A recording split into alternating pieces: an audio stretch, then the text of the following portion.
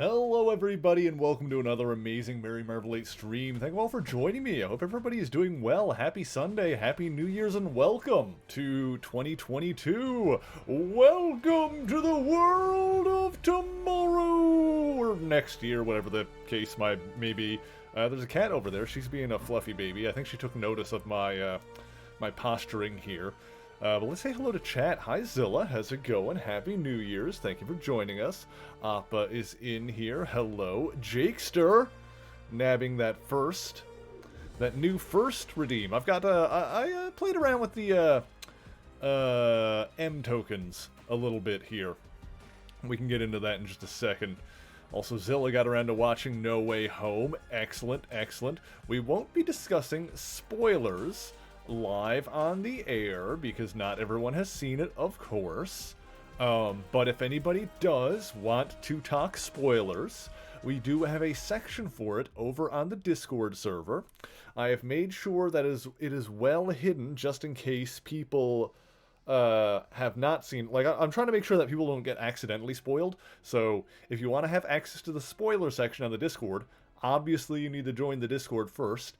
And in the role reporting section, if you're not in there, make sure when you get in there, have a look at the rules anyway. The rules will tell you that if you head on over to the role reporting section, you can react to Mr. Dibble's message to give you a pronoun indicator, so people just kind of know what to refer, like what your gendered pronouns, if any, would be when they're referring to you. And that'll give you access to most of the Discord, but if you want to have access to the No Way Home spoiler section, there's another Mr. Dibble's message in that role reporting section that you can click the spider heart on, and that'll give you the specific role for access to the No Way Home spoiler discussion section. And if it sounds like I did it a little bit of a roundabout way, kinda, yeah, but like I said, I just wanted to make sure that nobody who, anybody that sees that section, gets into that section, is because, they clicked on the button saying, I've seen the movie and I'm ready to go. But yes, Appa, it sounds like Zilla and Appa enjoyed it. That's good. Hit the stars or whatever gets the first crack at streaming it. Yeah, that's also going to depend on where in the world you are, I'm sure. Because different countries will have, like, different,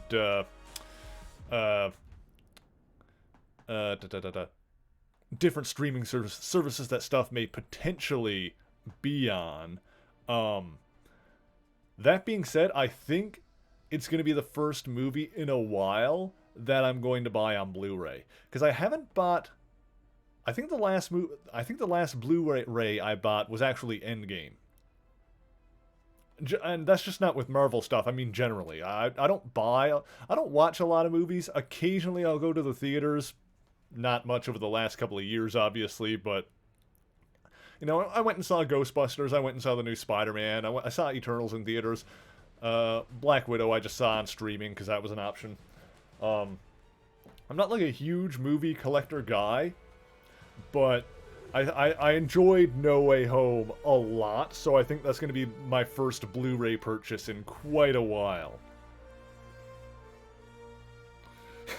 Not everyone wants to know about the great scene where the living brain kills Skip. Someday we'll get the living brain in a movie. We're up to Spider-Man 8. Maybe when we get to like 10 or 11, we'll get the living brain in a movie. Streaming wars are fresh hell. I gotta say, I always hear the point that things are, getting to be as bad as cable. And I still can't help but disagree because I feel like people are forgetting at just how shitty cable was. Because the thing with streaming is that you can buy stuff a la carte. Not like individual programming, but whatever streaming service you want, you can get that one and have it and cancel it when you're done. So I kind of just like go one at a time. I'll get Disney Plus for a little bit and I'll cancel it when I'm done what I want to watch. And if there's something on like Netflix that I want to watch, then I would, get Netflix for that amount of time or whatever. Maybe it can show up in the animated series they're doing. Oh, Living Brain. Actually, saying that, I wouldn't be surprised. That would be the good spot for it. Also, Daikaiju fanboy. I had to switch between Japanese pronunciation and English pronunciation between words, and it tripped me up for a second there. Died Kaiju Fanboy, thank you for joining us as well. Good to be around for one of the sessions. Yes. Yeah, definitely. I wanted to see No Way Home as soon as I could because I knew there were going to be, like, spoilers aplenty. The thing that I'm annoyed by is normally when I go to the cinemas lately, they've got, like, assigned seatings in the theater that I go to, so I'll get, like, a assigned seating that's, like, up in, like, not a place that's hard to see, but, like, up in, like, a little corner, like a grouping of seats where there's not a lot of people around. And if I wait until, like, you know, after the opening weekend, it has never been a trouble, like, getting that seat just, like, kind of away from everyone else. So I'm not, like, in the midst of, like, a crowd or anything like that. Like, but with No Way Home, I wasn't able to do that because the main reason is that the only normal showings for it, because I don't care about D-Box. This is not to, like, denigrate people that do, like, this kind of thing, but, like, 3D and, like, D-Box and, like, 4D or whatever, like, IMAX, all the fancy stuff, like, I don't care. I just want to sit down and watch the goddamn movie. IMAX is probably fine, because it's just, what, a bigger screen? But, 3D I legitimately, like, don't like. It's like, 3D movies...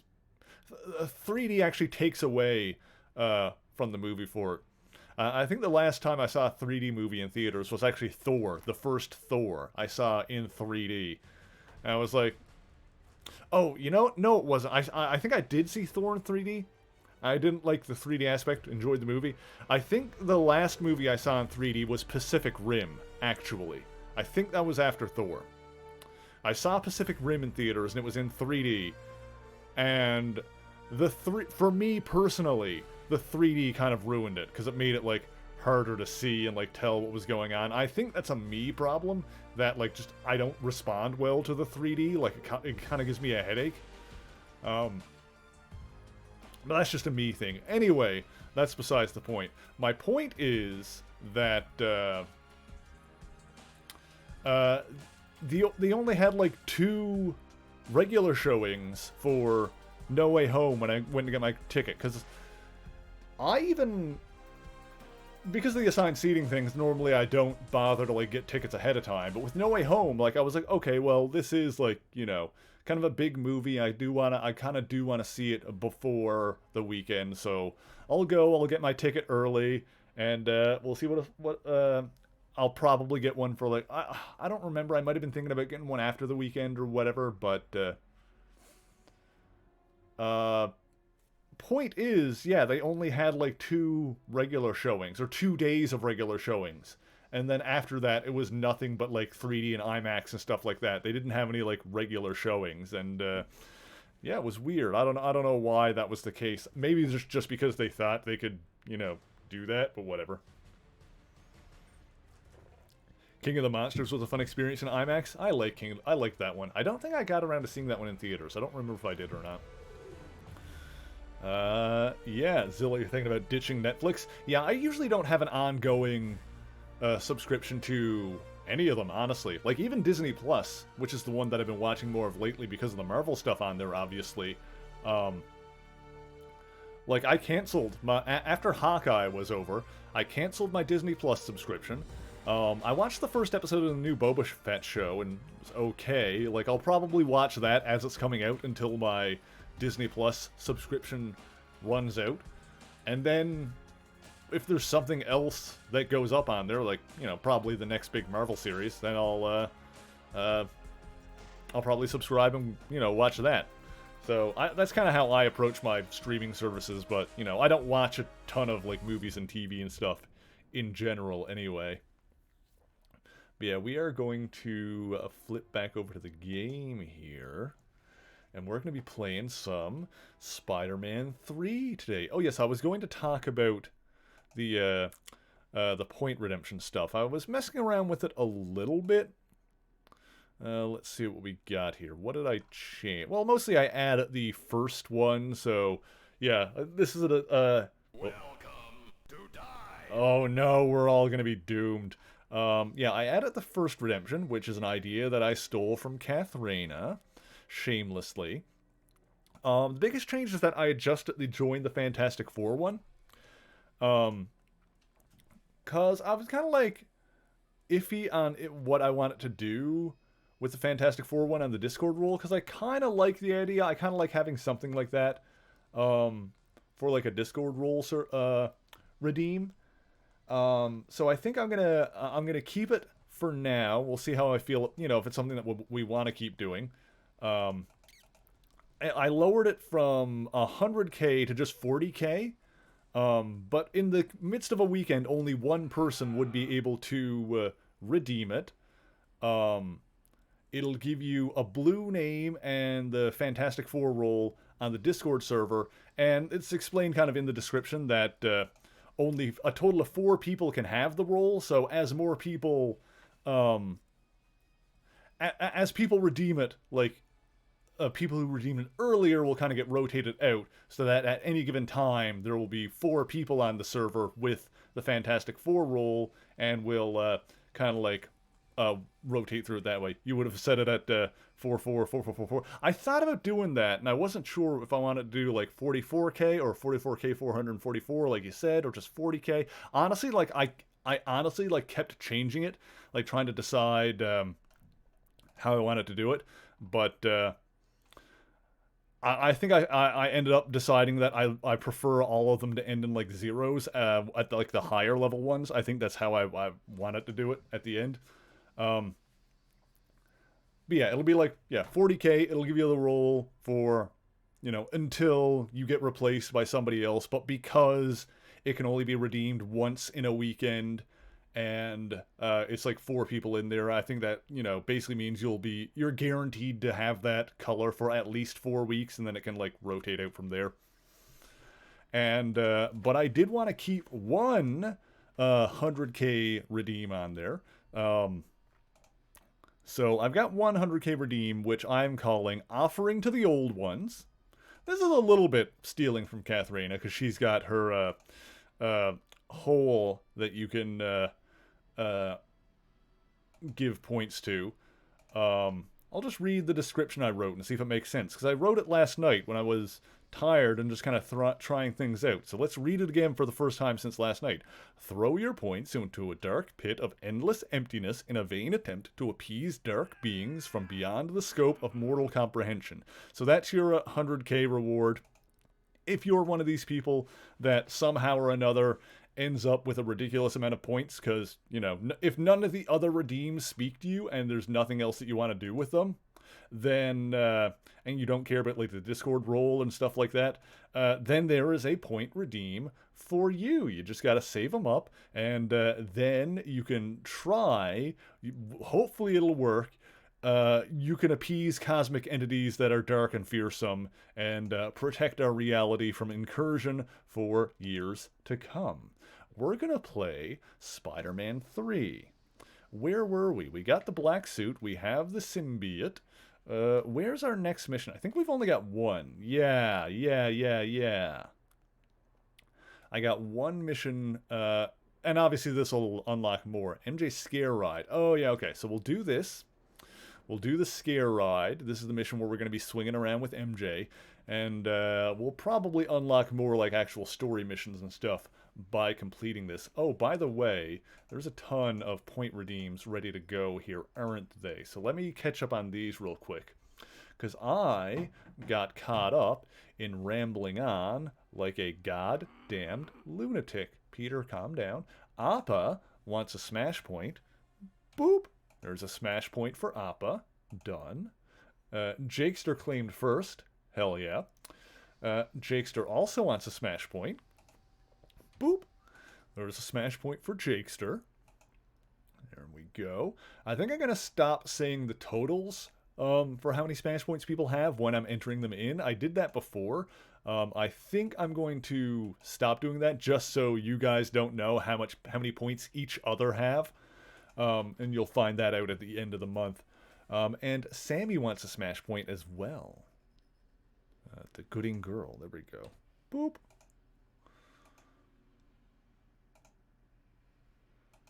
There we go. Yeah, another MJ mission. I know, right? This is going to be fantastic. Hopefully it's not as tough as the last ones. Okay, let's do it. You were bored by the first episode of Boba Fett? Yeah, I was kind of underwhelmed by it. Consider like with how much I've loved a lot of the Disney Plus stuff. Like I've enjoyed like pretty much all the Marvel stuff they've done. Some of What If was okay, but for the most part, I really liked What If. That was an animated one though, but like their live action stuff has all been pretty solid. I thought, and the Mandalorian was quite enjoyable overall. So yeah, I gotta say I didn't like Boba Fett at least from the first episode as much of that, but.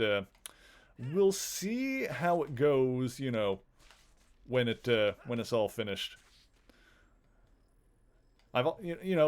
People have a lot of hot takes about Star Wars. Whether they like the prequels or not. If the prequels are any good, what they feel about the sequels. There's a lot of strong feelings and hot takes about Star Wars, and when and if Star Wars was ruined, whether the whether the prequels ruined Star Wars or the sequels ruined Star Wars or Splinter of the Mind's Eye ruined Star Wars, which I believe is the first thing that was ever done outside the movies, I think. Like more trouble. Better look into it. I don't know if anybody actually thinks Splinter of the Mind's Eye ruined Star Wars. In fact, I don't know if any people besides, deep cut fans know what Splinter of the Mind's Eye is. Anyway, my point is that hang on, is that an alpaca? Oh god, where am I going? I just zoomed right past a sign that I need to go see. My point is that I'm pretty sure roughly half of all Star Wars media has been pretty good, and that's been a constant for as long as there's been anything outside of the original trilogy. Hell, with the way some people feel about Return of the Jedi, which I really like, but, I think it's fair to say that approximately half of Star Wars has been good, and that is the case. That has always been the case. There's just so much stuff. There's an alpaca tuna. Alpaca tuna, I don't know. Let's go do the thing. But yeah, everybody is going to have differing opinions about what parts of Star Wars are good and what parts of Star Wars are bad, but I really don't think you can make a claim that any one person or any one thing ruined Star Wars, because yes, roughly half of it has been good historically, and that will continue to be the case, I'm sure. Partly because they just make so goddamn much of it. So, if, for the sake of argument, The Mandalorian is amazing and Book of Boba Fett is trash, if, for the sake of argument, that ends up being your opinion on those TV shows, that just means that balance has been brought to the Force. The balance is maintained. Very few things about Star Wars that you can't at least find something to like. And that's the thing. Even the Star Wars stuff that is crap, and I'm not even going to call anything out in particular, because I don't want to yuck anyone's yum, but whatever Star Wars media that you think is garbage, there's stuff about it that's good. There's some interesting stuff in it. I mean, there are a lot of people, for example, who will say, Episode 1 is garbage, but, hey, that pod race scene, eh? You've hardly said 3 words all night. Is everything all right? I figured you were talking enough for both of us. Peter, what's gotten into you lately? Nothing that's stopping your gums from flapping wouldn't solve.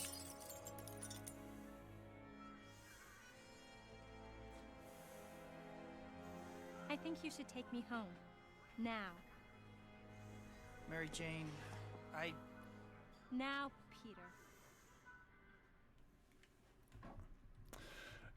I know we're not exactly dealing with high quality models here, but can I just say, Kirsten Dunst in this kind of outfit, kind of a suit and tie thing going on? Yes, please. I'm in favor. Throw a jacket on her and everything. Yes, please. I'm good with that. Let's do that. All right, let's go. Let's go home. X button. Let's get this over with. Let's get open over. And this time I don't need to worry about the hurt, so this might actually be easier than the thrill rides if it's just a race. If all it is a race, then it might not be so bad. Because dizzy. The thrill ride's one we needed to worry about the hearts and stuff. Yeah, not a bad look, for sure. Let's see, where we go. Scary. I need a girl who can keep up with me. Is the black cat in this game, I wonder? Now that he's saying that. It makes sense. She was in the first or second game. She was in... Which, I'm pretty sure all the games are in the same continuity. I didn't want to go this way. So it makes sense. And it'd also work out because, in the comics, they met each other before Secret Wars, before Spider-Man got the black suit. I don't remember if they had much of a relationship before then, but I feel like the bulk of, like, Black Cat and Spider-Man's relationship stuff kind of happened while he had the black suit. Even after he got, even after he got rid of the symbiote, there was a while that he had a black suit. Because, which is actually because of the Black Cat. She, like, while he had the symbiote, I think she made him, like, a replica of it, because, you know, she didn't know it was what it was. You know, even Spider-Man thought it was just a piece of alien technology, but, you know, she just thought it was, like, a regular suit, so she made him, like, another one as, like, a spare, so it was, like, a replica. I need a girl who can keep up with me. Which he did wear for a little bit, after that. This isn't funny, Peter. Stop it. Because the funny thing is that the first time Spider-Man fought Venom, they were actually both wearing the black suits. It's just that, you know, Venom had the symbiote, obviously, where Spider-Man had a cloth replica. And there was for a little while after that, or, well, it was before he fought Venom, but because there was a bit of time. There was time in between getting rid of the black suit and Venom actually showing up. Like, it didn't happen immediately. Can I get... How high is this? Am I just on an actual building? I thought I was on a shorter one. Dang it. Alright, I gotta go around. I'm getting stuck here. Oh god. Oh god. Camera, help me out here. But yeah, there was a bit of time in between him getting rid of the symbiote and him fighting Venom. And in that time, he kind of switched back and forth between a black suit and the red and blue one. MJ. I'm sorry, I don't know what came over me. Neither do I. But until you work it out, I don't want to see you. Are you breaking up with me? Sorry, Peter. I just can't be with you right now. Good night. Wait, MJ! What have I done? She's right. I've changed. This black suit has got to go. I need some privacy. Somewhere to clear my head.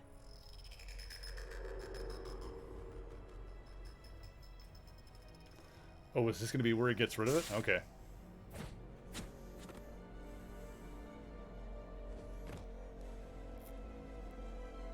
Huh. What's he up to? Come on! Get off me!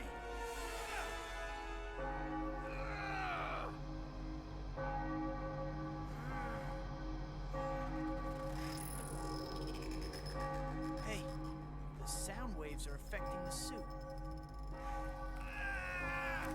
This was actually a really good scene in the movie. I'll give it that.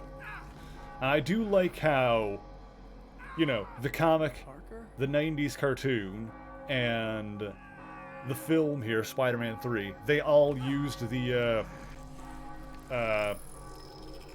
church bell thing.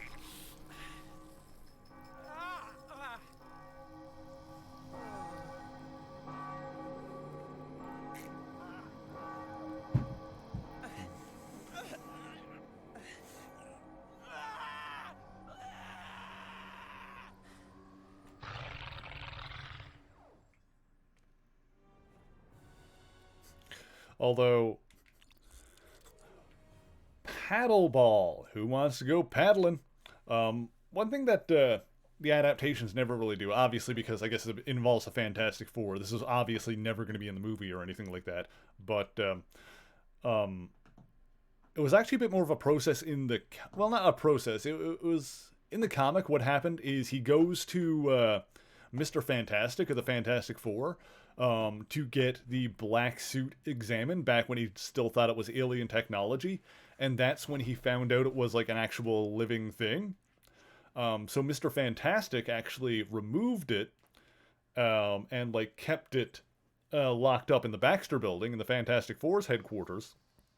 But the symbiote actually managed to escape, like, it managed to kind of, like, break out of containment and go back to Peter. And that's when, like, when it goes back to him, because when Peter actually had it, he was, like, kind of taking it on and off, like, he would take it off while he slept, but then while he was sleeping, the suit would go back on him and actually go out with his body while he was sleeping, so he was tired all of the time because he was not actually getting any rest. The symbiote was just using his body.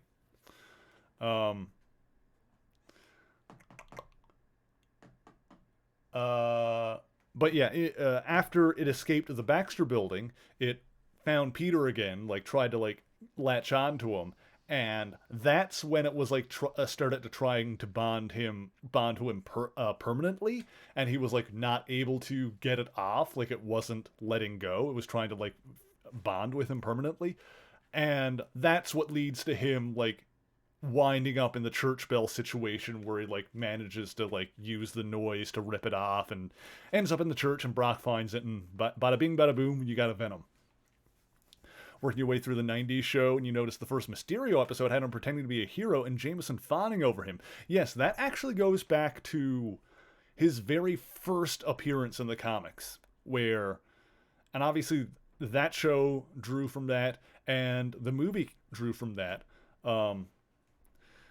It's a lot of the stuff that's, like, used in Spider-Man adaptations, like cartoons and films and stuff. Not all of it, obviously, but a lot of it goes back to stuff that was established or done all the way back in, like, Stan Lee and Steve Ditko's original run, like those original 39-ish issues. I don't remember how many issues Ditko was on. I think Ramita came in around, like, 40 or so. But yeah, a lot of the stuff goes back to those original issues, and that was the story in Mysterio's first appearance, is that he was pretending to be a hero and trying to take out Spider-Man, basically as a way to bolster his own reputation. And of course, the 90s cartoon took that idea and did their own thing, and Homecoming, Far From Home. I hate the titles. I love those movies. I love Spider-Man. I hate the titles. Because every time I'm trying to remember which one it is, I gotta go... No, Homecoming, Far From Home. Far From Home, it basically, kind of takes that idea and does its own spin on it. Slotting it into the MCU in a way that makes sense.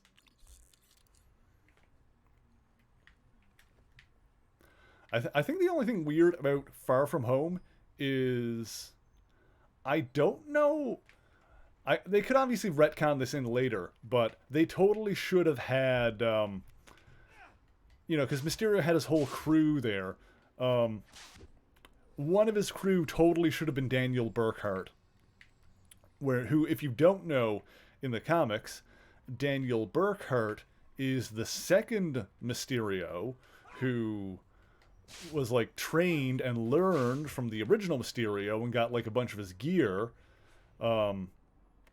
So, during some times when Mysterio is thought to be dead, obviously in the comics he keeps coming back, Daniel Burkhart took over and became Mysterio himself. And I feel like it would have been a good opportunity to, like, include that character, even if they weren't going to bring him back later. Like, put him in there so they potentially could later.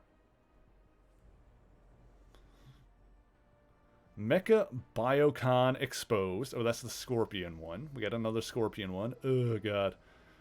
Dr. Connor's Part 1. The Lizard No More. Well, they look to be roughly the same distance apart. Let's do the Lizard one. I just did the video on the Lizard on Friday. If you haven't seen it, you guys should check it out. Yeah, titles are a little bit confusing. Yeah.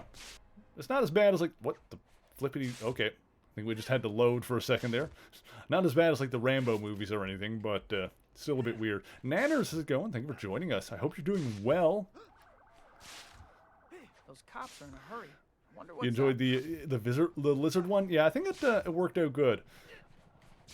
The thing I noticed, like, going back to, like, the Lizard overall history is, like, you know, it does have, like, an overarching plot, but a lot of the times there wasn't a ton of connecting tissue between appearances. Like, you know, in one issue he'll be, like, you know, wanted by the police or something like that, and then when you see him again, he's just back to his, you know, status quo of, like, working at the university or whatever, and it's like, okay, well, you just gotta roll with it and assume that some stuff happened in between.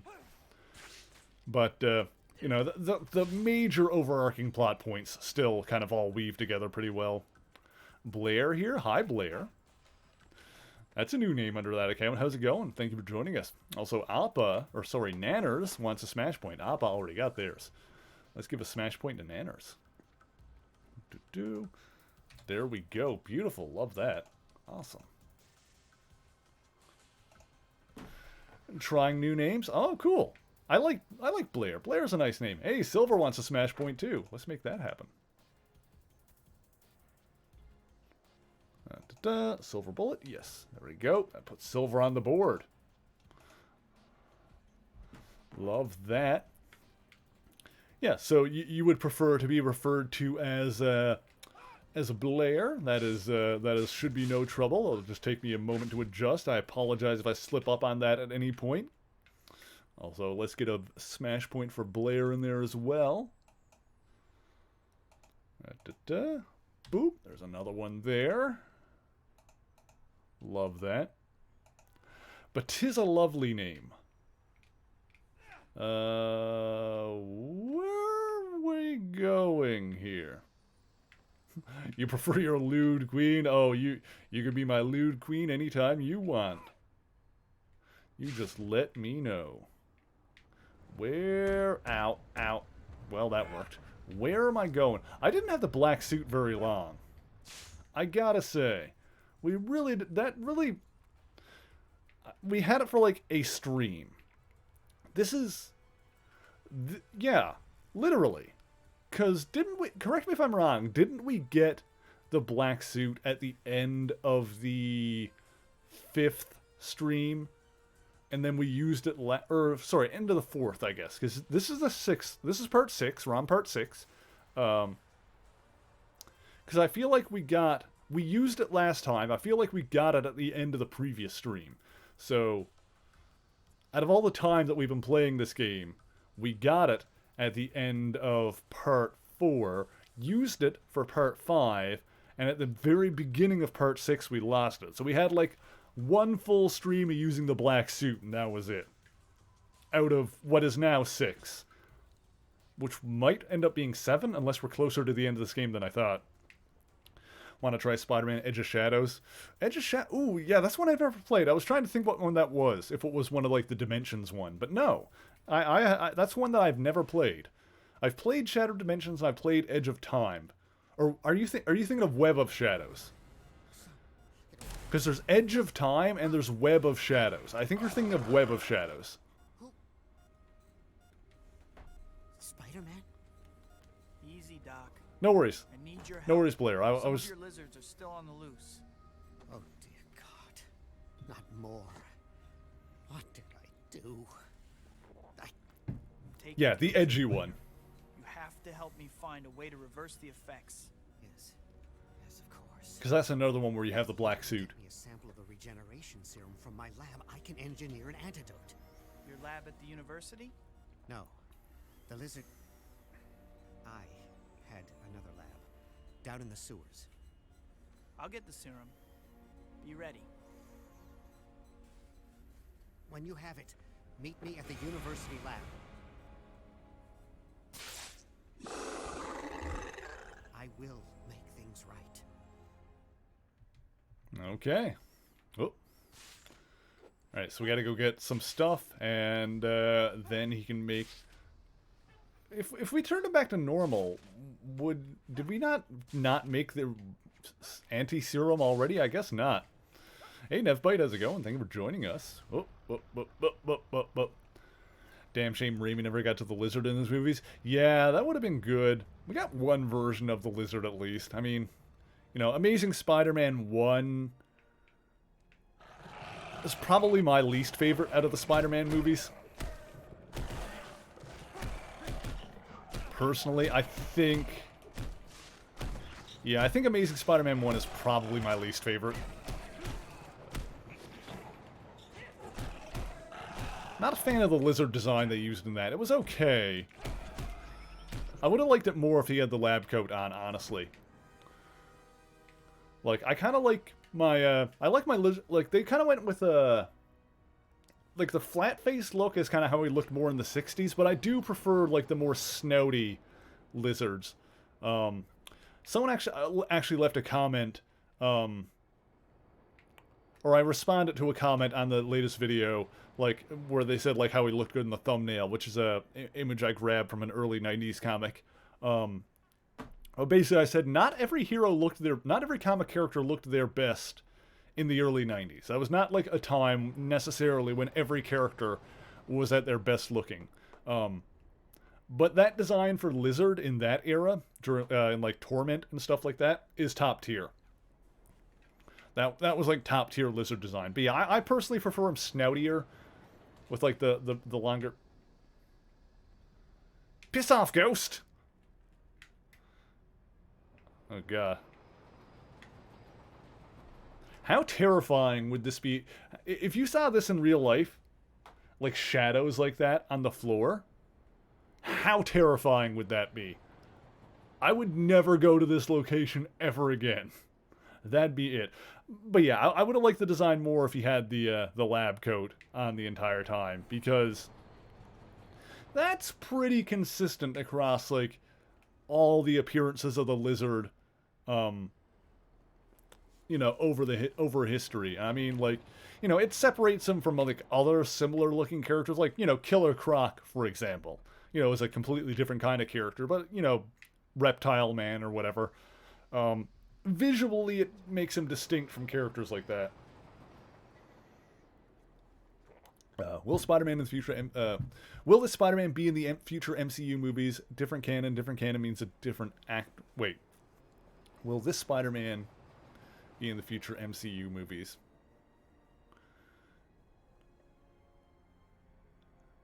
I'm not sure exactly what you're asking, and I think it's probably something we're better off talking about in the No Way Home spoiler section on the Discord. Oh, this video game Spider-Man. Yeah, I don't know about that one. Yeah, I'm hesitant to dig, like, too much into the topic because, you know, I don't want to dig into the topic of, like, future Spider-Man stuff right now because, once again, not everyone has seen No Way Home. Coming from a Doctor Who viewer, abnormal shadows equal bad. See, I've only watched like a couple of episodes of Doctor Who. And when I mean a couple of episodes, I mean like the first couple of episodes. And when I say the first couple of episodes, I don't mean like from the revival, I mean from the 60s. That's about all I've seen. Lizard, when did Lizard get more reptilian appearance with a snout and fangs? When I was going through the footage for the video, like the images and stuff for that, I noticed that by the 70s, he was, like, kind of more like that. So, like, he was definitely more flat-faced in, like, the 60s when Ditko drew him. But by the time he showed up in, like, Amazing Spider-Man 100, or it was, like, 101, 102, around there, but by the 70s, he was, like, closer to that design where he was, like, snoutier. And then, like, after that, like when you see him being like, you know, in torment, like in the 90s and stuff like that, where it's like, eh.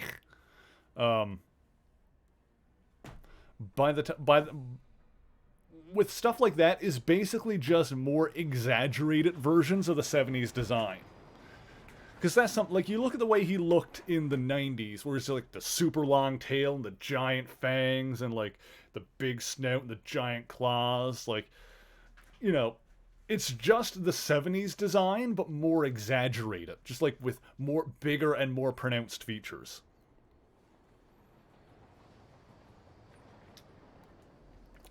Dear God, you're old. I am pretty old. No, I'm not that old. No, my thing is that if I'm going to get into a franchise or something like that, I usually like to go back to the old stuff first, which is probably why I didn't get that far in Doctor Who, and plus it's the kind of thing that's not necessarily easy to find. Would have been cool seeing a video game Spider-Man in the Spider-Verse movie. Yeah, I mean, most of the video games are based on, like, some other version in particular. Oh, except for I think the new game, like the PS4 game, is kind of the one that goes out of its way to, like, set him up as, like, his own individual version of the character and not just, like, another version of the character put into a video game. Although, funnily enough, he was in a comic book, in one of the, like, Spider-Verse comic book stories, in Spider-Geddon. Spider-Geddon, which is kind of a sequel to Spider-Verse, specifically has the Spider-Man from the PS4 video game in it. So he was in one of those events. It was just, you know, in the comics. Has Marvel done a New 52-like thing? Not with, like, a full continuity reboot. That's more, like, that's really more of a DC thing, where they do, like, big continuity reboots. Because with, like, DC, they've basically always had, like, the multiple Earth things, where, okay. Ultimates is the closest to New 52 they've done? Yeah, kinda. That was always meant to be like a separate thing, though. But yeah, that would be like something you could point at as being similar to that. Where they did like a separate universe called the Ultimate Universe, which that probably is like a good comparison. But of course, the difference between the Ultimate Universe and DC's New 52 is that with She's lizard food if I don't do something quick. oh boy, hang on. With the New 52, the whole thing is that Flashpoint happened, and then because time travel and history getting messed up or whatever, basically history was altered, and so the New 52 continuity is like an altered version of the previous continuity, which means that the previous continuity didn't exist anymore. I needed to do that, but I'll Whereas- find some way to get all of you back to normal. Okay, whereas the Ultimate Universe was, okay, she's just going off on her own, I guess. The Ultimate Universe was specifically, like, a separate universe apart from the mainstream Marvel Universe. So while the Ultimate Universe existed and was a thing that was going on, the mainstream Marvel Universe never stopped. That kind of just kept chugging along. And for a long, long time, the whole idea was that those two would never meet. Like, they were, like, completely separate. Which, eventually they crossed over. But, funnily enough, the first time they crossed over was a Spider-Man thing. Because, for those who are not familiar, the Ultimate Universe is the universe that Miles Morales originally came from. So there was like the mainstream the mainstream Marvel universe that had Spider-Man, Peter Parker, who kept chugging along doing his own thing. He was in like his 30s, you know, by this point, like late 20s, around there. Like he's started off as a teenager when the books originally came out, but full-ass grown-up Spider-Man in the main universe. And then, you know, in the other universe, in the Ultimate Universe, they had their own version of Spider-Man, starting out as a teenager, Peter Parker, eventually, and he has like 150 or like 100 to 150 issue series. I don't remember exactly how long it lasted before he died, and then Miles Morales took over. So you had like grown ass regular Spider-Man in the main universe, and then Miles Morales in the Ultimate Universe, and eventually, funnily enough, in a story involving Mysterio, there was an interdimensional crossover thing where main Peter and Miles Morales met each other. What about the Heroes Reborn event from the 90s? That's another good one. That's another good comparison. Which is something that I've referenced on the... Where am I going? Hang on a sec. It's something that I've referenced on the channel a couple of times. Oh, I'm going down here, I guess? Oh, okay. So Heroes Reborn. Here's... Oh, hang on. What? Looks like I'm gonna have to There we head go. deeper. Oh, Here's the laundry bill deal. This month is gonna be out of control. Here's the deal with Heroes Reborn. So actually, let me explain the DC stuff a little bit first, just for people who are not familiar. The whole deal with DC is that they've always had, like, multiple Earths and multiple continuities. I'll explain, like, kind of the difference between DC and Marvel a little bit in their approaches to this kind of thing. What is going on up here? So, is that another... Hang on, I've got a run button, right? Where's my Where the run heck is button? that lizard going? Got it. So, hang on, am I supposed to be following this guy? What is the deal here? Can I just... Okay, I can just be down here. Yeah, so... Oh, yeah, okay, I was supposed to keep... See, this is where it would be good to have a lock-on mechanic, but I'm not going to start complaining about that again. Anyway, so, DC started in, like, late 30s, early 40s. Had your characters, Batman, Superman. They had a version of the Flash. Where the heck is that lizard going? They had had a version of Green Lantern. Flash was Jay Garrick. Green Lantern was Alan Scott. I think I'm getting those names right. And, okay, I need to figure out how to find this guy.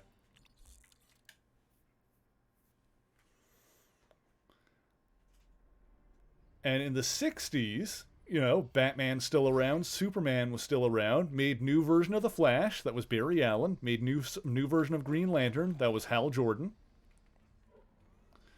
Where the heck is that lizard going?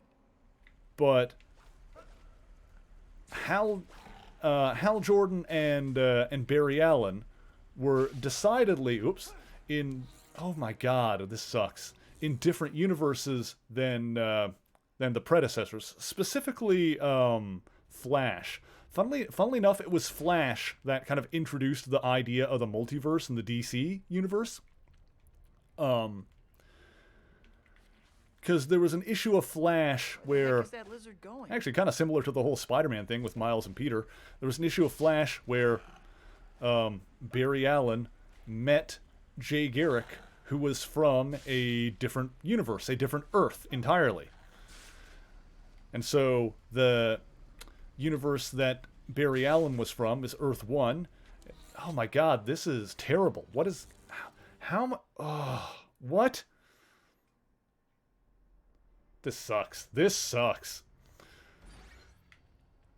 See, you had the Barry Allen universe, which was Earth 1, and the Jay Garrick universe, which was Earth 2. Both Earths had their own version of Batman and Superman. So basically that, you know, that basically meant that all the books from the 40s were Earth 2. The books from the 60s were Earth 1.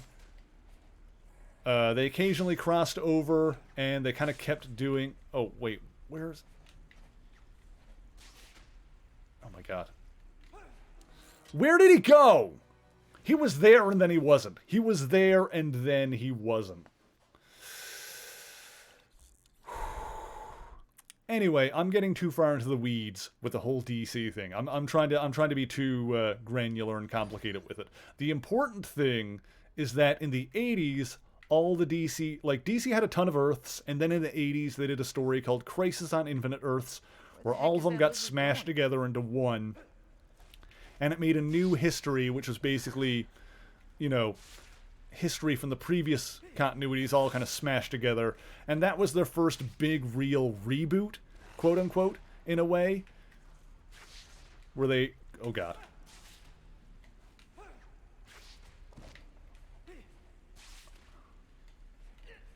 Yeah, I'd say that was like the first big major reboot. And they've like did a couple of things like that here and there. But of course, the notable one more recently was Flashpoint.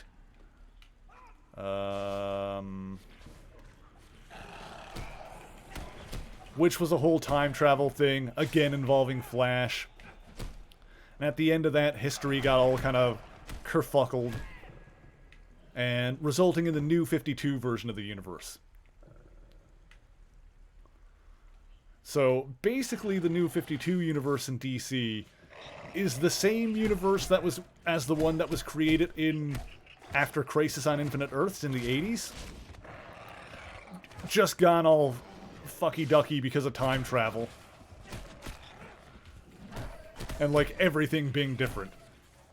So, basically rebooting it again. And I gotta beat up some lizards. So,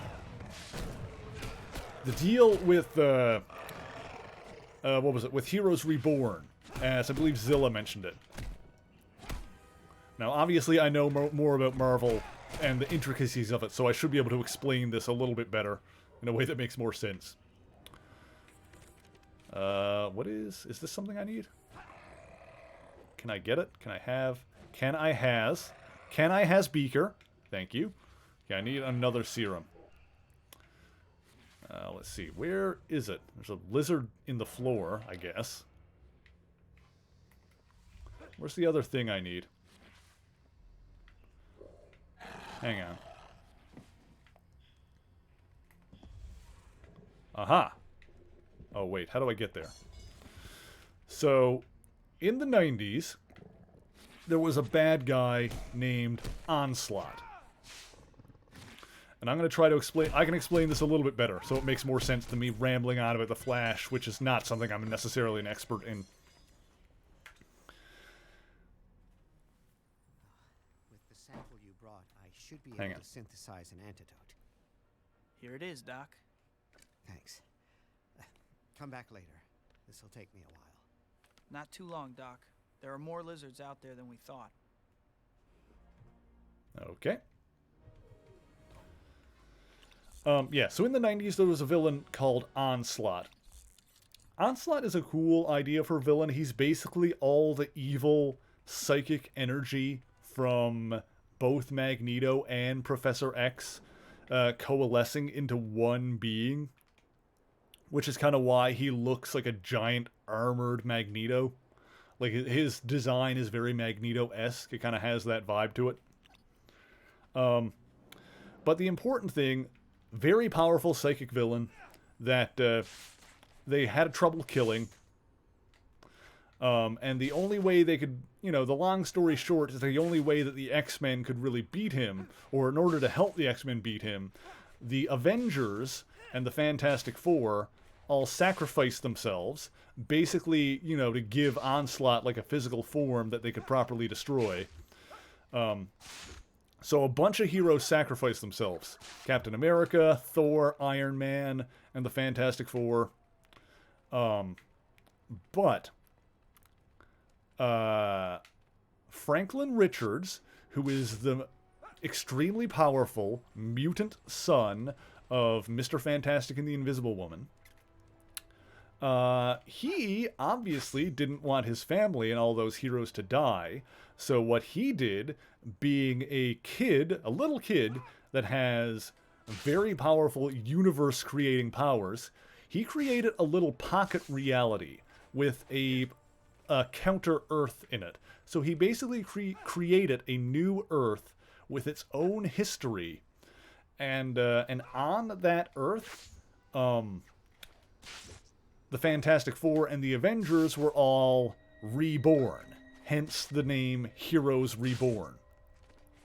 and they didn't really they didn't remember their own lives, their old lives. They pretty much just knew the new history. And that lasted about a year. It was like, it was a 90s thing, so it had like Rob Liefeld and a lot of those like very 90s artists doing it. So it was basically like Liefeld and a bunch of those guys. Liefeld, Jim Lee, I think, did a bunch of stuff for it, in charge of their own little Marvel universe for about a year. But, yeah, that was basically, you know, not sort of a reboot. It was like a little mini reboot that those characters went through for about a year, where they were in like their own little pocket reality, while Spider-Man and the X-Men were still on the regular Marvel Earth.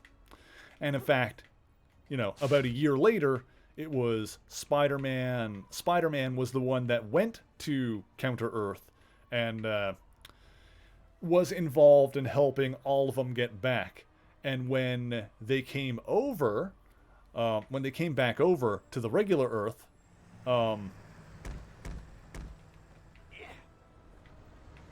they got all their old memories back. So, yeah, basically the process of crossing over from Counter-Earth to the regular Marvel Universe restored all their memories, and they kind of became who they were again. And so it was all kind of like put back to normal. Enough of the antidote to cure hundreds of those lizards. I'll need it. The sewers are swarming with our scaly pals. All right, there are 3 gas dispensers like this one at specific locations in the sewer. I placed them, as the lizard, to dispense a mind-altering gas that allows the ancient lizard portion of the human brain to assume dominance in those exposed to it.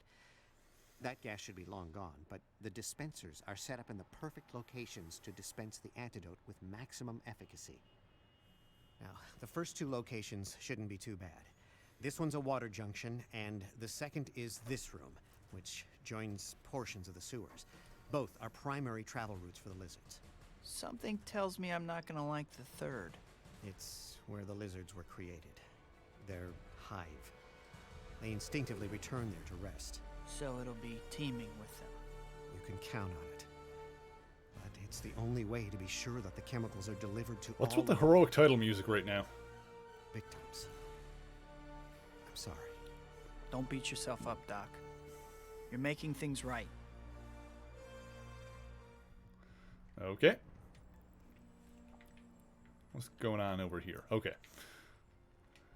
But yeah, that's basically the deal with Heroes Reborn, and you know, when they came back, it was Heroes Return. I am Iron Man. Funnily enough, the Heroes Return thing, because Iron Man had already like died before that, so the Heroes Return thing basically brought him back too. Hang on. There we go. Does it? You want to know something really weird? I haven't read these issues myself. I'd need to like double check some of like the specifics of it. But where are we going?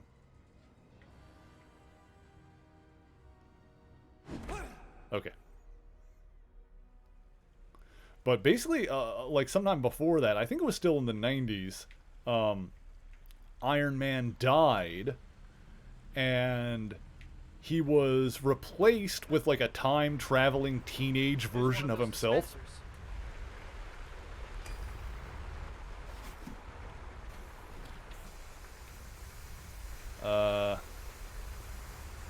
Oh, I need to defend it. Okay, hang on. We got this. But yeah, at one point Tony Stark died and was replaced with a time-traveling teenage version of himself. So you had like teen Tony being Iron Man. Oh god. How? How, my god. Oh, you... Alright, let's... This is gonna be hell. This is gonna be hell. This is gonna be hell. I'm excited. I'm excited. So yeah, when... You know, I already described the whole Heroes Return, Heroes Reborn thing. When that all happened, it was Teen Tony that I believe died fighting Onslaught, and not the regular one who was already dead and replaced by Teen Tony. The thing is, when Teen Tony was reborn in the Heroes Reborn Counter-Earth... There's one of those dispensers. Alright, cool. I don't care about Xbox Live. Thank you for letting me know. It's really not important. When Teen Tony was reborn on Counter-Earth, he was reborn as an adult. Like, he was, you know, back to adult Tony Stark. And then, when that Tony Stark came back to the regular universe, and, you know, as I mentioned, when all the heroes returned, they got all their memories back. When that Heroes Reborn Tony Stark came back, he got back all the memories of the original Tony Stark who died. And then people just decided to stop talking about the Teen Tony thing entirely. I hope you don't remember any of this when you're transformed back. If you do, I'm really sorry. So, technically Tony Stark died in, like, the 90s in the comics. And the Tony Stark that was around after Heroes Return was a teenage time-traveling version of Tony Stark from an alternate timeline that was aged up during Heroes Reborn and got all the memories of the original Tony Stark in Heroes Return, and we just don't really talk about that anymore. Springer Animation, how's it going? Thank you for joining us. I'm so glad to see the first-time chat thing pop up when it's not just a bot. You're getting the sense the comics are a bit weird. A little bit! Dispenser. Better put in the antidote. Alright, we gotta defend these dispensaries from the lizard people. Hope you're having a good day, Springer. Thank you for joining us. Alright. Always reminds me of the Triple Changer from Transformers. But that's me showing my age again. Oh god. There we go. To be fair, the original Transformers are a little bit before my time, but I was a fan of them as a kid because I had, like, Season 1 was airing on TV and, like, syndication. Oh god, this is... Oh, this is rough. Oh, this is gonna be rough. Season 1 was, like, airing on TV and syndication when I was a kid, and I also had, like, a VHS tape for... Oh, thank you, Jesus, for the checkpoint. Thank God almighty there was a checkpoint there. Sweet, merciful crap. Alright, this game just earned some points from me for that. Alright, alright, alright.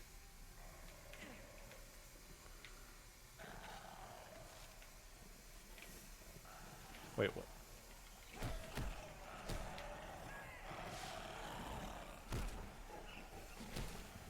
Try random combos?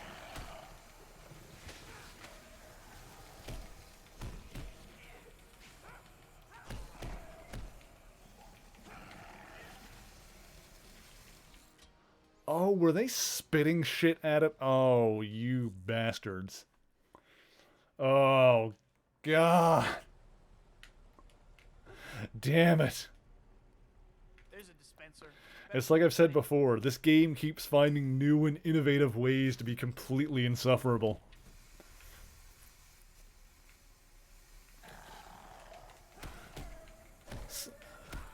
Some games you play and it's the same kind of annoying crap over and over again. Like, some games are just that bad. This game is almost impressive in that it keeps managing to throw new annoying crap at you constantly.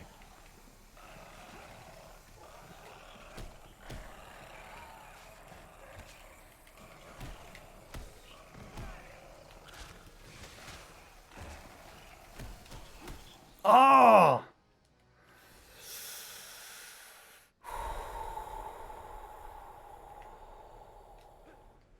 Was Marvel during the 70s very hippie and druggy? I don't know about that.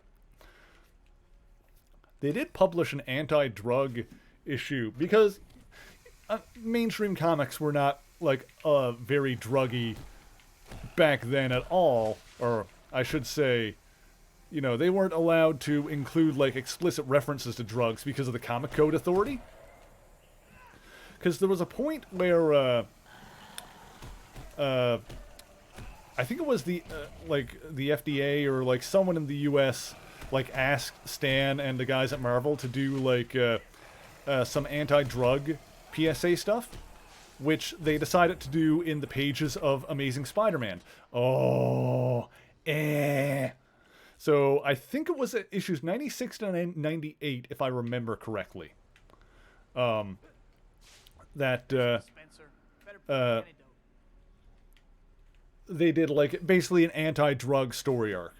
And it wasn't super preachy or something like that, but, you know, basically the kind of thing that just had the overall message, hey, heroin is bad, maybe don't do it, that kind of thing, you know?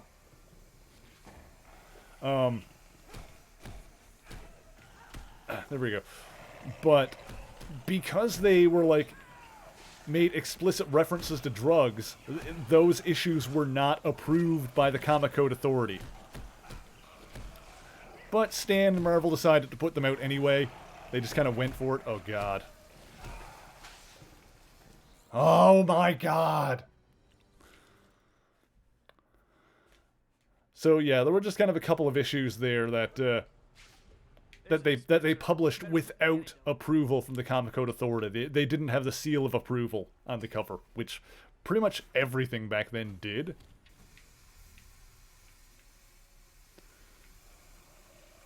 Okay.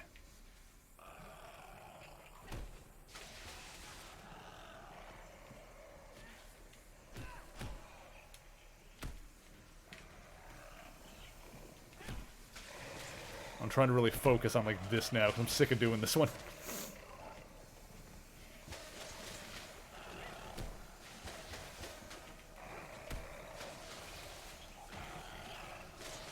Why do they have ranged attacks? Who decided to give these lizards ranged attacks? Why can they destroy that thing so god-damned quickly?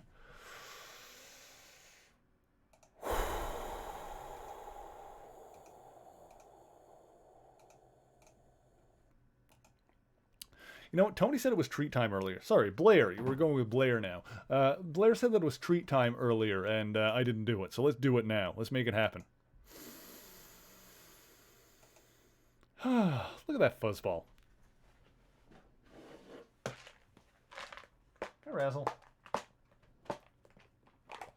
Oh, look at the baby. There you go, baby. Good girl. You want one, Zant? Zant. There you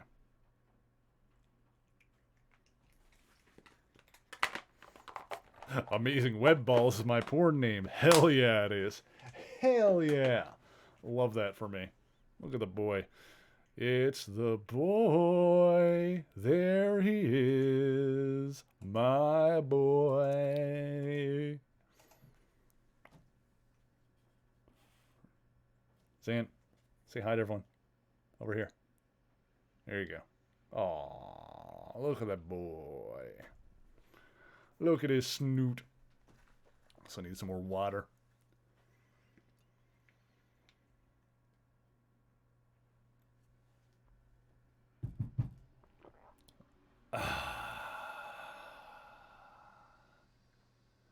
Okay. Handsome boy.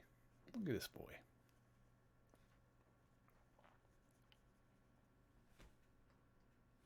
Over here. Say hi to everyone. There he is. They're very lovely kitties and very well behaved. That one's well behaved. This one is kind of a pain in the dick a lot of the time, but I still love him. Okay.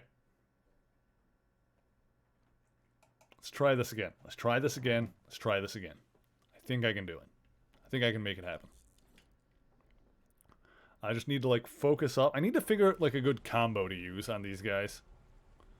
I was trying to do the Amazing Web Balls, which Zilla loves.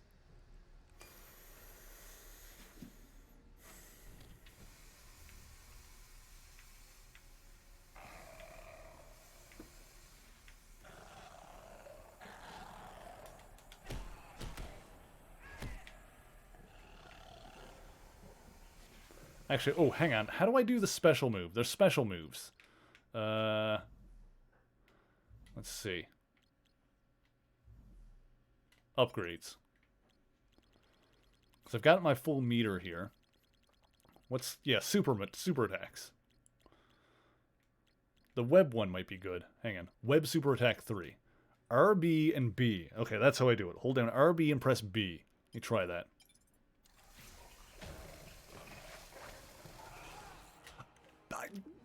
That was so fast. What did I say? What did I do? Are we okay? I think some of the emotes that I'm gonna get commissioned soon, hopefully, I'm gonna talk to my artist when she opens up again and hopefully get some new emotes on the channel.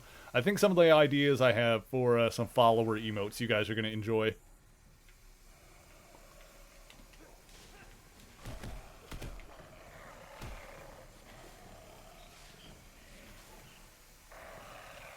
Wait, did I not... How did that not work?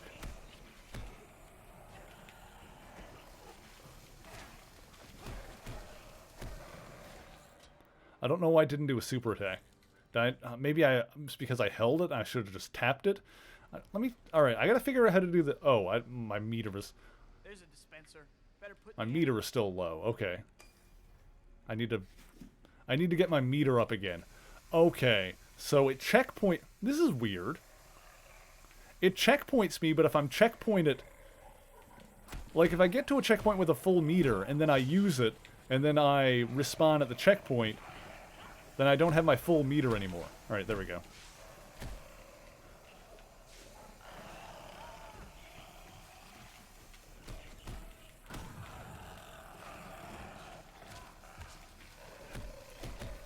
Oh, this is goddamn ridiculous.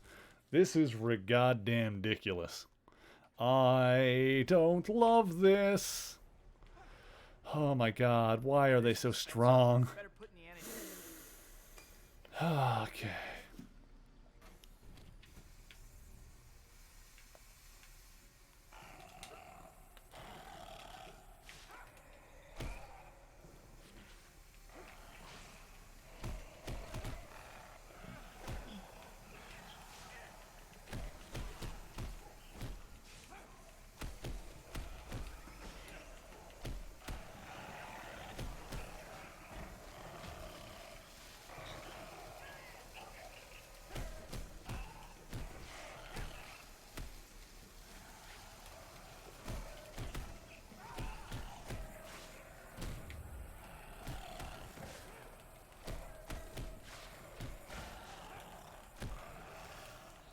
Oh my god!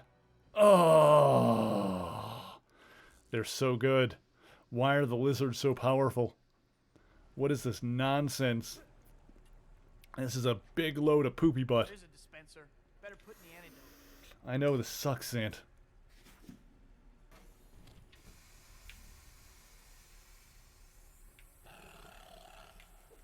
You're tired, but you can't go to sleep. Just listen to the sounds of my soothing voice yelling about frickin' lizards.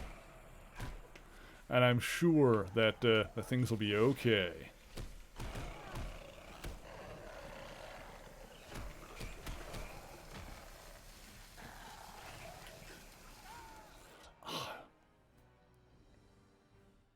I was in the middle of doing a super attack that's supposed to hit everybody and they're still just hitting... How can they destroy it that quickly? How am I supposed to last long enough? I can't last long enough. There's a dispenser. Better put in the antidote. God. I gotta last a full minute?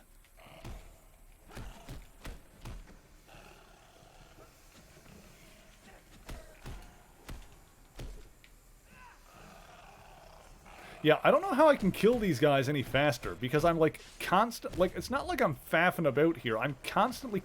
Look how...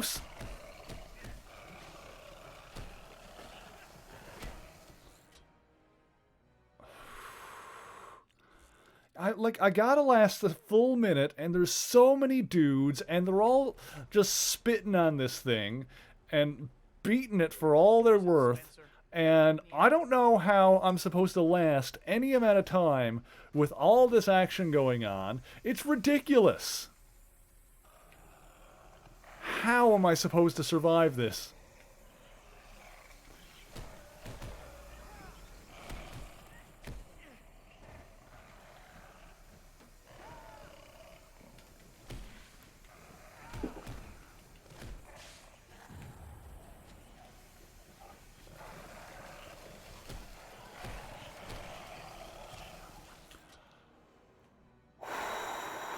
Yeah, that's just the perils of having amazing web balls, I guess.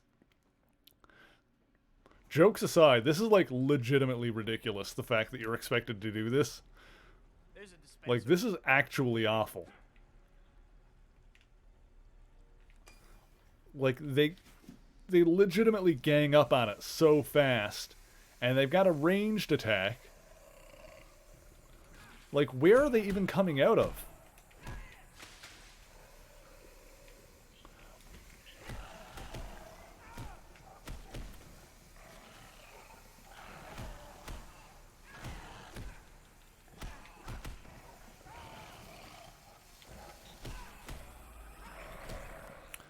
Like,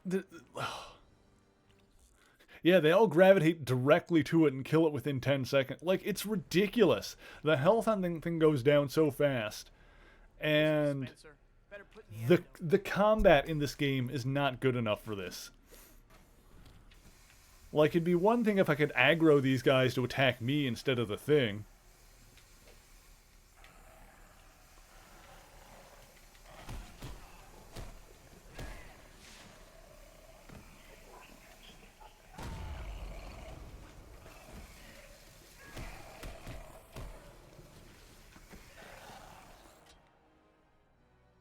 Like, how is this even supposed to be... Like, how is this even reasonable?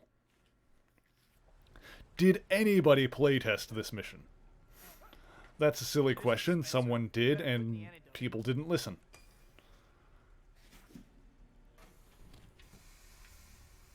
This is actually ridiculous. There's one...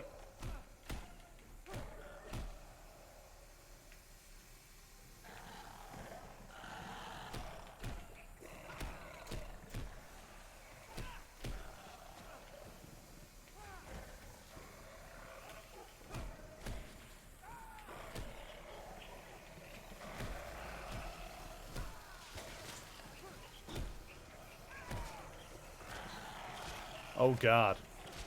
Oh, God. You think there's something we're missing? I legitimately don't think so. I think this is just this terrible. But I will no prize this mission since you've mentioned that. If anybody does happen to know if there is some aspect of this that I'm missing, then feel free to let me know, because I'm convinced there's not.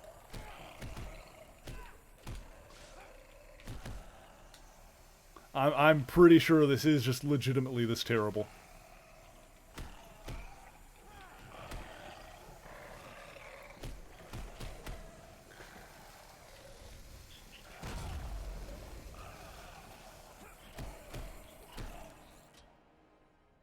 This might be the worst thing I've ever encountered.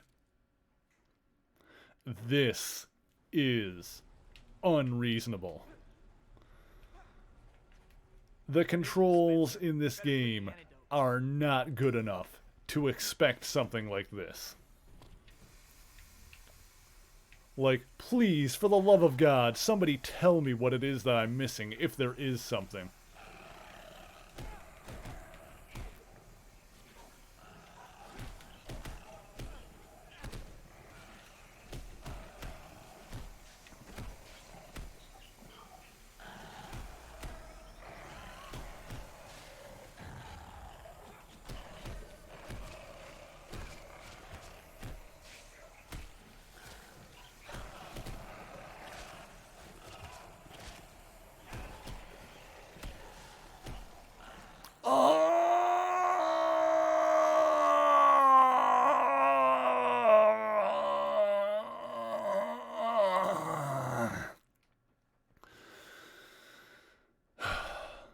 I let myself believe I had that for a second, and that's why you just heard the screams of the damned. 'Cause that's the most pain I've felt in a while. Oh. Oh. Oh. Oh. There's a dispenser. I just gotta get Better lucky. put in the antidote. I gotta keep trying until I get lucky.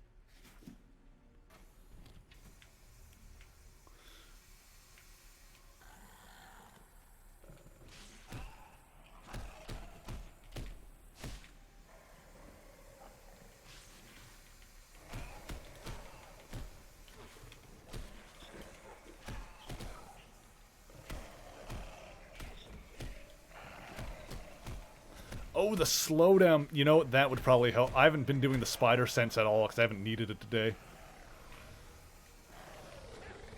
Yeah, I definitely need to use the slowdown mechanic more often. Thank you, Zilla. I wasn't even thinking of that. Not that that's exactly going to make it easy, but...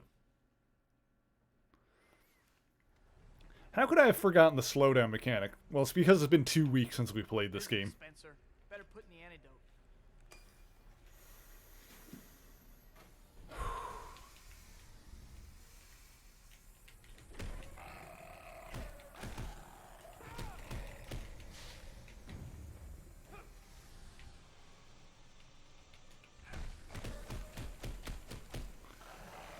Okay, I have a plan. What I need to do is, like, as soon as I see the thing, like, taking damage, just, like, use the slowdown mechanic to go... It takes so much damage at once. I just saw where, who...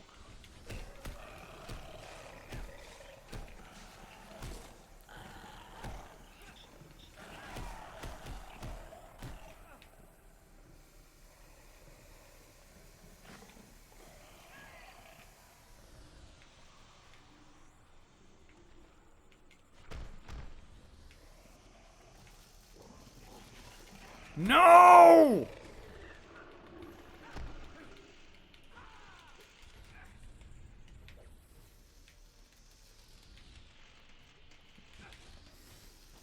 Be done! It's over now. It's going to be okay. Okay, I think the slowdown mechanic is how you cheese that a little bit. Because it looked like, when I was doing the spider sense thing, the slowdown, it, the timer didn't slow down, but the enemies did. So I think that's pretty much required in order to beat this. So that is actually what we were missing. That is absolutely the thing that we were missing there. Because that's, like, impossible without making use of that. Which, I still maintain that's not particularly well designed. If it's that goddamn impossible without using, like, that mechanic to... I don't want to say cheese it, but kind of. That's the third dispenser. Almost done. Like, you'd think you'd be able to just... Oh god, this one's 2 minutes. Alright, we gotta use all of our mechanics together here.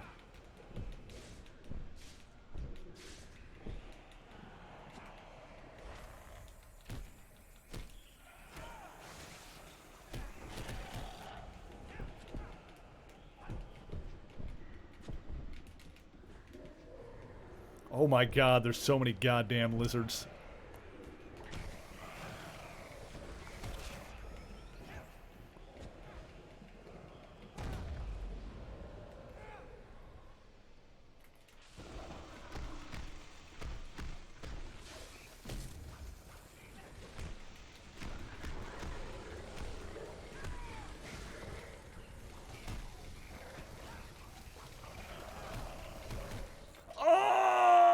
Okay. Alright, here's what I'm going to attempt to do.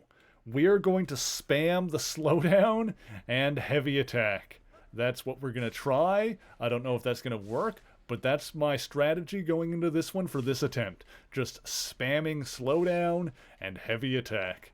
And we'll see if that kills all of the goddamned lizards. Good freaking gravy.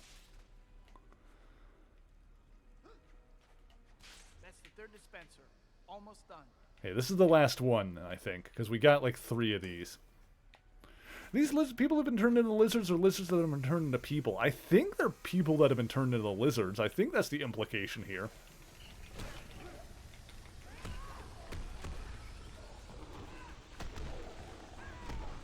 Like, from the dialogue, that's the way it seemed, but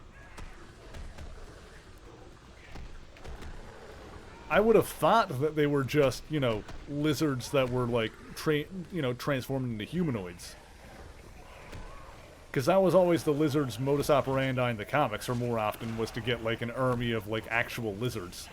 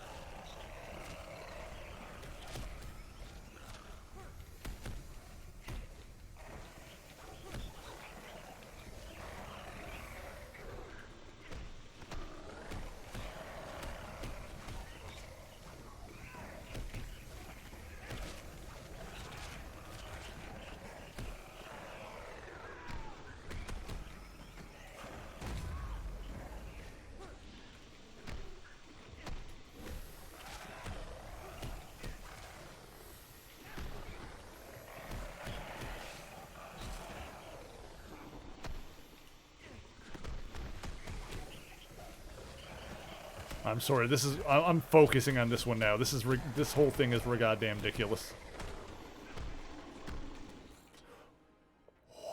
I was doing so well, though. I feel like I was doing so well, and this is just bullshit.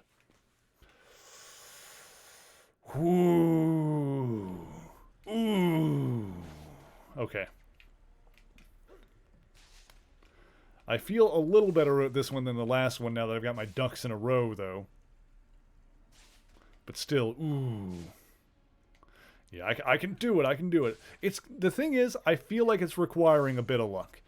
Maybe not a lot, but I definitely need, like, a run where I get favorable RNG. Where the lizards just, like, you know, I just happen to hit them more often than they hit the thing.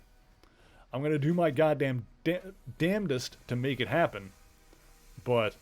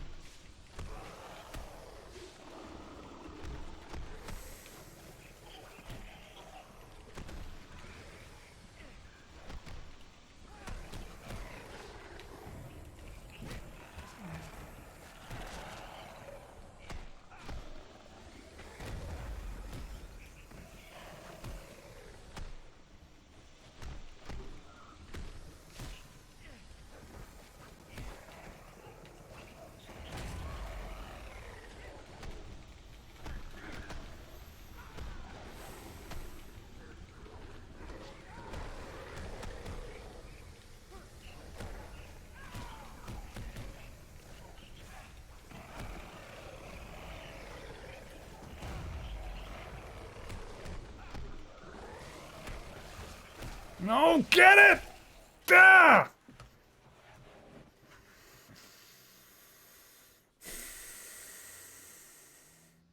I hate these lizards. I truly hate these lizards.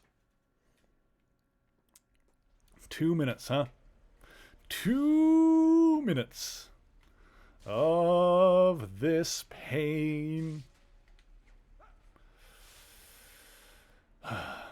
Dang it.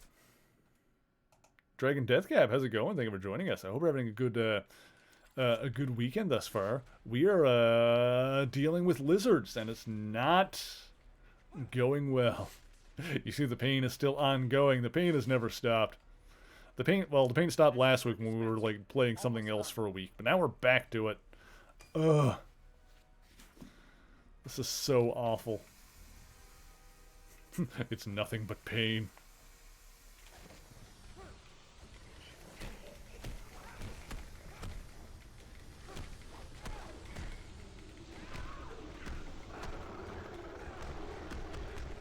Hey, Cat, how's it going?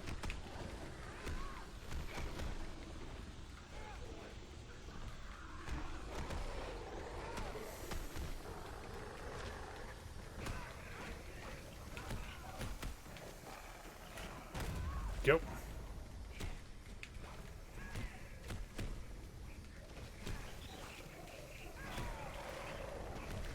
What's first? First is just the thing that that you redeem if you got here before anybody else. Only one person can do it per stream, and it's basically just getting here first and yelling, "I'm here first." Hang on.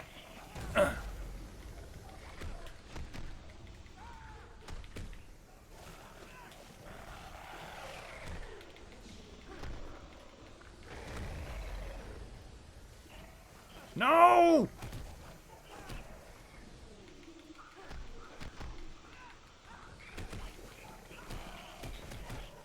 Do the attack! Do the special!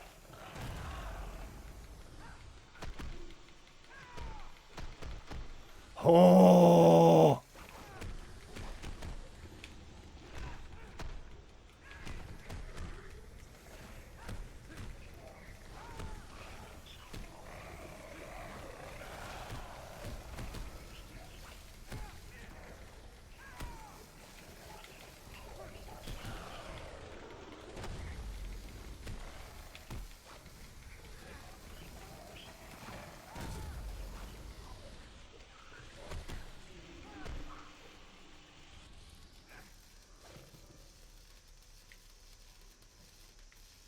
Oh, sweet, merciful Jesus.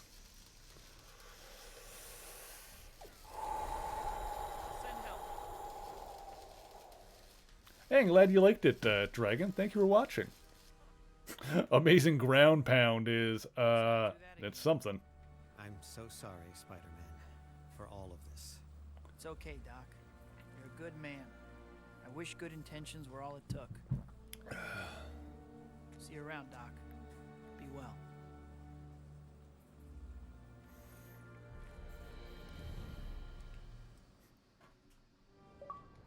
Alrighty, Cold-Blooded Supermaster. What does that mean? Completed all Connor's missions. Alrighty, we did it. We did the thing. Yeah, but the first is, it literally doesn't do anything. It's just you getting in here and, you know, it doesn't do anything. It's just that only one person can redeem it per stream. And therefore, whoever does it can declare themselves to be the first. I've got two rewards that don't do anything. One costs 1 point and one costs 100,000.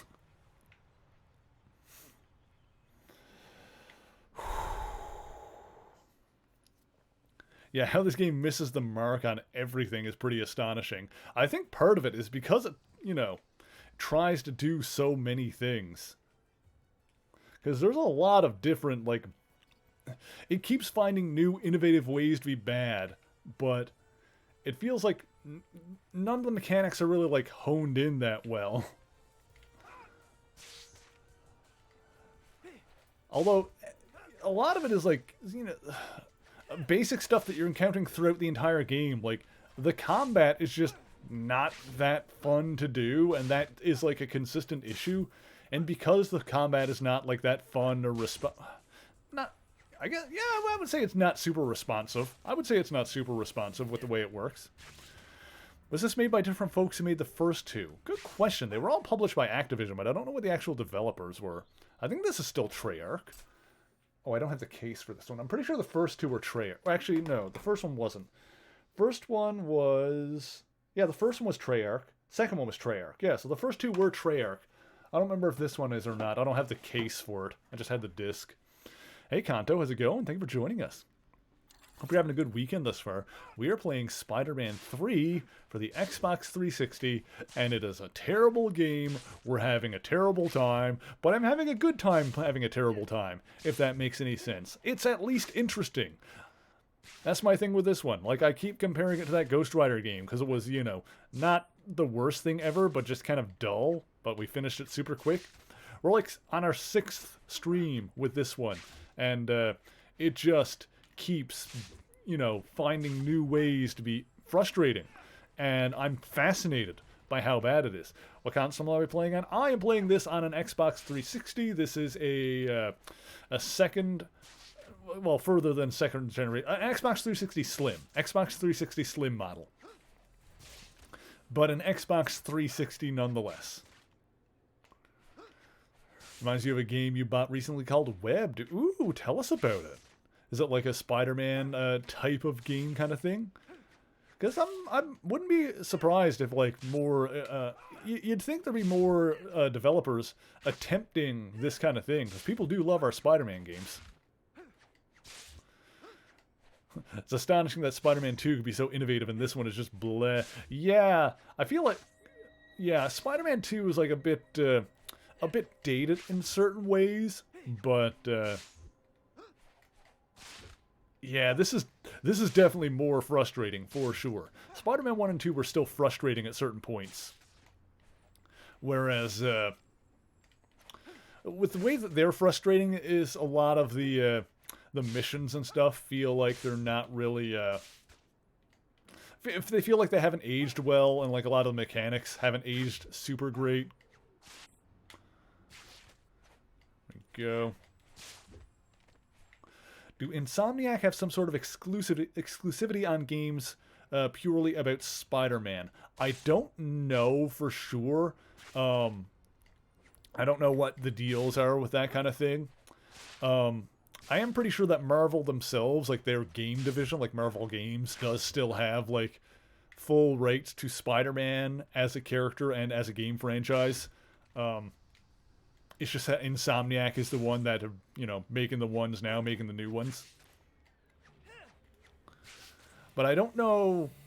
Yeah, that might be more of a contract kind of thing between Insomniac and Marvel Entertainment.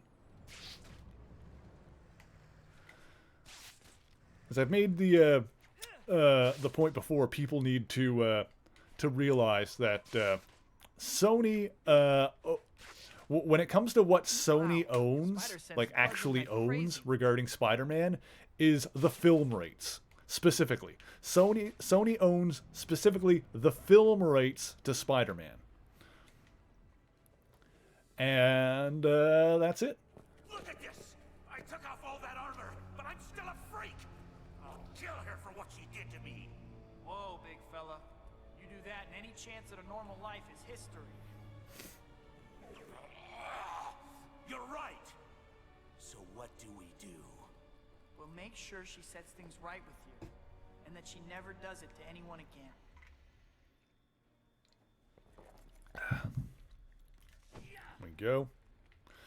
Don't know because Spider-Man, Peter and Miles are in Marvel Ultimate Alliance 3? Yes. And, yeah, that, unlike the film, like, with movies, Marvel Studios / Disney need to work with Sony or have permission from Sony in order to put Spider-Man in films, because the way that their contract with Marvel, going all the way back to like before the Disney acquisition, the way that works is that Sony have full film rights to the character until that contract ends, in which case the rights will revert back to Marvel, which is owned, of course, by Disney.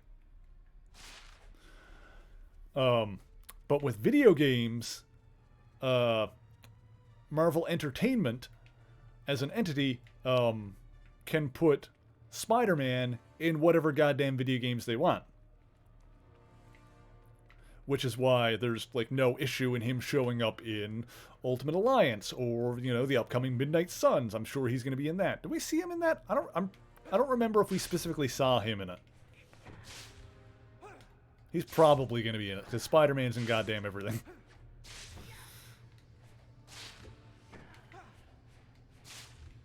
I don't remember where the joke came from, where it was like, had like panel. I saw it online like years and years ago. It was like panels from the Infinity Gauntlet comic, which, you know, roughly inspired the Infinity War movie. Of like a bunch of heroes like coming through portals and gathering. And it's like a bunch of, you know, heavy hitters. You got like your Hulks, your Iron Mans, your Adam Warlocks. And like it shows the panel of Spider-Man coming through. And he's like, what am I even doing here? Shut up and help us sell the book. Because of course Spider-Man always shows up in like the big events. Where we go? What is this whole deal? Well, that looks like something.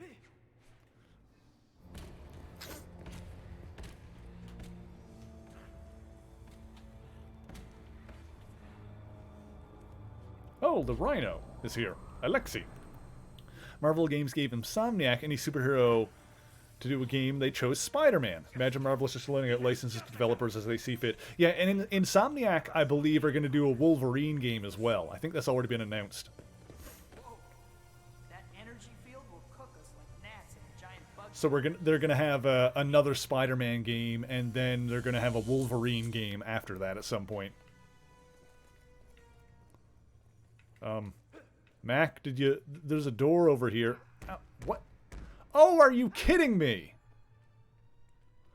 Yeah, I can kind of see it there. I thought I could just go through the door, which would have been funny.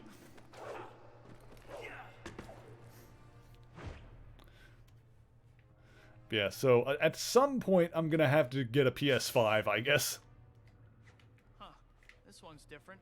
Doesn't look like it calls guards. It just fries anything that touches it. Oh, the luck! Oh, the luck! I mean, the skill! That was all skill. That was 100% skill. Whew, this game finally threw me a frickin' bone, huh? Where are we going? Spider-Man 2 is PS5 exclusive. Yeah, I'm sure the Wolverine one will be as well. Hopefully, by the time that comes out, PS5s are acquirable and affordable. Either that or I'll have to set up like a donation goal or something like that, which I might do something like that.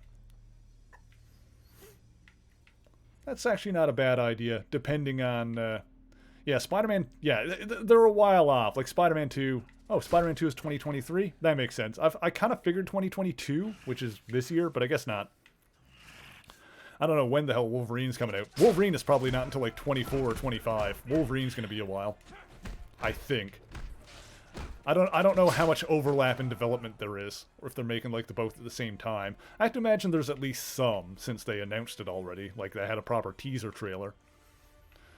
I don't know about a proper teaser trailer, but technically a teaser trailer. An announcement. They did an announcement. Meet up with Scorpion again. But yeah, maybe when we'll get closer to that, I'll do like a donation thing to see if I can get myself a PS5. Yeah, Midnight Suns is the next big one. Yeah, that one I can probably just get on PS4 because I think that one's coming out on Switch as well. Which I'll probably get the PS4 version anyway. But if it's something that's like designed to be like runnable and playable on Switch, I'm sure the PS4 version will be just fine, you know? That kind of thing. Oops. Do I need to go up some more? Where are we going? No, that's just the ceiling. But yes, Midnight Suns is the next game to come out. But of course, we've got plenty of Marvel games to play already. I'm just going to kind of keep going through them in order and... Oh, wait. Which way did I come from? I think I came from that way. I don't think I've gone this way. No, I came... Yeah, I came from here. Let's try going here. I'm getting lost in where I've been and where I haven't. Silo 5. Oops. Yeah, Midnight Sun's going to be on all the main consoles, yeah.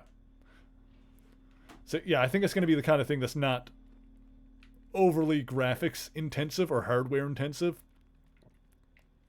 So it should be pretty playable on whatever you get it on. Rise of the Silver Surfer next in line. First, actually, we're going to go back to one that we missed before because my disc wasn't working for it. I had a PS2 copy that I was having trouble getting working, but I've got it for GameCube now. But we're actually going to hop back to do. I'm pretty sure I ran tests on it. I gotta double check it and like stress test it and make sure it's going to work well enough for stream. But if all goes according to plan, next will be X-Men Legends 2: Rise of Apocalypse, which we had to skip over before. Where's the flippity-doo-dah? Alright, hang on a sec. I need to spider sense my way around. But then after that, Rise of the Silver Surfer is indeed... Is it this? He's over there. But Rise of the Silver Surfer would be the next one in release order, so we will be getting to that one as well. Mac? He's in there. I have no idea what that game is like either. What did I make the first? I enjoyed the first. It wasn't like, you know, super duper engrossing or anything like that, but it was cool, like dungeon crawler type of stuff. I liked the level up mechanics and stuff. I basically mainlined Storm. I pumped like all of my points into her lightning drop power, so I kind of like, I don't want to say I broke the game, but I definitely got my ducks in a row and kicked all kinds of ass with Storm in that one. Where am I going? Is Spider Sense? Is there anything I can do? Storm is a beast. Yeah, in that first game, Storm is super good. Storm is my favorite X-Man. 2022 is a lot of games you're excited for. Midnight Suns, Breath of the Wild 2. Ooh, is that coming out this year? That could be good. Horizon Forbidden West. I haven't played Horizon. I really want to play Horizon at some point. I'm not even going to talk about some of like the other like adventure games and stuff that I want to play.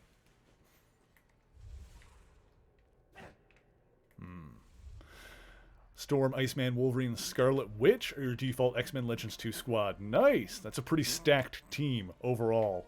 I think those are all pretty high level. I don't know if they're all technically Omega, but they're pretty high level in terms of powerful. Iceman had the Bust It unique item. Funnily, I don't know if a lot of people realize this, but Iceman is technically an Omega level mutant.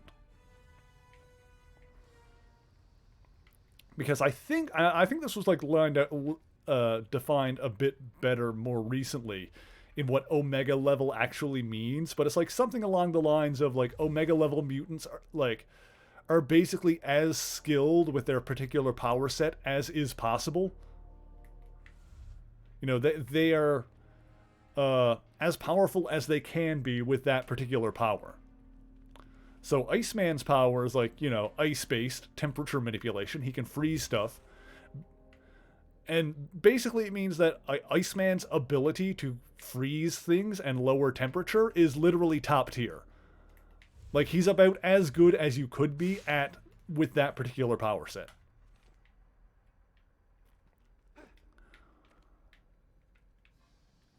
But I mean, and Iceman being like, you know, extremely powerful is basically, comes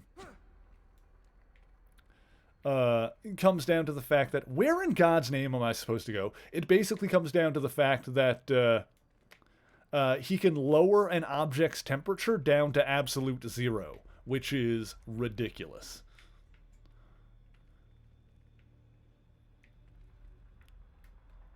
Okay, I am absolutely missing something here because I've been back and forth over the same area a couple of times and I don't know what's going on.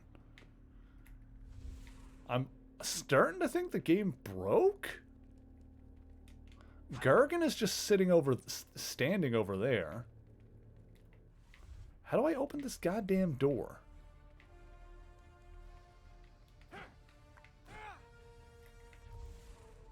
I'm not sensing anything with me, with the Spidey sense. Can't get through there. This is a dead end. Okay. Okay. This is a dead end. This is nothing. This is a dead end. There's nowhere around there to go. I can't go up on any of the ceilings anywhere. I can't get in there. Gergen is through here, but that's not opening. Which version of Legends 2? I have the GameCube version.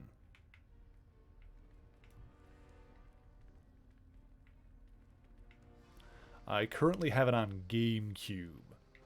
Like I said, I tried playing the PS2 version, but for some reason, even though I tested it beforehand and it was all working fine, I was having trouble with it when I tried to stream it. I think it's partly because of my PS2, where it's like an older fat one. Whereas with GameCube games, I can play them on the Wii, which is like a frickin' rock.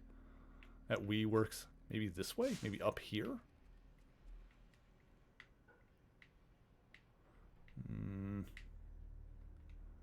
I'm legitimately suspecting that this game is busted right now. That we broke the game somehow.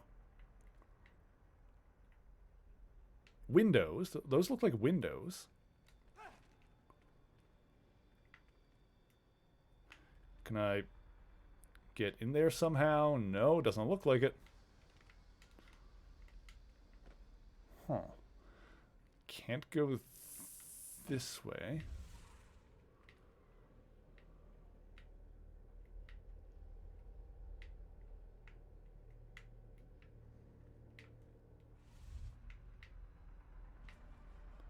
So 5. And is there really like nothing over here?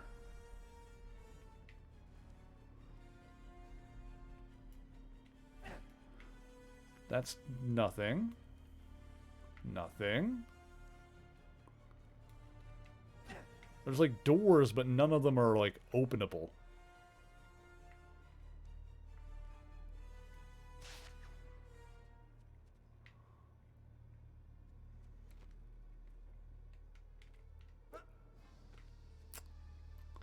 Okay. Yeah, this is like an open no prize for this one. If anybody knows what to do, feel free to clue me in. And actually, what I'm going to do is I'm going to stand up, stretch my legs, I'm going to grab some more water and use the washroom. And we'll come back in a few minutes.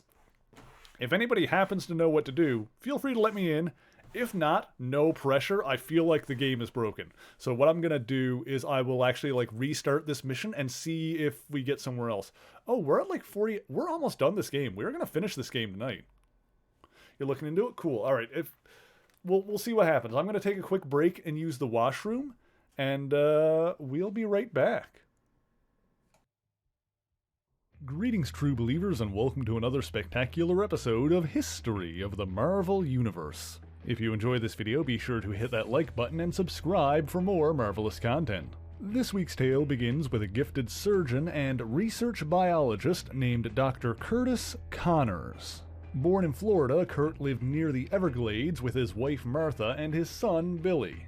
He was always a highly determined man. He pushed himself to be the top of his class in medical school and later earned twin doctorates in biology and biochemistry. However, his medical research at the University of Florida was interrupted when his country called and Dr. Curtis Connors traveled overseas to serve as an army surgeon and battlefield medic. There are some conflicting accounts on exactly what happened to Kurt next. One source claims that Connor's arm was struck by shrapnel from a phosphorus grenade while he was performing surgery. However, he was so concerned with his patient that he neglected to properly treat himself, and the wound became gangrenous. In another telling of the story, Kurt attempted to save a wounded American soldier while stationed in the Middle East. However, the soldier's body had been rigged to explode, and Connors was badly injured. Regardless of the exact circumstances, Kurt's arm needed to be amputated, and his career as a surgeon came to an abrupt end.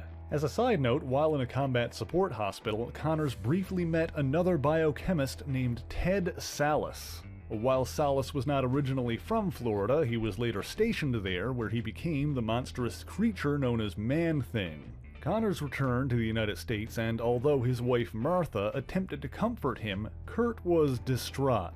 He longed to hold his wife in his arms the way that he used to. Seeking a solution, Kurt threw himself completely into new avenues of research. He grew increasingly interested in reptiles and their ability to regrow lost limbs, and began developing a chemical serum capable of bestowing that ability to humans. After months of rigorous experimentation and a successful animal test, it was time to apply the formula to a human subject. Dr. Connors took the serum himself, and within a matter of minutes, his lost arm had regrown. However, the effects of the serum did not end there, and Dr. Curtis Connors... Okie dokie, and we are back. Oh, the PSP, PC, and N-Gage had exclusive answers. Go back to the door, the Scorpion is on the other side of... Alright, let's give it a try. Yeah, interestingly, I feel like it was similar with Ultimate Alliance, which was made by the same developer, I think, as X-Men Legends 2. It was one of the first two. Raven? I don't remember which one they did. Okay, there was this door. Yeah, he's like right on the other side of that one. Go up. Okay, I can't stick to the door, so let's do my... Let's do that. I'm on the ceiling. Oh! Oh, there it is! God damn it.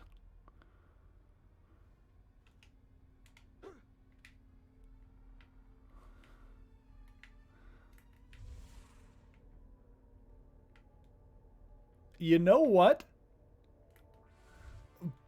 The spider sense makes that... I was trying to look around with spider sense, and I don't know if I would have seen that anyway. I don't know if I would have thought to look up in this specific spot.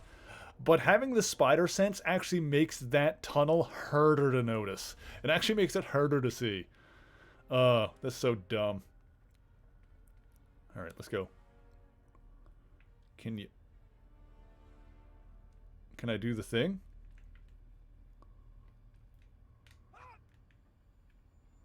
What?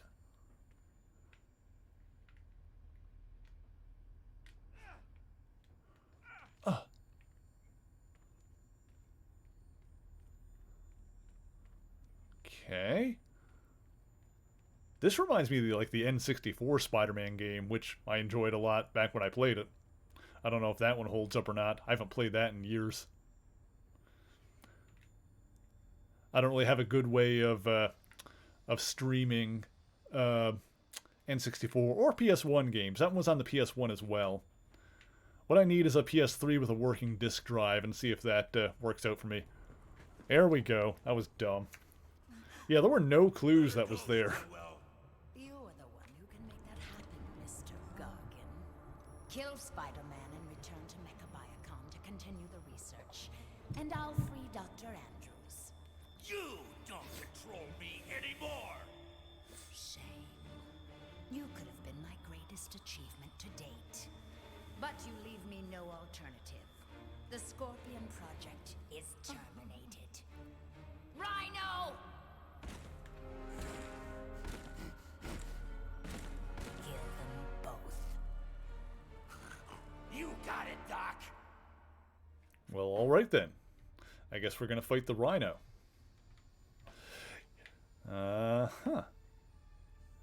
PC port, but it does not play well with modern OS? Yeah, probably not. Yeah, I feel like the easiest way to play that game would be to, yeah, the PS1 version if I got like a PS3 with a... Okay. With a working disk drive, which I want to get eventually anyway, just because that would be good to have. Oh god. Okay. Let's just wall crawl up there, I guess. Okay, yeah, this is the way we're supposed to do that. Yeah, that game was cool. Had like the final boss was like something called Monster Ock, which was Dr. Octopus with the Carnage symbiote, where it was too powerful to fight, so you just had to run away from it, which was cool. It was damn it! It was like the game basically ended with an escape sequence where you're... Oh, I can't... Which way was I going? Is that up? I think that's up. Screw this game. It basically ended with an escape sequence where you're getting away from Dr. Octopus with the Carnage symbiote. God, this does not control well enough for that. Also, if I remember correctly, the voice actor for Peter in that game was Rino Romano, who also voiced him in the Spider-Man Unlimited cartoon, who is kind of... Oh, you son of a dick! Oh, I'm so mad. Who is one of the unsung Spider-Man voice actors. I feel like they never really... Like, he hasn't been Spider-Man and stuff since then. It was the Spider-Man Unlimited cartoon and, like, that game and maybe some other stuff.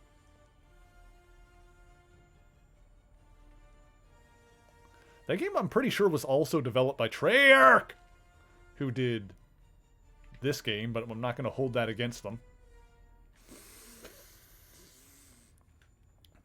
Yeah, I always thought he was a good Spider-Man. Like, the Spidey voice that I grew up with was Christopher Daniel Barnes, who did him in the 90s cartoon. So that'll always kind of be, like, the Spider-Man voice to me. I feel like Chris Barnes' interpretation of the character kind of informed it for a long time after, because I feel like, oh, you dick! Rino Romano was, I don't want to say he was, like, trying to ape Burns' voice, but it was, like, kind of a similar vibe. Like, I think they cast him because he had, like, a similar, kind of attitude towards the character's voice. Neversoft developed. Okay, that's right. Why was I thinking Treyarch? I don't know why.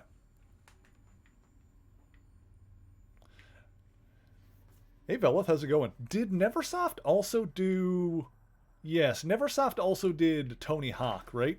Like, at least 1 and 2? Or at least 2. Because I know Spider-Man is playable in Tony Hawk's Pro Skater 2. And I thought that was because they had the same developer.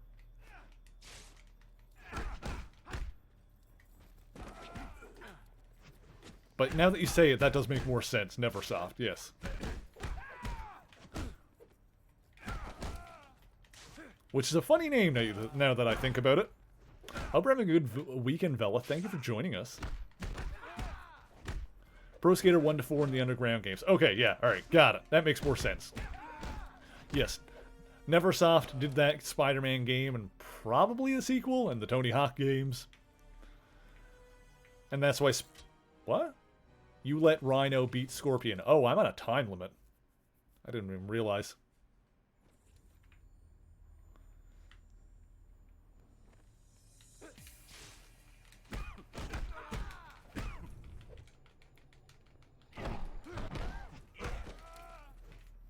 There we go. I'm doing quite well, thank you for asking. We're probably going to finish this game tonight, which is exciting, because I'm so over it. I say that, but I'm actually having a great time with this terrible video game. Alright, we need to save the Scorpion from the Rhino. Where can I make that? Oh, there he is. Okay. If you don't come down, I'll knock you down. Oh, God. Alright, how are we going to do this? Oh, God. Oh, jeez. Playing bad games is like therapy. Well, here's the thing. Like, if it was just the same kind of frustrating bad over and over again, then I don't know if I'd be as happy with it. Like, what was it? X2 Wolverine's Revenge. Not a terrible game. Actually controlled pretty well. Had decent combat in it. But really, really hard. And hard in, like, kind of the same ways over and over again, so... I ended up, like, not finishing that one just because it was too tough. But, oh, I can actually do damage to him. We're good. But this game just it's just so much different. It's never the same. Get him off me! He's creaming me! Like, Get him off me! He's creaming me! You sure you want to say that? I know English is not your native language, Alexi, but you sure you want to say it like that? Oh, God. Okay, so now we're just fighting basically the Hulk from the Ultimate Destruction game.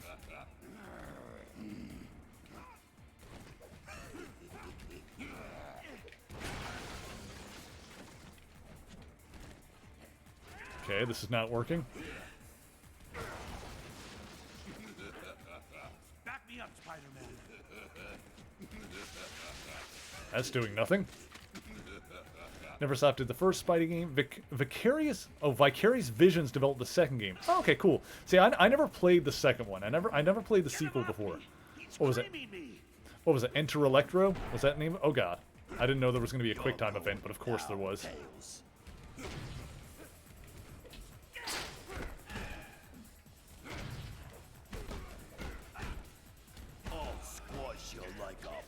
But yeah, I definitely remember liking the first one. I played it on N64. I hear my understanding is that the PS1 version is actually superior because it's got more like voice acting and the cutscenes and stuff like that. I guess they could like fit more on the disc than you could on the N64 cartridge.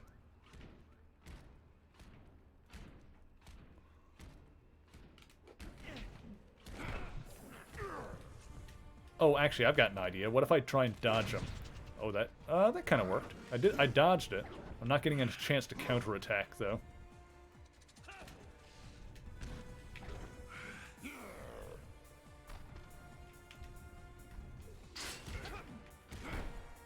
Oh, well, he just punched me in the face and I fell down. I managed to do some damage to him. Let's see if we can figure this out. This actually doesn't seem ridiculously hard. Both Dreamcast and PS1 versions were solid. I didn't even know it had a Dreamcast version. That's cool. I never owned a Dreamcast. I've never even played a Dreamcast. Dreamcast, oh Jesus. Dreamcast is one of the few consoles like I've literally not even played.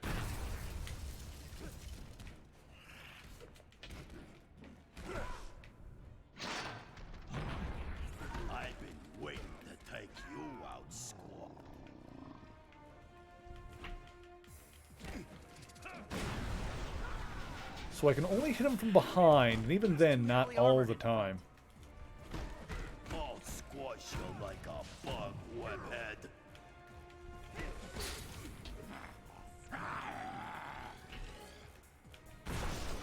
Okay, so when he does that, I just need to...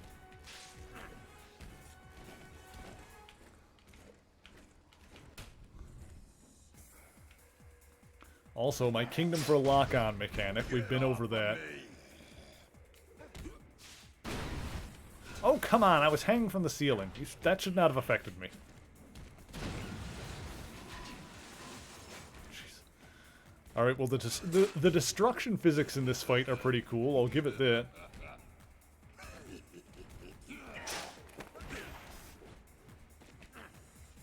Back me up, Spider-Man. Hey, what are we supposed to do?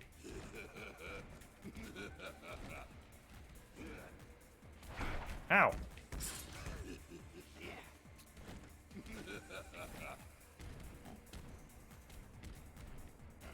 Also, it's funny that it's Spider-Man and the Scorpion versus the Rhino. Like, Scorpion is not so much as a bad guy, in, oh god, in this version.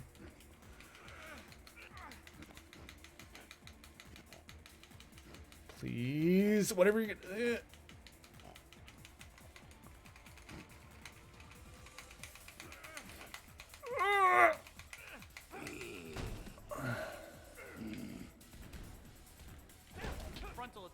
Rhino's useless.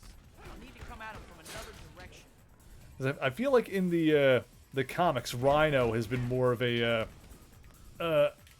is more of the good guy one. Damn.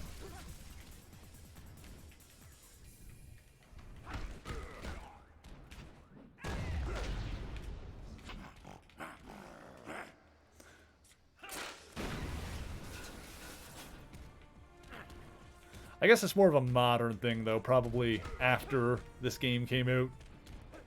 He's too heavily armored in front. Like, Rhino's real redemption was more of a post, brand new day thing.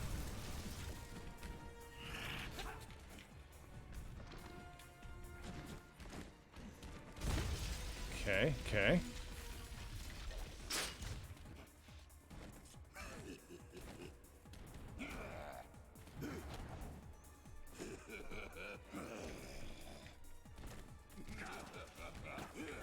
Oh god, this camera is giving me a headache though. Get him off me! He's creaming me!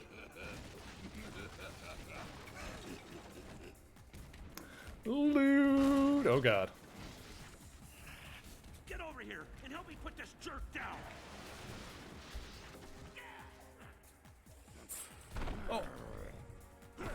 Oh, I pressed the goddamn button, you stupid game.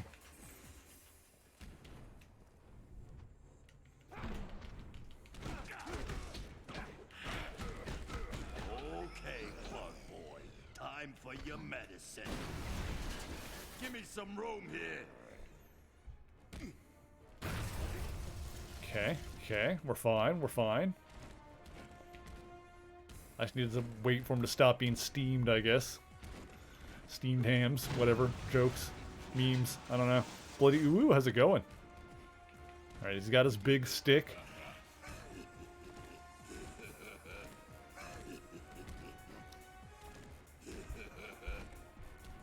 I don't think I can do anything to him right now, so I'm just gonna kind of wait here and pose heroically.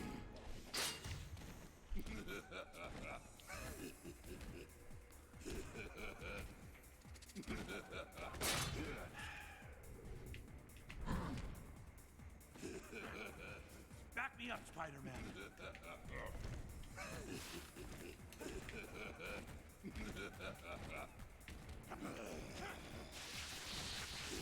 Well, that did nothing.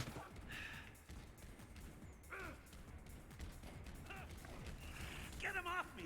He's creaming me! I do like that voice line.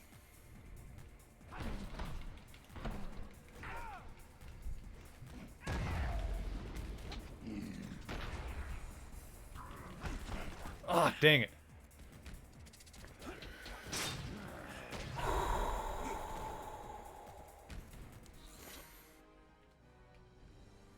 Get him off me! He's screaming me!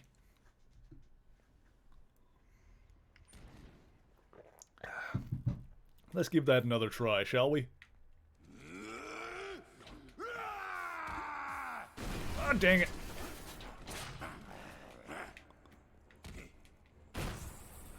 I was in the air! What's the deal with that attack? What's the deal with it? Like, is there any avoiding it? I'm pretty sure I was in the air.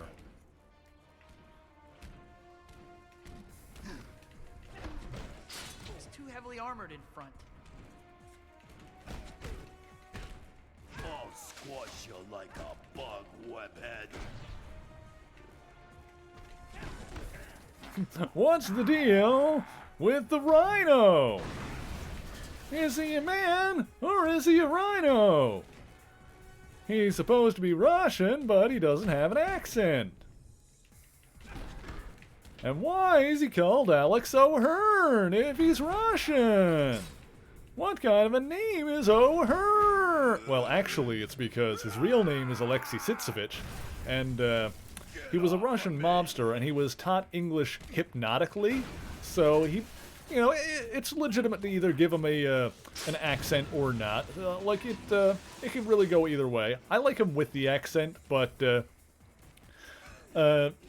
since he was taught English with, like, a sub-hypnotic process, you know, one could argue that that would have not resulted in an accent, but I like him with the accent, so I usually go with that interpretation, but, you know, it's not a problem for him to not have it. And Alex O'Hearn is just a pseudonym, basically. Like, he's gone by that a couple of times, but it was a pseudonym for when he was... Because he himself is not a spy, but he was given his powers by a spy agency, which is, you know, how he got the, you know, hypnotic tutoring in English and, you know, false American papers under the name Alex O'Hearn. So it's basically a false identity for international travel and stuff like that.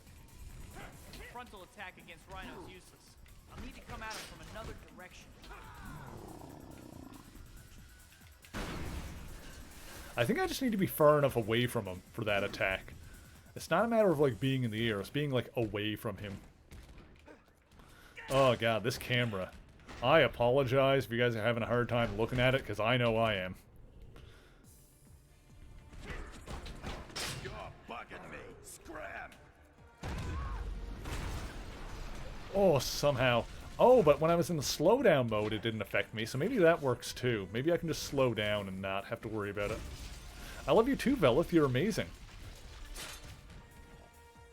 But feel free to not look directly at the game footage while we're doing this fight, because me having to whip the camera around is, I'm just trying to...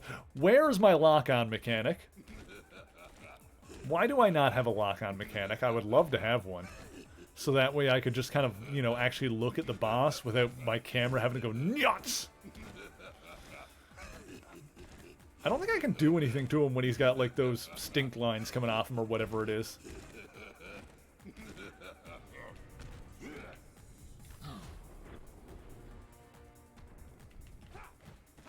Yeah, like, it's not...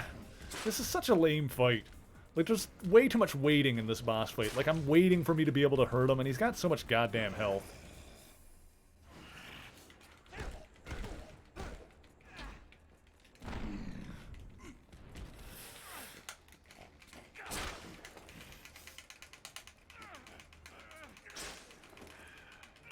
Oh! Oh, we got somewhere there. That did not do a lot to him, though. Oh, god damn it, he's doing this again already. This is nonsense. This fight sucks.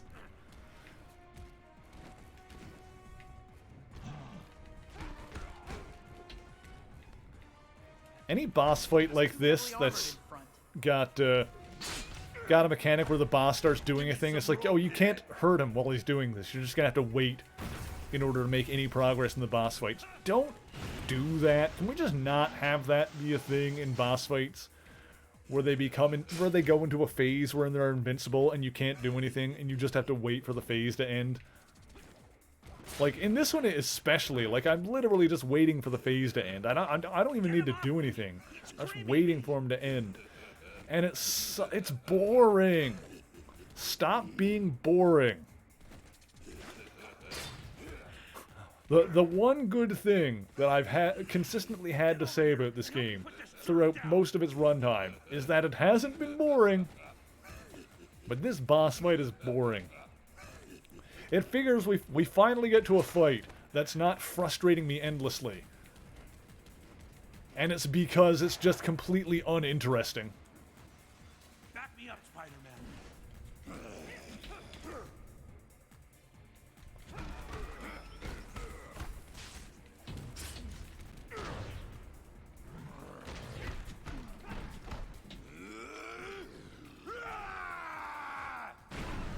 Damn it. It's too close to him. Oh, Lord, he coming.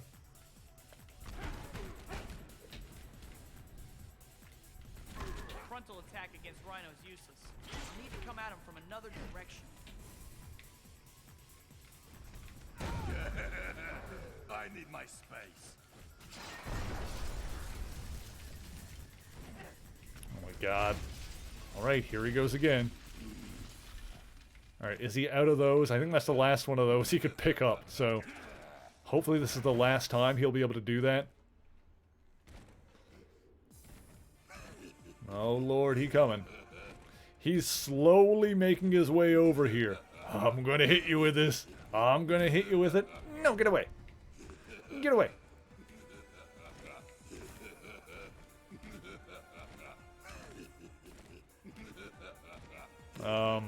Alright. I will get you, eventually. Oh, here comes Scorp. Oh, boy. Alright, Get him off me! He's creaming me! there's no more of those things he can pick up, so hopefully that's the last time he's going to be able to do that at all. Get over here and help me put this jerk down! Okay, bug boy. Time for your Ah, damn it. medicine. Oh. Oh, he's doing some bullshit. Okay, hang on.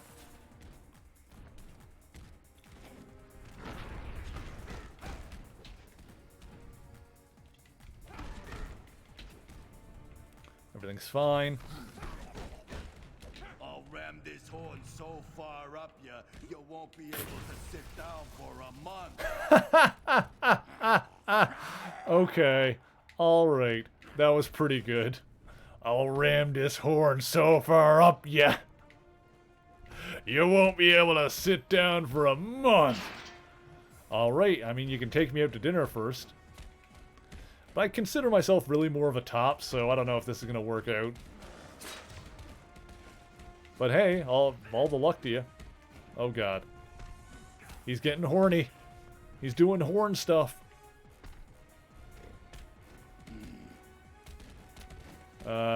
Yeah, he's going full rhino mode here.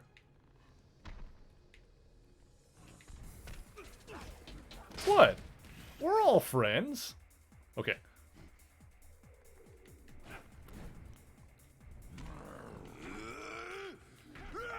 Oh god damn it, he's doing...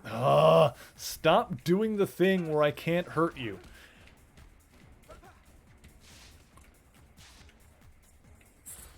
I'm just gonna wait up here for him to, like, calm down. Back me up, Spider-Man. How? We can't hurt him when he's doing that. I just need to wait. Alright.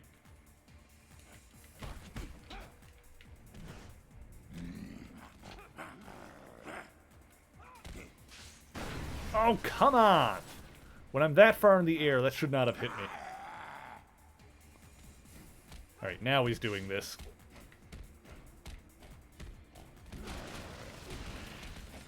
Just gonna wait for him to tucker himself out.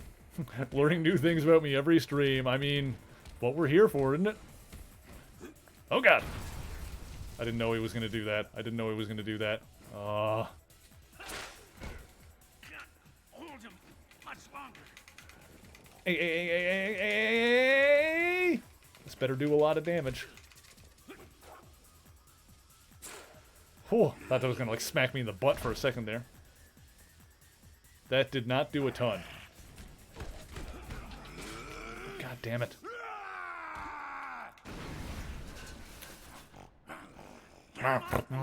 Screaming me.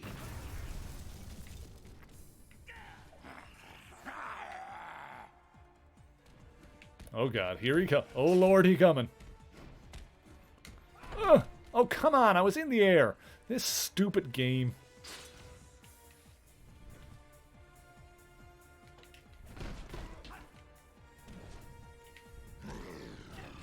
Why does he have so much god... Oh my... I hate this mechanic. Get over here and help me put this jerk down. Screw this game for putting this stupid boss into this stupid state where I can't hurt him. And I just need to waste my goddamn time until he gets out of it. This stupid game.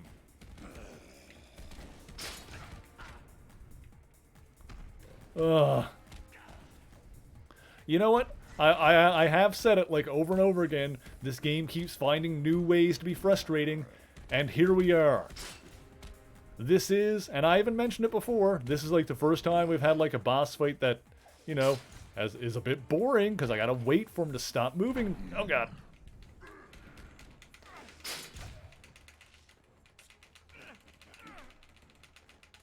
Gargan, do something.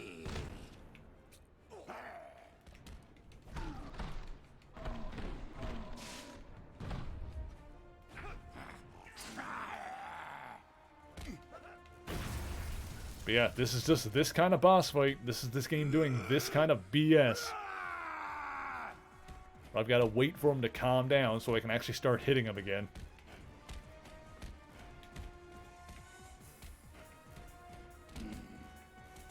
Oh god, camera. Oh, there goes Gargan again.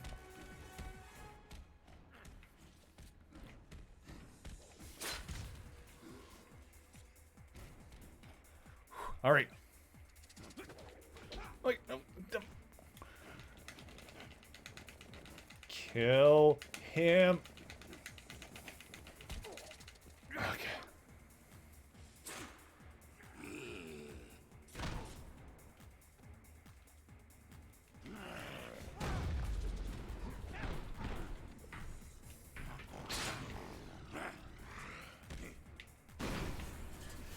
Okay, okay, okay, okay.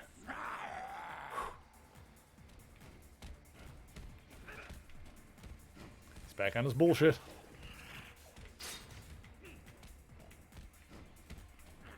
Back me up, Spider-Man. Gotta keep...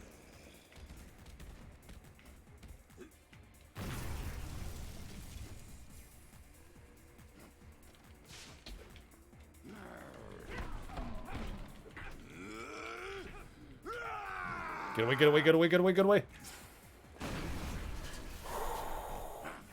Get him off me! He's creaming me!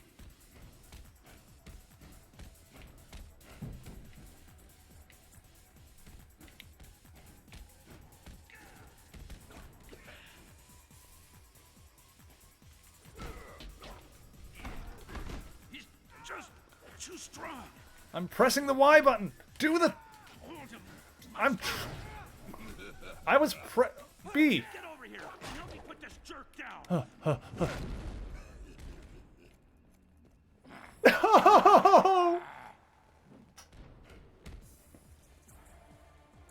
Oh! Oh!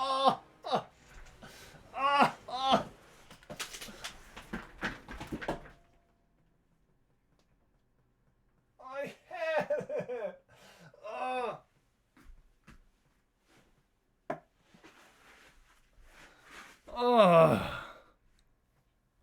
I had it. That was like the final thing, and I had like no health left, so he killed me.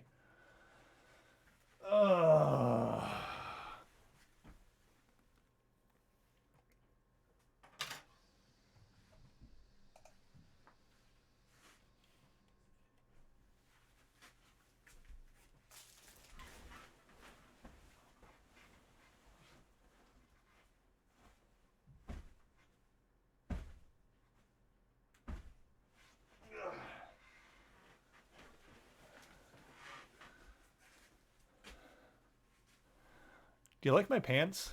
I got new pants. I don't know if I love them. The color is nice. They don't look great on my ass. Yeah, I want something to hug my ass better. And I'm not I don't know. They're okay. I need to break them in a bit more, I think. It'll probably be alright once I break them in, but yeah. Anyway, treat time.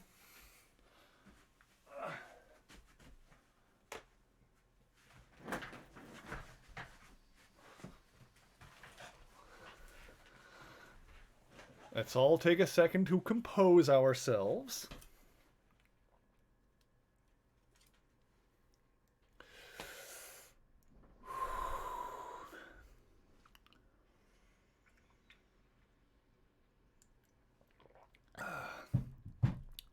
Bullshit QuickTime events.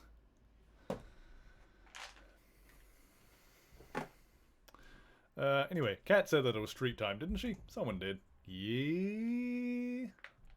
Oh, also, I missed this before. Hang on.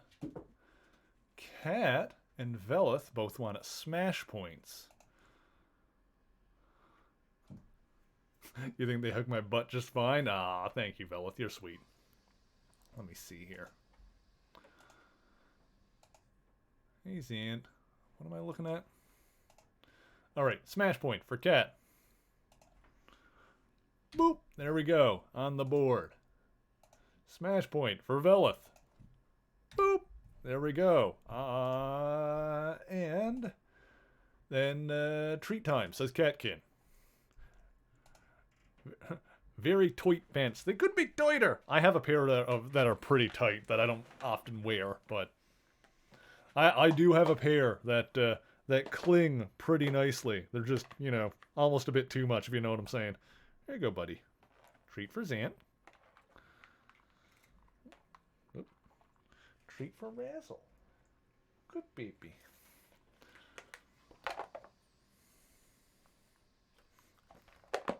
Look at those babies. Look at those babies. Any tighter and they'd be painted on. Pretty much. They're the kind that have like... they've got like a lot of elastic to them at least. Oh god, hang on. Hang on. Hang on. Hang on, I rolled my chair over my cord. Over my headphones. Ugh. Ugh. Ugh.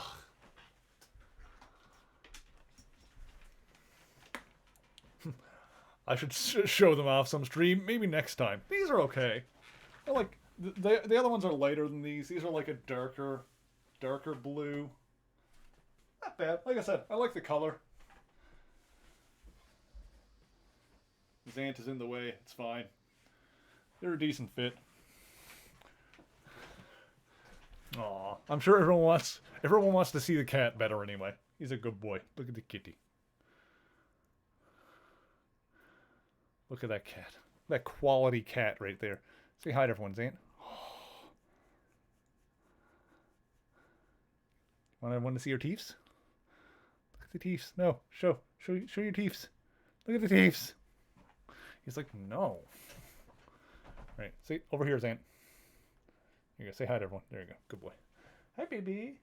Hi, baby. Hi, baby. Hi, baby. Hi, baby. Hi, baby.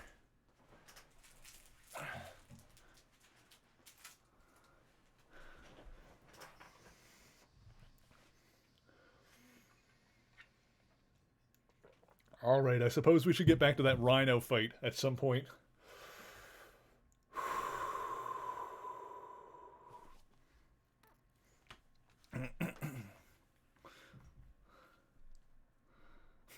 Do we have to?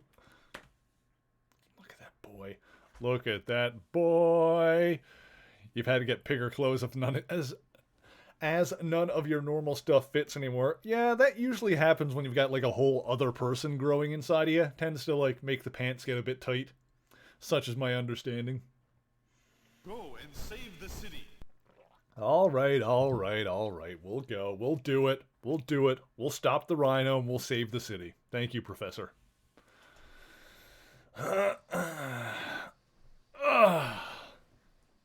Yeah, put on a Let's Play and mime using the controller. No, we need to do this legit. We're so close to the end. We're finishing this game tonight. We're so close as it is. And then next time we can probably play X-Men. I'll before I put the schedule up tonight, I'll do oh god, no. Before I put the schedule up, I'll do some final tech tests to make sure that everything is running good for it and do up the thing so that we're good to go for next week.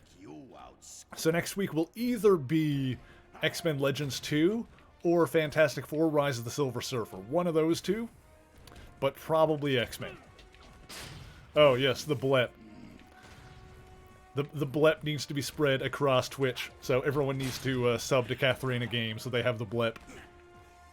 Drawn by the lovely Alextria, who is another streamer that you guys should probably be following. Alright, let me get in on this.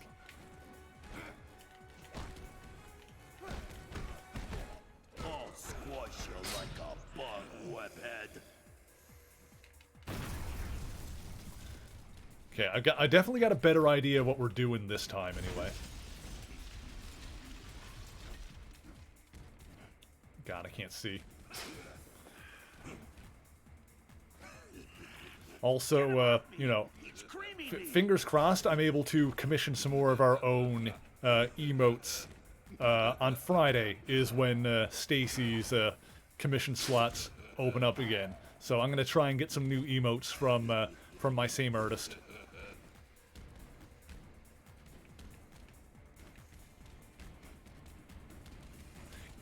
Yeah, like just to A, to keep things a little consistent, and B, just because, you know, I've worked with her before, so I kind of know she's good. Like, I know the process of working with her, and that I can trust her to get things done well. Time for your medicine. But yeah, when she opens up commissions on Friday again, I'm gonna try to submit mine and get some more emotes ready for the near future. Should all be good, because I already kind of like reached out to her and just be like and just said, you know, hey, you know, obviously I'm gonna wait to go through the proper channels, but I just wanted to let you know that I'm looking forward to trying to commission you again and working together. And she basically said, like, yeah, it's cool. We'll normally when she you know, goes through commissions, like if a ton of people submit, she'll you know, look for returning customers as a favorable thing, so that should all be good.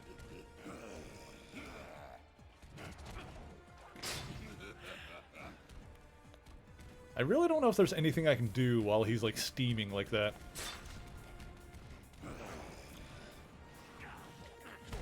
Get over here and help me put this jerk down. He's too heavily armored in front.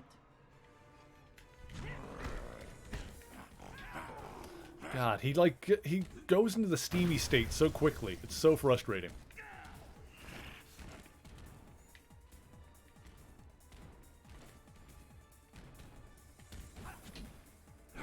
Damn it. I was holding the wrong button there.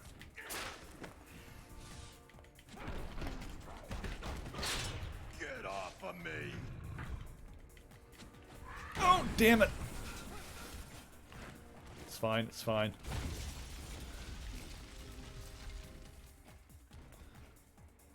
Actually, one of the emotes I have, it's not like specifically a blep emote, but it'll probably have a blep in it.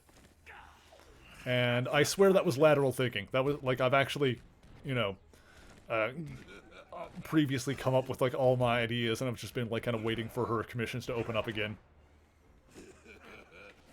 At last minute, I added some extra stuff.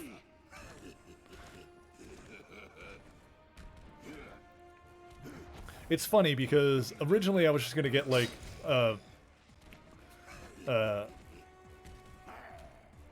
because I had a bit emote slot open. So originally I was just going to get like 5, oh god, and put one of them in the bit emote slot, and just the other 4, like, as slots open up in other stuff, I can use them. But since then, we've got like a bunch of more tier 1 slots open, because like just Twitch added them for affiliates, and I also got some follower emote slots. So I actually plan on, if I'm able to, and hopefully it all works out, I'm planning right now on commissioning a total of 10 emotes, and all of those we like have slots for right now. So we'll have 10 emotes in various locations. Basically, it'll be, I believe it'll be 5 follower emotes. There's going to be 4 more tier 1 emotes, and there's going to be a 1 more bit emote. That'll be like the 25k, I believe.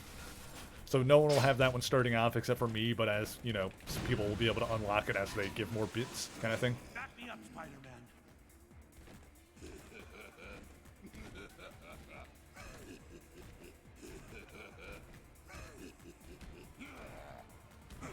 Okay, just gotta wait for him to be done with this nonsense. Get him off me! He's creaming me!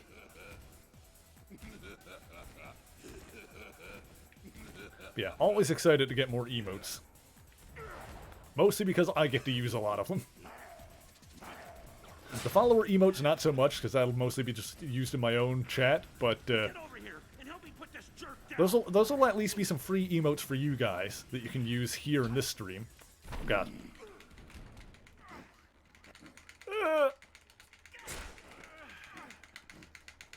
Little untimely breakfast? Ooh, I do love breakfast foods. So, I'm not... That's... every time is a good time for breakfast. Oh, shoot! Ow! Damn it. I'll ram this horn so far up. Was that the finishing one? I feel like I got through this round a lot faster than the previous one. Gonna make breakfast for dinner tonight? Nice. I should have some eggs with something at some point soon. 'Cause I haven't had eggs in a while. That would be nice. Have like some eggs and toast, or like egg omelet kind of thing, something like that. You've got a lot of options with eggs. Damn it! Come on, I'm just getting frustrated with this. All right, I need to calm down and pay attention before I run out of health, because I'm getting low. I'm getting low. I need to hone in on this. Sorry, Gargan. Oh god, he's going right for him.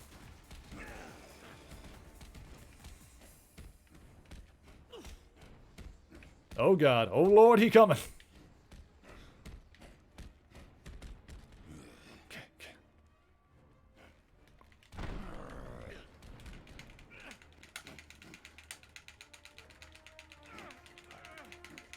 on. Gargan. Okay, Gargan didn't do anything there. That was all me. God damn it, this fight is so annoying.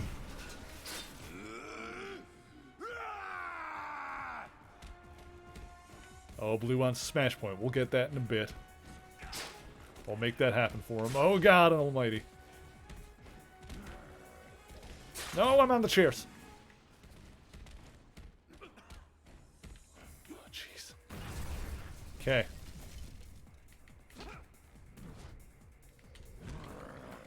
Oh, come on. I didn't even get any hits in. This is bullshit. Yeah, I know, right? I've noticed that so many times still, that he just... It's always... Because, like, I need to hit him in the back, so of course he just, like, immediately turns to, like... Oh, God. Okay. Alright. Shh.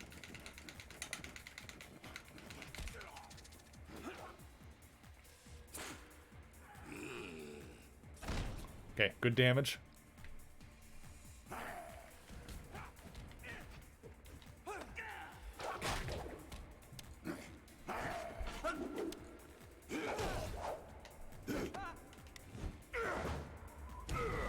Oh, come on! How am I supposed to guess those QuickTime events? They're so fast! It's impossible to do it the first time. Oh, god damn it. This is one of those bullshit boss fights where you need to finish him with a QuickTime event, and if you don't, he gets his health back. His health went up a little bit because I failed that QuickTime event. Flip that and flame this flaming boss fight. Such stupid nonsense. I hate that crap.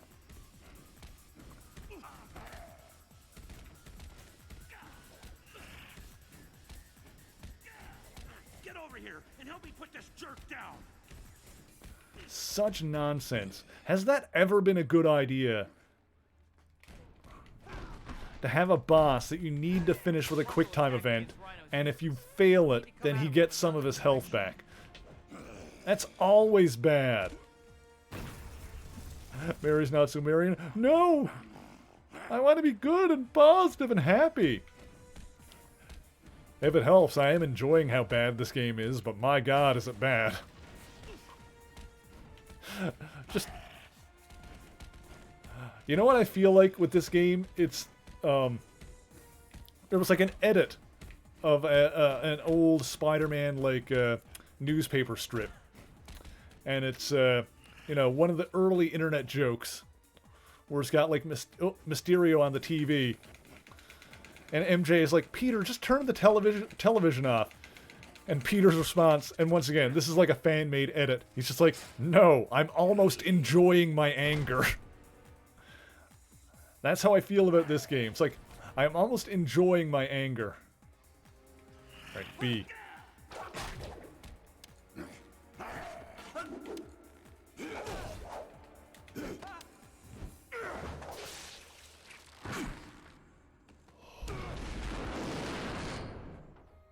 I, like, missed one button the time, like, last time before that. God damn it.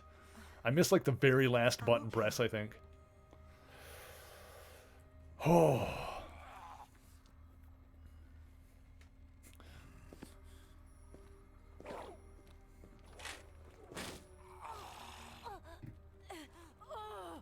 Will make me normal again. You poor fool. Don't you realize the process is irreversible? Ugh. You will never be normal. You're a freak. I'll kill you! Stop, Gargan. She's not worth it. Let the police deal with her. Go to hell! She's going to pay for what she did to me. Mac. Please, listen to him. Let her go. You're not a monster. But I'll never be human again.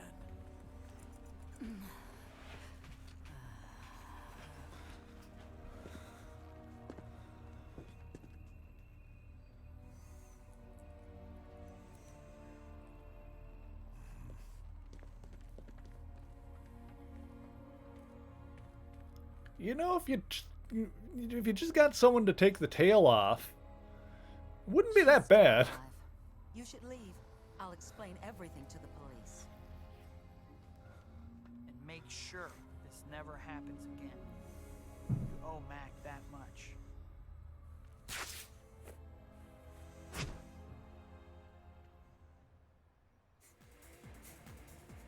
Like, they're treating it like he's some kind of deformed scorpion monster.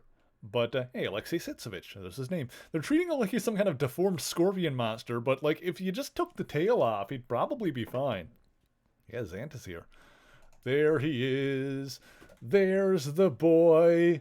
Let's all look at the boy. He is here. He says hello. Hello, boy. He's my boy. Let's see. Cat says treat time. Did we do that one already? I don't know if we did. Let's do it again anyway, because Zilla also says treat time. We'll do 2 treat times. And then Blue wants a smash point. It's the boy. Let's give him a treat. I think we already did Cats, but let's do it again anyway. Here's the boy. Here you go. Lovely boy. Razzle. Up here.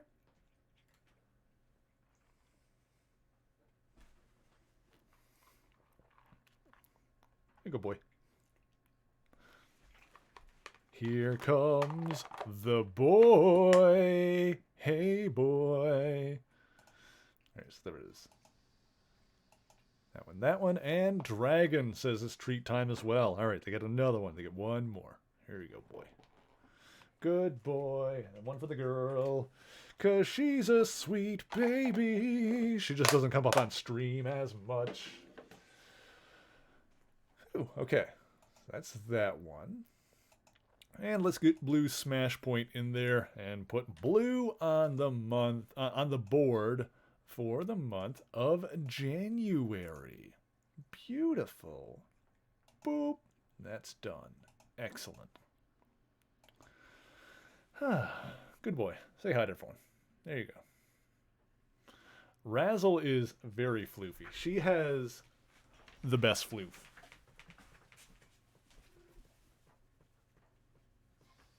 Zane, people can't see the floof. They're trying to look at the floof. You're in the way of the floof. Yeah, whatever. People are just going to look at your dumb face anyway.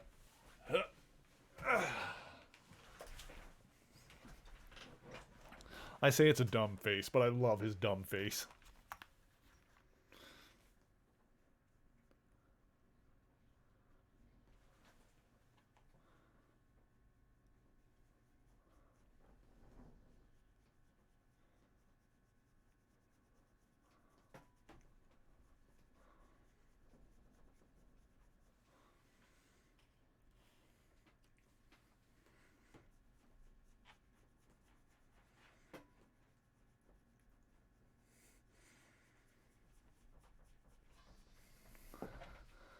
There you go. Mwah.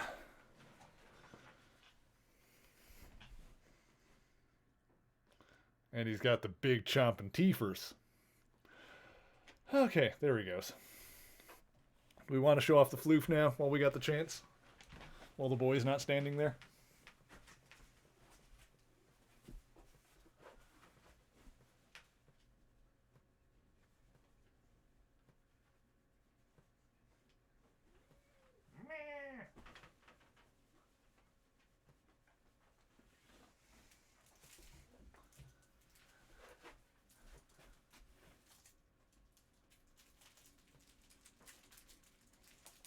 Razzle.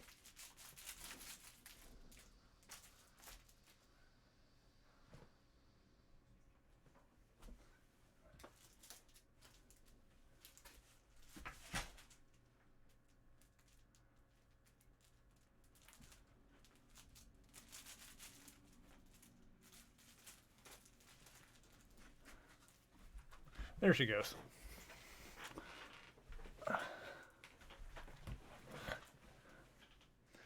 She like fish?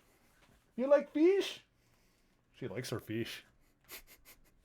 Look at what a good girl that is. What a sweet baby. I love her so much.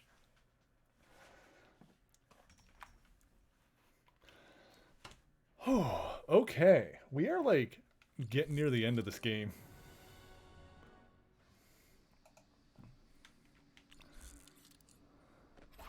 Let's see here. We have, according to this, we have one mission left.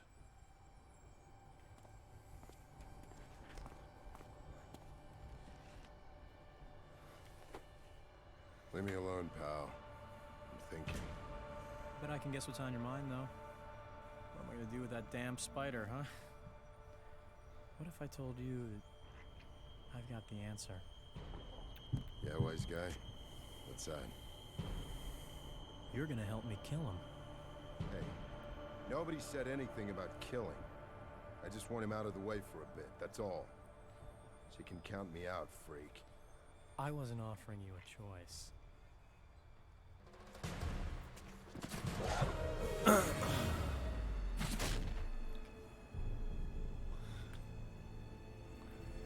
What does Venom sound like? Oh, let's watch your temper here. There's children present. Penny! Daddy, I'm scared. Help me. Isn't this sweet? Just like in the movies. What do you want from me? Oh my freak? god. Freak? I'm the freak. Oh, have you looked in a mirror lately?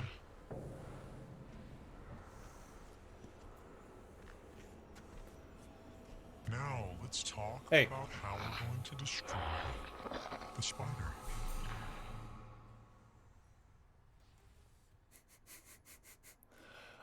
Okay. Idea, yeah, like Zilla's hinting at here. The idea for that scene, actually pretty solid. I feel like that just exemplified everything wrong with casting Topher Grace as Venom. They tried to make him look and sound a little bit more like Venom proper. Yeah, like they gave him a bit more of the bulkiness. Like it looked a bit more like Venom, but the voice coming out of it was like, not feeling that one. Also, hey Jakester, how's it going? Yeah, not a good voice for Venom. That was, and it was like written a little weird.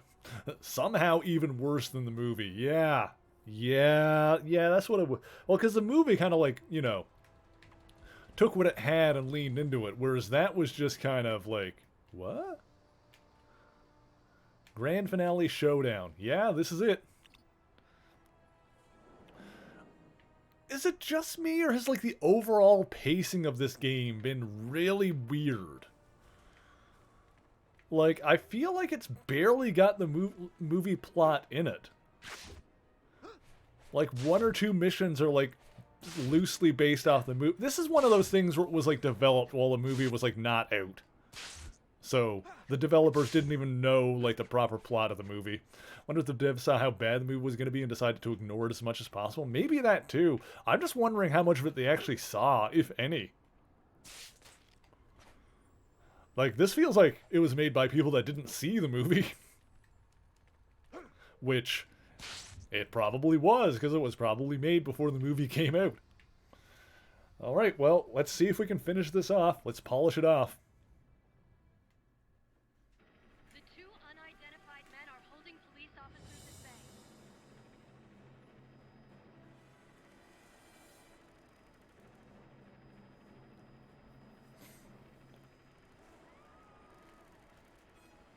Reports say... Wait. One of them appears to be writing a message. In a web.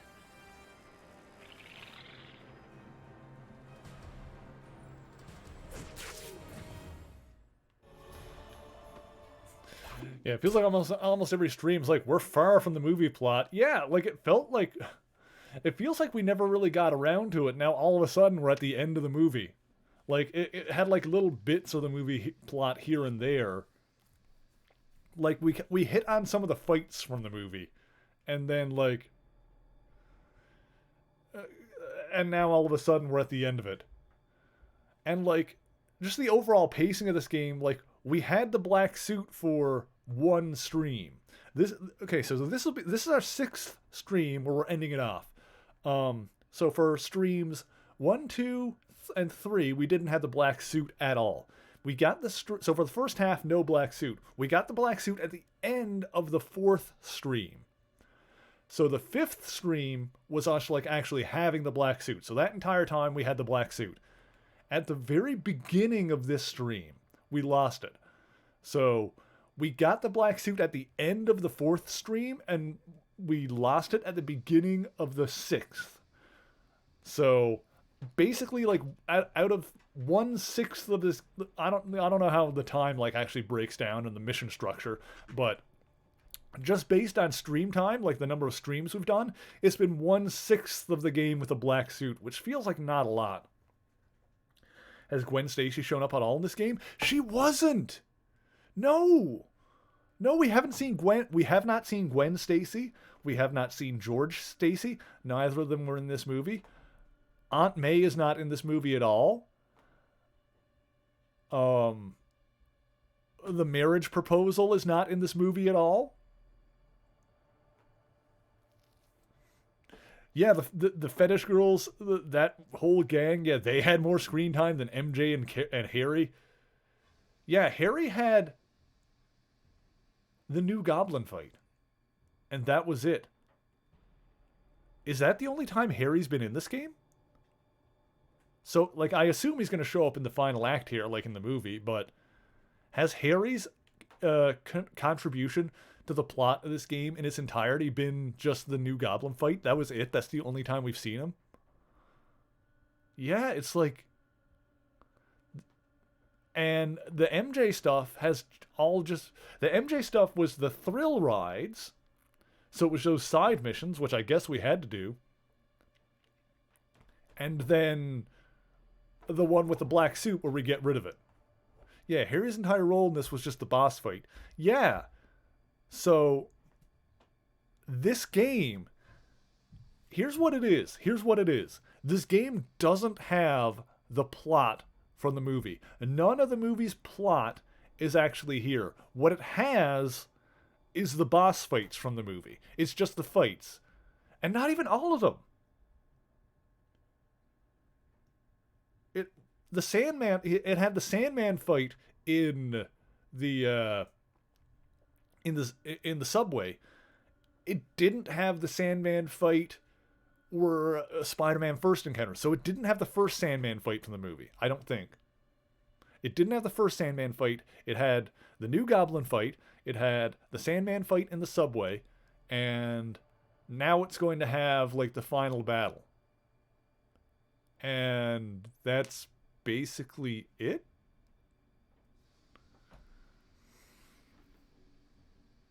Huh. Alright, let's finish this game, I guess.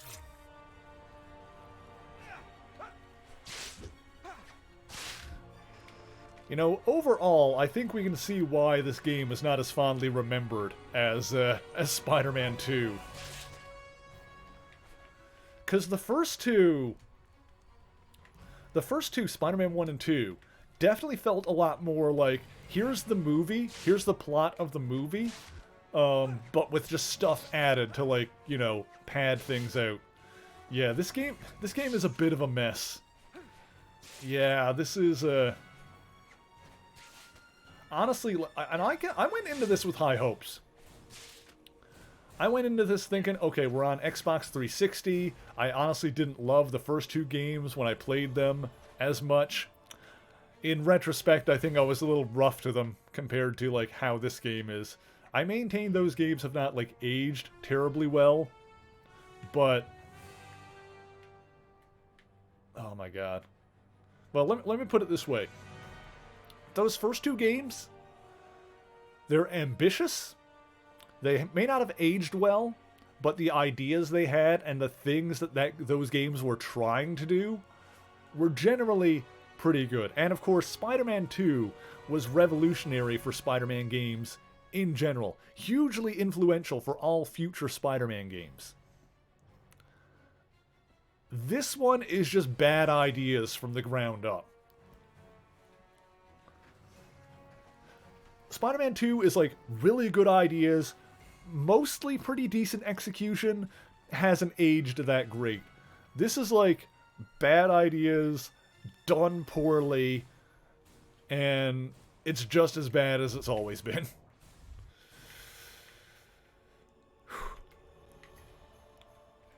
I did the first two dirty. You know what? I maintain that those have not aged well. This is what I'll say. Those two have not aged well. This one was never good. Brock, it's me you want. Oh, okay, we're just fighting first. Venom. What? Let you off easy after what you put me through? I don't think so. Oh, he's got the rage mode thing that we had before. What is... Venom is stunned by loud noises. Oh, we gotta get the pipes. This is gonna be good, I bet.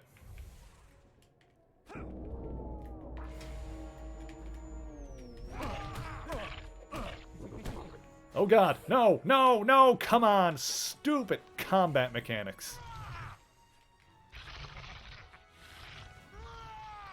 Yeah, he did, like, use the pipes in the movie. I wonder if this fight is just gonna not be terrible. Maybe this will be okay. Maybe they put some actual effort into the final battle.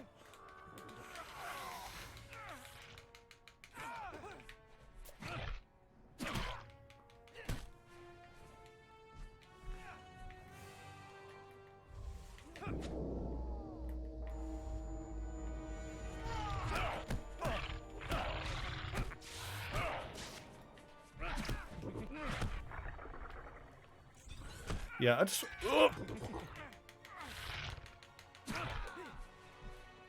I want to hope, Zilla. I want to hope. Oh, God.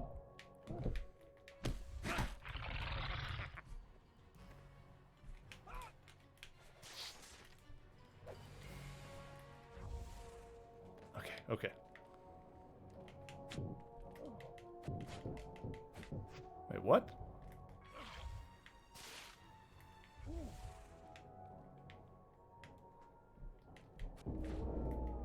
There we go. Where is he? There he is. Oh my god, the stupid kick. Oh god.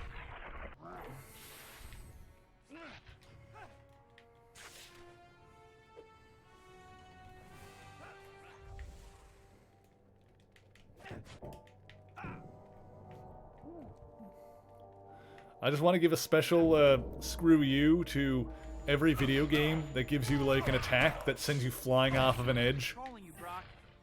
Whatever's happened in the past, I know you don't want to hurt anyone. Oh, you know that, do you? Spoiler alert, with great power comes great fun. Hurting people makes my day. No, what?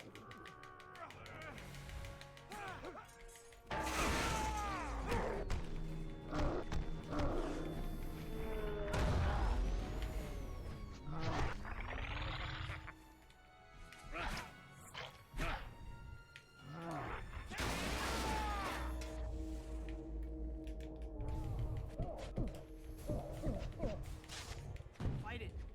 Eddie, fight the suit. Oh, give me a break. I'm You're mine, Peter. Next I'm going after MJ. After that... I gotta get Brock off my back. I wonder if the suit's still affected by loud noise. I gotta get Brock off my back. I wonder if the suit's still affected by loud noise. Yeah, I wonder. Guess that's a no on fighting the suit.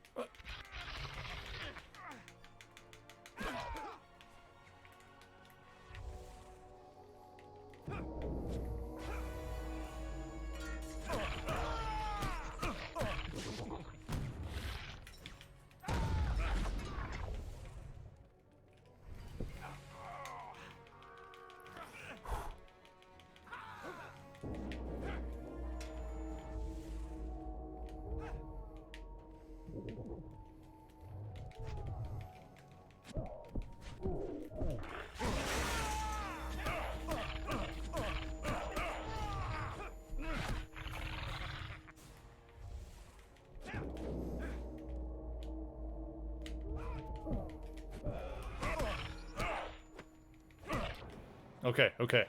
How we doing? How we doing? He doesn't even have the scars. We didn't do that scene at all. Oh my god. There's no way this is going to be good. There's no goddamn way this is going to be good. Fly up into the air. Go ahead. Give it a try. Now I know it seems a little counterintuitive Oh my god. to push down to go up and up to go down when you're hovering, but you'll see it feels pretty natural when you're moving forward. All right, now go ahead and give the accelerator a squeeze to get moving. And we're off. The left stick will turn you left and right, as well as climbing and diving. That's the basics of flying. Yeah, that's the other thing. That's the other one that's barely in this game is Bruce Campbell. There's just one more thing to it. Turbo Actually, this might be okay. Turbo speed makes you go really fast. Now, punch it because your friends need help. Oh god, oh god. Okay, okay, okay, okay. On the way, I'm going to give you a rundown of your combat capabilities. I think you might be a little distracted if I tried waiting to tell you during a fight, so try and keep all this straight, okay? You can lock onto nearby enemy targets. Okay. When you've got a lock, you'll always attack that target. I have a lock-on mechanic in the end of the game. There's my goddamn lock-on mechanic. Frickin' finally. Finally. How long? How long have I been asking for this? How long? You stupid game. You son of a... You can also cycle through all targets. Hey, You've got light and heavy sword attacks. Okay. And pumpkin bombs. B throws pumpkin bomb. Oh god. Oh, I gotta go. You Oh, can we also gotta... hold down a bomb button to charge up and throw it further. You've also got some other bombs, namely cluster bombs and razor bats. Okay, okay, okay. Yeah, why didn't we have a lock-on mechanic in the whole game, for God's sake?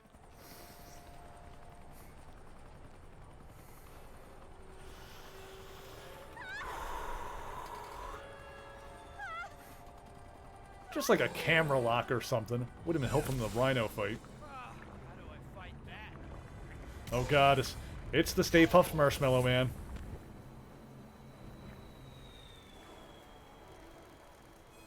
Harry! I got the big guy. Save MJ.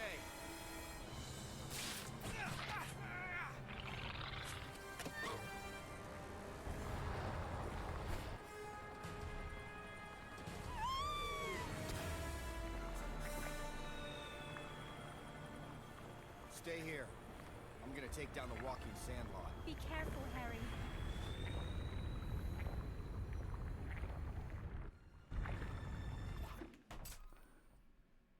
Okay. So, for Harry's entire contribution to this game, he shows up for the New Goblin fight. It does the thing, and it had the scene from the movie where Spider-Man, like, whips him. He hits, like, the web, and he, like, smacks his head and, like, goes down, and he's done. So that's the last time we saw him in the game. And then when you see him again, he's just on the couch and he comes to help. So, nothing in between. It cut out. So there was nothing of him in the hospital. None of his amnesia. None of him turning evil again, and like getting his memory back and becoming the new Goblin and going after MJ. Doesn't have the final confrontation between him and Peter, where he gets like half his face blown off. Like, Harry's story is completely cut out of this game entirely. Like, one of the most important characters in the film franchise, and is like, it basically only uses 2 of his scenes from the movie. All right, yeah, he was just on the couch eating Fritos after fighting Spidey. Yep. It's even more noticeable because they did the, like, bong, dunk, like him getting effed up after fighting Spider-Man, and then that just amounts to nothing in this game.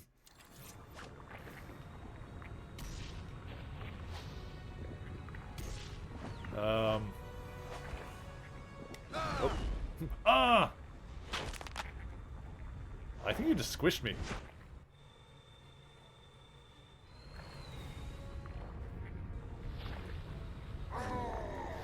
Okay, this is immediately bad.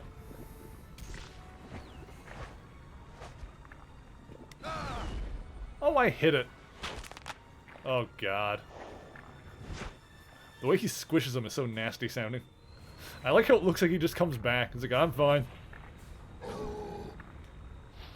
He just, like, took out half my health with one punch? What the hell? Oh, my God. This is, like, immediately terrible.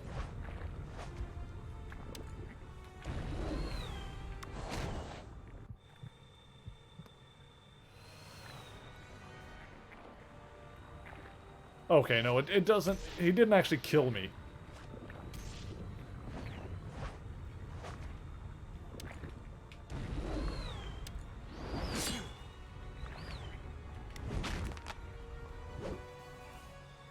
I'm not even mad anymore. Okay, so he does just literally come back. Okay.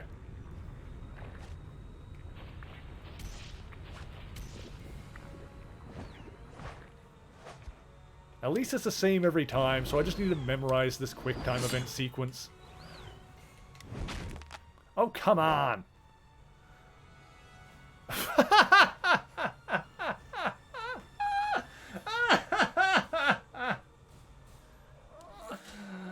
Oh, yeah, it's not even frustrating anymore. It's just stupid.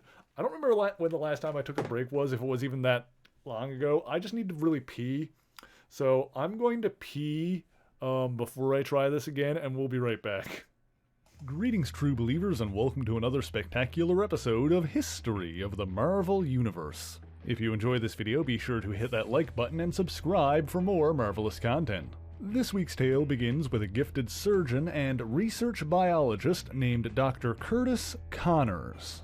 Born in Florida, Kurt lived near the Everglades with his wife Martha and his son Billy. He was always a highly determined man. He pushed himself to be the top of his class in medical school and later earned twin doctorates in biology and biochemistry. However, his medical research at the University of Florida was interrupted when his country called and Dr. Curtis Connors traveled overseas to serve as an army surgeon and battlefield medic. There are some conflicting accounts on exactly what happened to Kurt next. One source claims that Connor's arm was struck by shrapnel from a phosphorus grenade while he was performing surgery. However, he was so concerned with his patient that he neglected to properly treat himself, and the wound became gangrenous. In another telling of the story, Kurt attempted to save a wounded American soldier while stationed in the Middle East. However, the soldier's body had been rigged to explode, and Connors was badly injured. Regardless of the exact circumstances, Kurt's arm needed to be amputated, and his career as a surgeon came to an abrupt end. As a side note, while in a combat support hospital, Connors briefly met another biochemist named Ted Sallis. While Sallis was not originally from Florida, he was later stationed there, where he became the monstrous creature known as Man-Thing. Connors returned to the United States, and although his wife Martha attempted to comfort him, Kurt was distraught. He longed to hold his wife in his arms the way that he used to. Seeking a solution, Kurt threw himself completely into new avenues of research. He grew increasingly interested in reptiles and their ability to regrow lost limbs, and began developing a chemical serum capable of bestowing that ability to humans. After months of rigorous experimentation and a successful animal test, it was time to apply the formula to a human subject. Dr. Connors took the serum himself, and within a matter of minutes, his lost arm had regrown. However, the effects of the serum did not end there, and Dr. Curtis Connors transformed into a massive humanoid lizard. He attempted to formulate a counter serum and return himself to normal, but he could feel his intellect slipping away as his thoughts became clouded.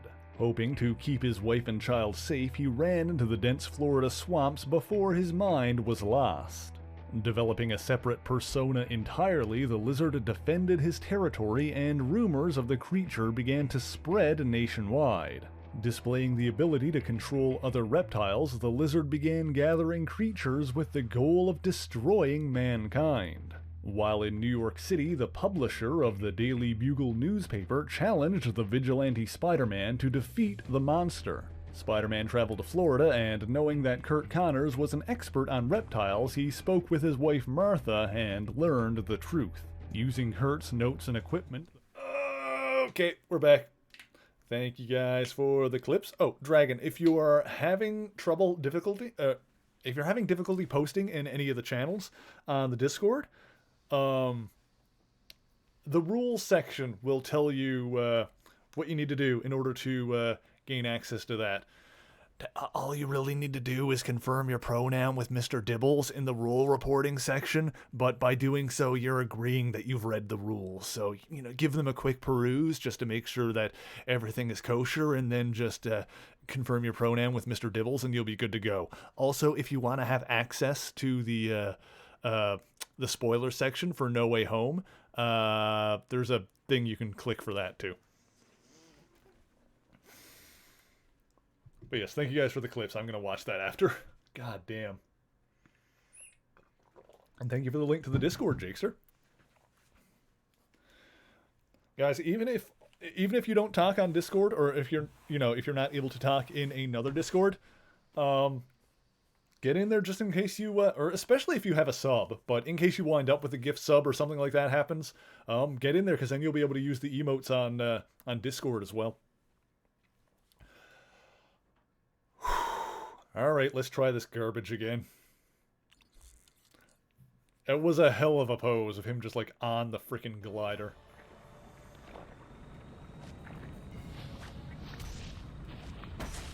Alright.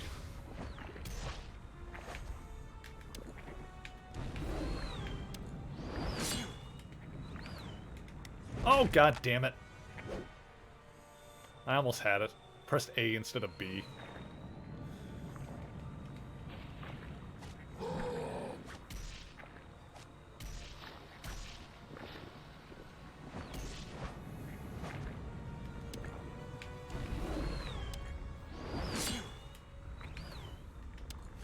There we go.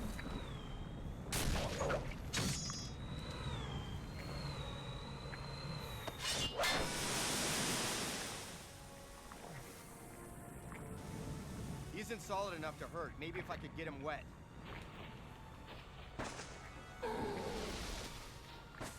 Wait, what? Oh, I'm like, okay.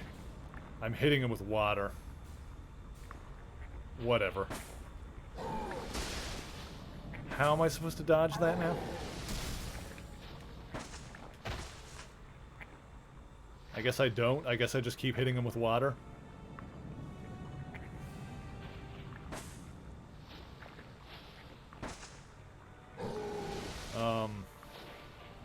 I guess this is what we're... Oh, okay, alright.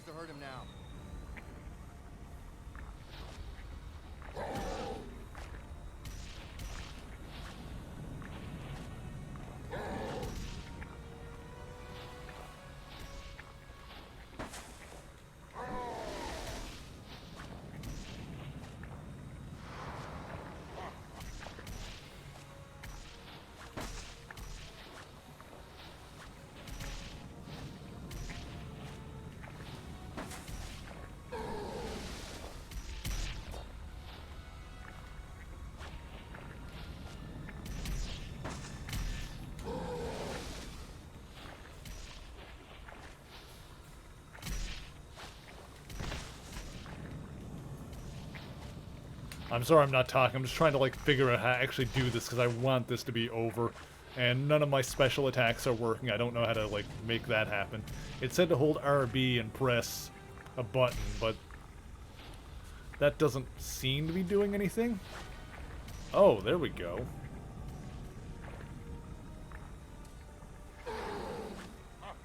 Maybe? I don't know. Whatever.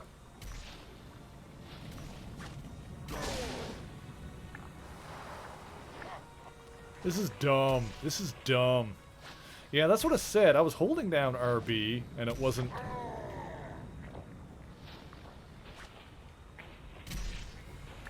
Is that any different from not holding it down? Doesn't look like it.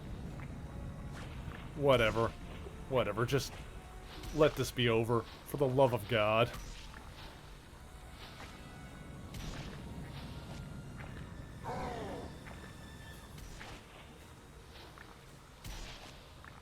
Just throw more bombs at him. Yeah, I swear I did that holding down, like, RB and then pressing other stuff, but it doesn't appear to actually do anything. And nothing I'm doing when I'm doing that is actually, like, holding down RB and then holding X lets me throw 3 bombs. That's about the only thing. Alright, well, I guess I'll do that. There doesn't seem to be a reason not to.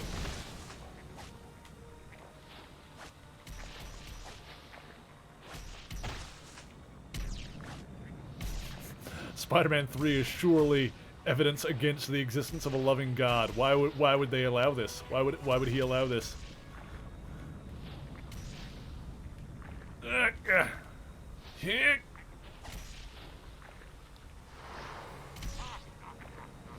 Whatever. Just I'm completely apathetic towards this fight and I want it to be over. This is completely dull and uninteresting. And I'm not convinced that it's working correctly. He's almost done.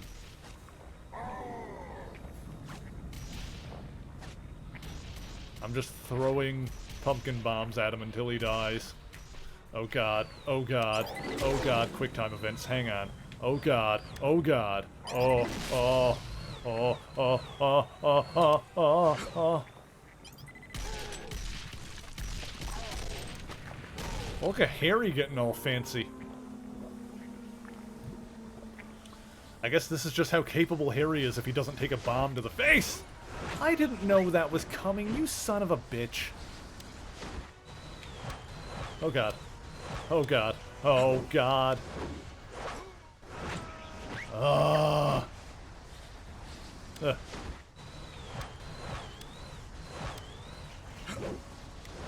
what? You stupid...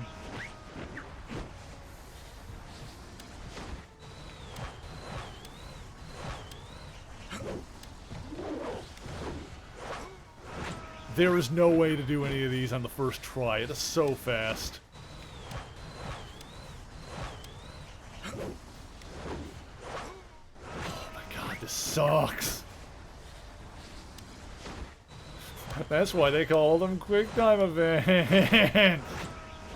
I just got freaking annihilated by a flying car.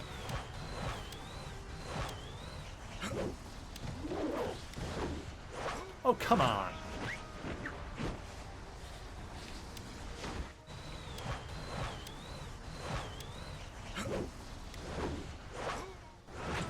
I guess this is just what we're doing now.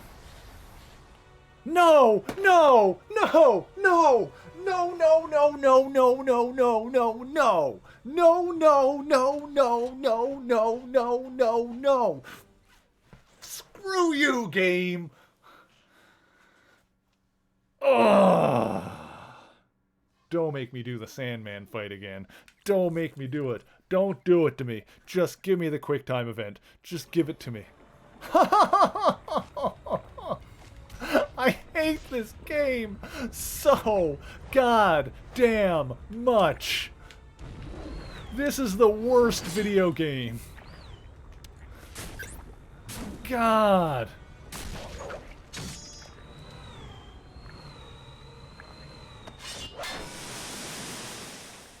You know what this is? You know what this is ultimately? This game is a complete and utter distillation of everything wrong with video games from this era.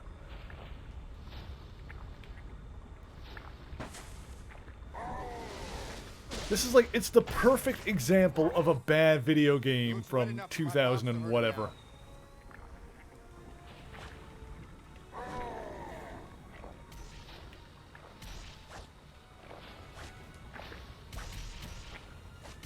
Alright, just please die.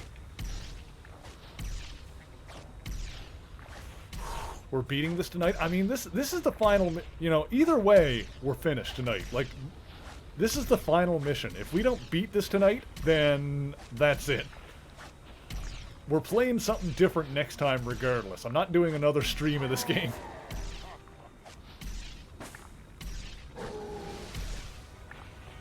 Well, like I said, we're at the final boss. Come on. Got another clip. Thank you, Jakester. At least this game is clippable. At least there's some hilarity here. But I really want the Sandman fight to be over. Fun Sandman fact, did you know that his real name is not Flint Marco? That's actually another alias. I believe he got it in high school.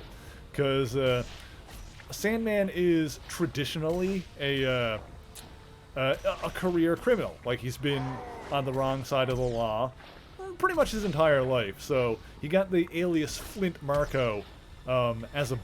I was going to say bully, but not even just a bully, like an actual, you know... I don't know if mob enforcer would be the right term, but it was like a small-time crook when he was younger. He used the name Flint Marco. His actual real name is William Baker.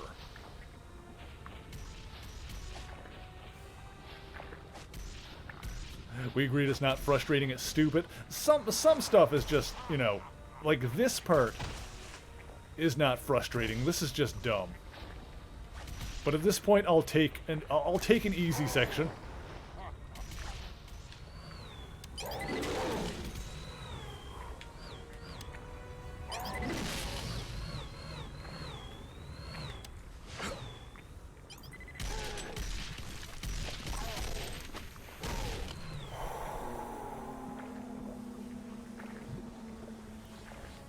Okay.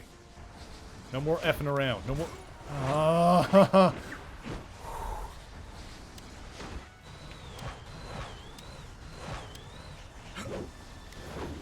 So fucking fast. It's so fast.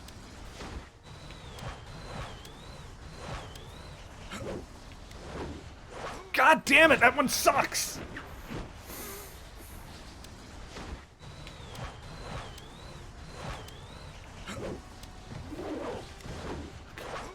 I need to, like, do it before it even comes up on screen.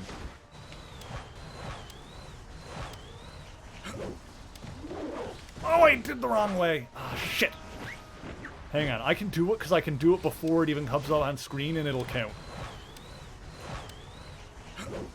Oh, ah, damn it, I thought I could... Alright. Hang on. I can't do it too early, though. That's what I learned there. Oh, god damn it. And go down and up really quick.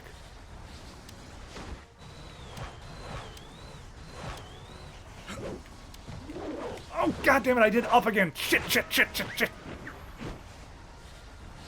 Every time I get sucked into that, Oh! Every time I get sucked into the tornado thing, it sounds like a dog getting kicked, and it upsets me. Nearly enough, Pete. I'm getting bored. I think it's time to put you out of my misery.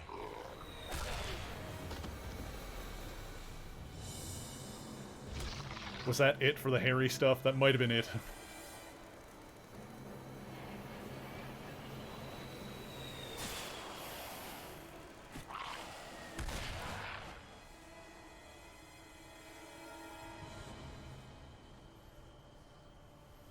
You won't hurt anyone else, Brock. I'm ending this. Now! How much do you want to bet that Venom just clotheslined Harry out of the plot again? How much? I guarantee I will give, if we see Harry again at not counting a game over, but if we see Harry again at all in this game, I will gift a random sub to the channel. I guarantee he is not in this game anymore at all. That he is done. He is gone. He got slapped out of the plot and we're never going to see him again. They cut out his hospital scenes. They're not going to have him getting stabbed by the glider. He's done. Oh god. Oh god, I'm almost dead.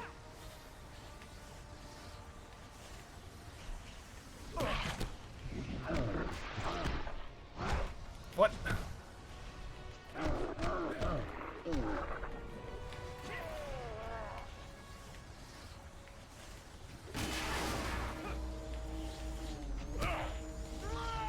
Finish him.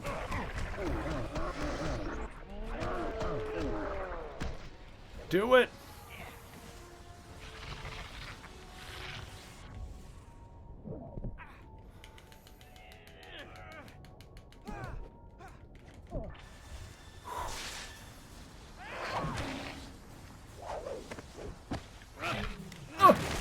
Oh my god!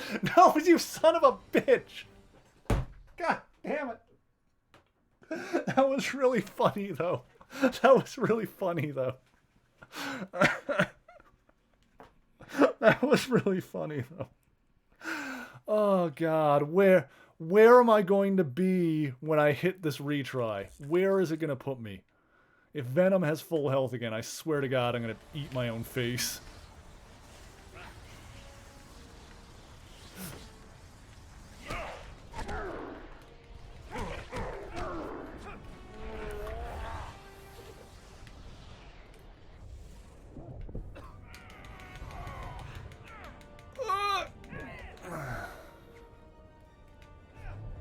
How do I get up there?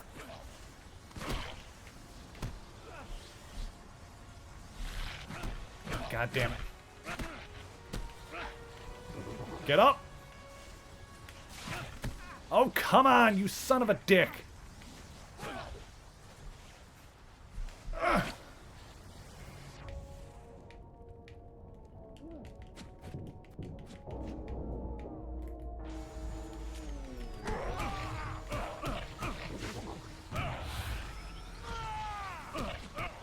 Okay.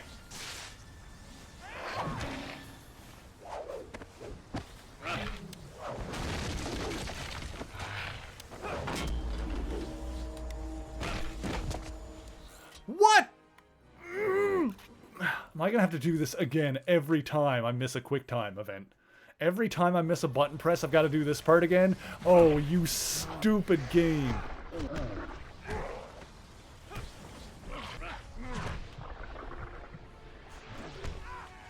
Oh, screw this.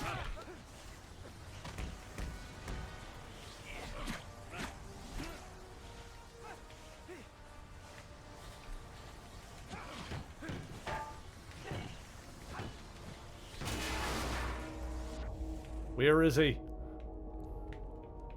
I don't even freaking know. Oh, he's down there. Rah, rah! Sis boom ba! God damn it.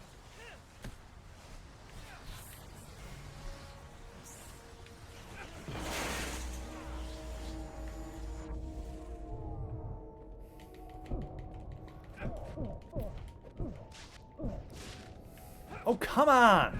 Oh my god.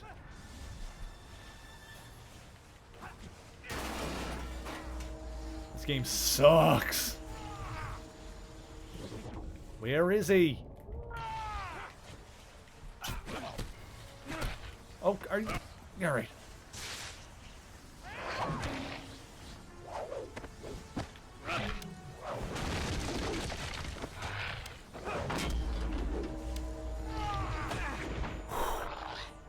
Huh.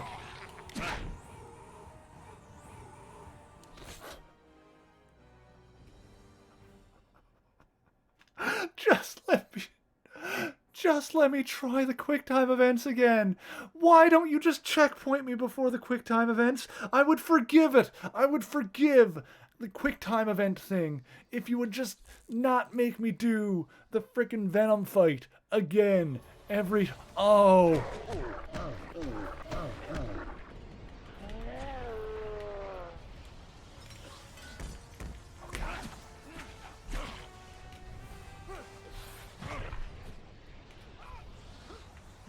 Oh, god damn it.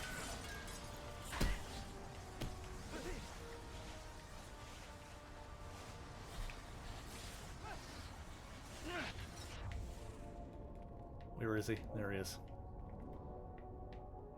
Come up here, dickhead. Oh my god. Where'd he go? Where? Oh, no! Over here, on solid ground where I can hit you. No, no!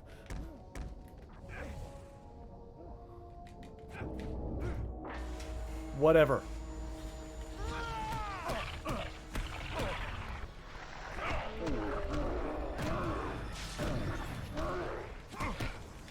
This flippin' game. Oh my god, this is garbage.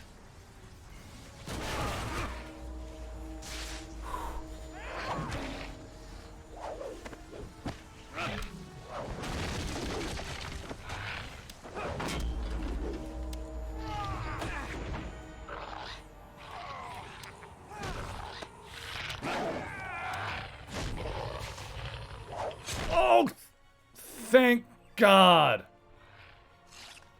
That was actually kind of brutal.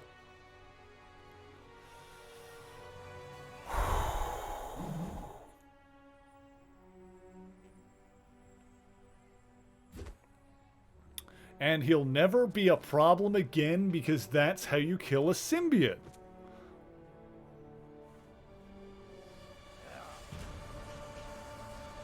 Don't make me fight this son of a bitch again. Good. Good. Good.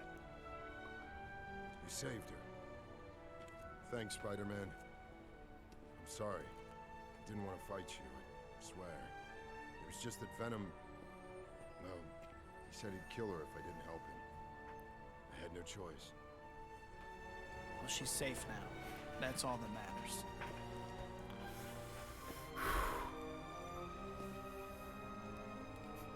Yeah, it's not well done, but this is actually not a bad idea for, like, you know, motivation in the final battle. Happy ending. I beat the villain, brought a family back together, and got the girl. But it's not that easy. Being Spider-Man always comes with a price. And today that price was a steep one. What keeps me going are Uncle Ben's words. With great power comes great responsibility. In the end, people need heroes. As tough as it gets some days, I have to fight on. Maybe the best way to honor the people I love is to never stop being a friendly neighborhood Spider-Man. Where be the sub? The sub was if we saw Harry again. We got some achievement points. Alright, cool. A dark reward. Oh my god. The price was a steep one, even though Harry didn't die, I guess. I think he was talking about Brock? Alright, see? That was... Harry's involvement in the plot was almost completely excised. Harry's entire... Think about how integral Harry is to the movie plot. His entire contribution to this one is... I don't know if he's like that integral, but he's like a major part of the movie. But his entire contribution to this fight is like one boss fight, and then he disappears, and then he shows up in the final battle. But, well, this was horrible, but we did it. God damn it, somehow we managed it. Somehow we managed to win. Oh my god. Oh, we're done. We're done with Spider-Man 3 forever. He gets clotheslined right out of the game after a terrible flying section. Yeah, so it doesn't even have his death, really. Oh, Zilla, thank you for the bits. I appreciate those. Thank you, thank you, thank you. Oh. So overall, pretty good. No, this was, like... I had a good time playing it, just because. I shouldn't say I had a good time playing it. I had a good time streaming it. It was fun to see just, like, what was in here, but my god, it's like bad choices from the ground up. It's like broken inside and out. Not broken, but it's just so poorly implemented. And so, it's bad ideas poorly implemented. Throw the disc in the garbage disposal and let us never speak of it again. Oh my god. The QTEs, man. The QuickTime events. Oh, especially near the end. Like, there's so many, like, terrible... It forcing you to finish off bosses with QuickTime events. That's frustrating. And then if you fail them, like, it was bad enough with, like, stuff like the Rhino and the Lizard, where you need to finish them with a QuickTime event, and if you don't do it, they get some of their health back. It's even worse in this one, or in the, like, the final fights, where you need to finish off the bosses with a QuickTime event, and if you mess them up, then you die. Oh, yeah, it never stopped finding new ways to scrape the bottom of the barrel, and in that way, at least it was interesting. I was interested in what this game was doing the entire way through, which is why I don't want to, like... I was going to say, I don't want to crap on it too hard. I'm calling it one of the worst games I've ever played, so I guess I'm crapping on it very hard. But, let me put it this way, like, and I keep making the comparison to Ghost Rider, because it's the last Marvel game we played before this one, but... I'm really glad that Ghost Rider was only 2 streams long, because I would not have wanted to do that game for like 6 streams, because as frustrating as that game was at points, it would have been more boring than anything else. Like, that game was not interesting enough to capture my attention for that long. Like, even the second stream with that one, I was like, alright, whatever, let's like get through it and get it done. This one at least had my attention the entire way through. Because it had a lot of ideas. They were all bad, but it had a lot of ideas. The PS2 port doesn't have Gene DeWolf, but it does have Morbius. Interesting. Huh. So here's a point about Morbius. I've made this point on Twitter. I'm just going to say it here while I'm thinking about it. Does anybody else think it's really weird that the Morbius movie is not called Morbius the Living Vampire? Because his title in the comics, like his full, like, what he's referred... Like, obviously they just call him Morbius. His name is Michael Morbius. But, like, the name... Whenever he has a book, like, his book is always called Morbius the Living Vampire. Why, in God's name, is The Living Vampire not the subtitle to the movie? Because unless you're like a big comic book guy or a big Spider-Man fan, you don't know who the hell Morbius is. I feel like just the very title, Morbius the Living Vampire, would interest people who would not give a shit otherwise. Like, it's not something that I care about legitimately, because, you know, I don't care how well the Morbius movie does. Am I even gonna see the Morbius movie? Probably. But, it's so much of a... It would be so... Who cares about a movie that's just called Morbius? Who wants to see Morbius? Like, aside from people who already know who he is, nobody who doesn't already know what that is going to see the movie Morbius.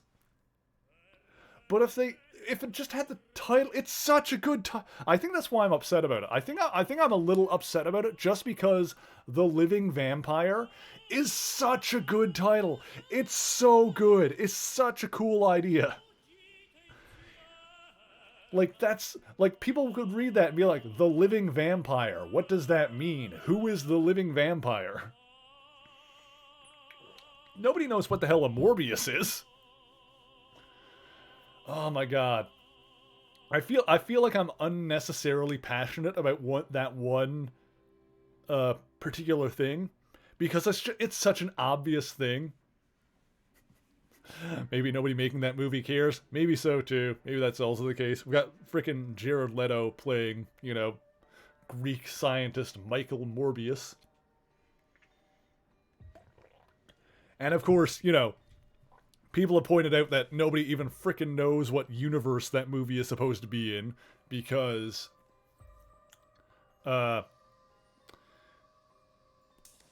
in the earlier trailers it showed that the Vulture is going to be in it, Adrian Toomes.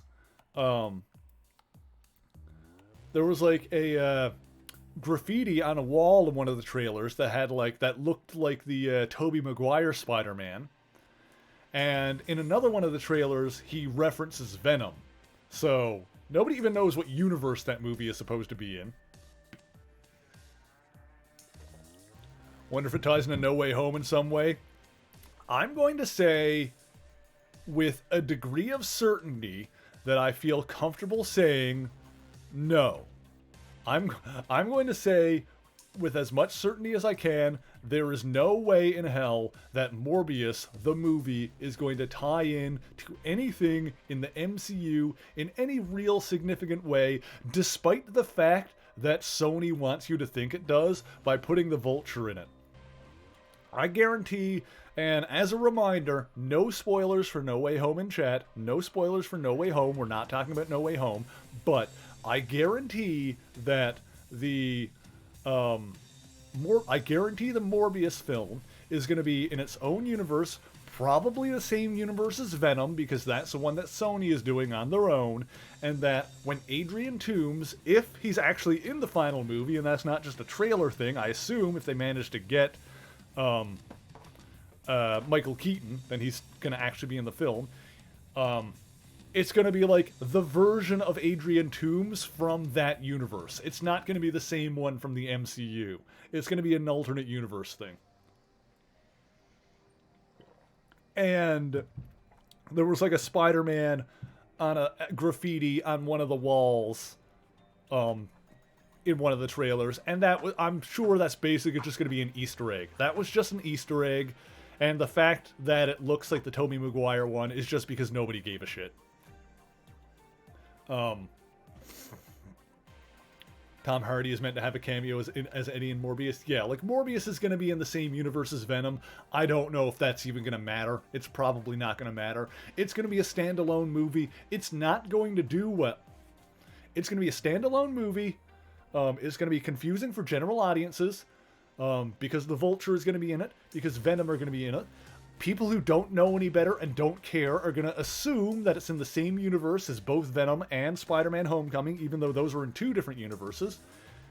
It's not going to matter. It's barely going to reference either of them. The movie is going to do not well. It's never going to get a sequel. Jared Leto is never going to come back as Morbius. And a year from now, nobody is going to give 1/10 of a shit.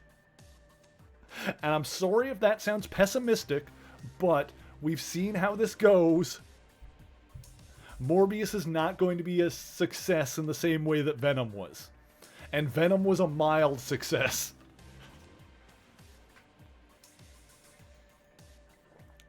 Sony is making their own miniverse. Sony is throwing shit at the wall and seeing what sticks. That's what Sony is doing. Yeah, Venom was a success. But I do not think that Morbius is going to be that way. 800 million. That actually is really good. That's better than what I thought. What I would have thought. What was the budget on Venom anyway? Venom film. And I'm for what it's worth, I'm not talking crap on the Venom film. I liked the Venom film. I like the Venom movie. Let's see. Venom had like a budget of like 100 to 160 million. If you like roughly double that for the advertising budget, it'd be like 200, maybe 250. So yeah, that's still pretty solid for like 800 mil. Morbius is a cool character for sure, but Venom is a fun movie, and it's brisk. It's like an hour and a half long. It's not longer than it needs to be. Still haven't seen Venom. I do recommend checking out the first Venom at the very least. And if you like it, you can probably watch the second one. I wouldn't watch them one right after another, but and to be fair, I've only seen the first Venom once. I've watched it once back when it came out in theaters. I watched it in the cinema, and I had a good time with it. It It was dumb. It was fun. It didn't overstay its welcome. I'm not going to buy it on Blu-ray. It was good enough for what it's supposed to be.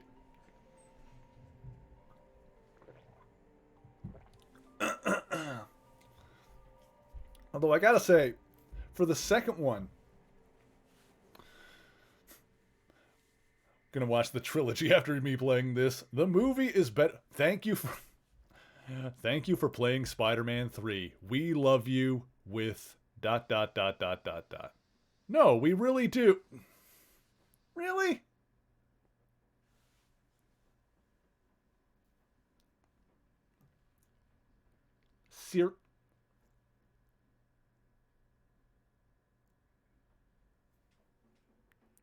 They knew it was bad.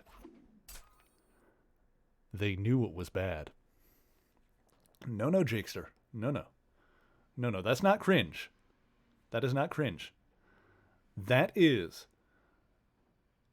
the developers not apologizing for this game, but low-key apologizing for this game. It's like, we love you. No, we do. Seriously.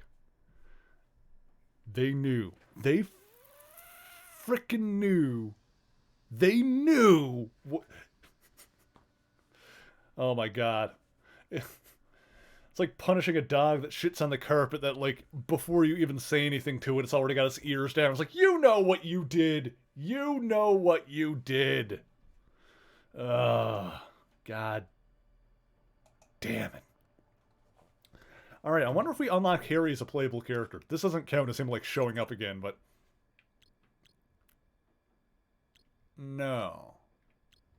We can play his black suit. No. In the first game, you could unlock the Green Goblin to play as. I think it took some stuff to do, but... Maybe we need to, like, do more stuff to unlock Harry, or...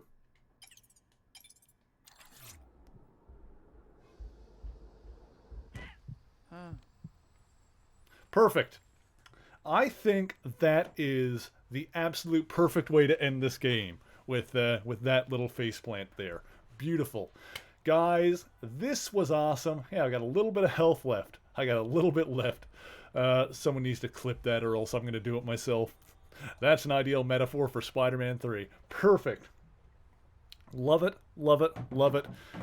This was a good time. I will admit, I had a good time dunking on this game for a total of 6 streams. This has been pretty good. Pretty good.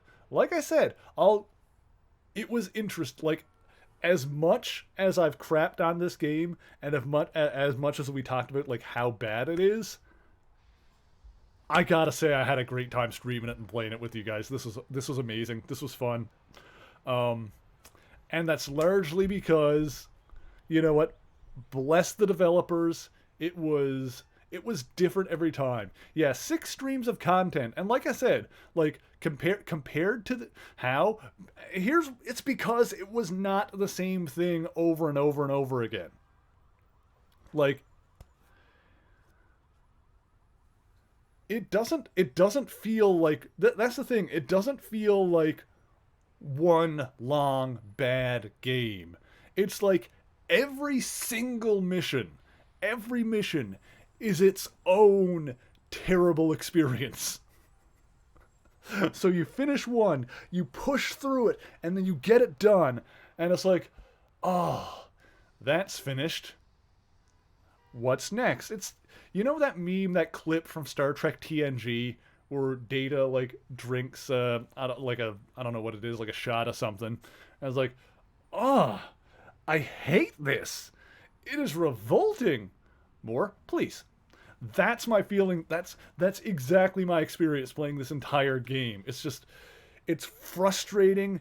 It's horrible. It controls poorly. The QuickTime events are shit. The combat events are shit. Everything is shit. And I just couldn't get enough of it.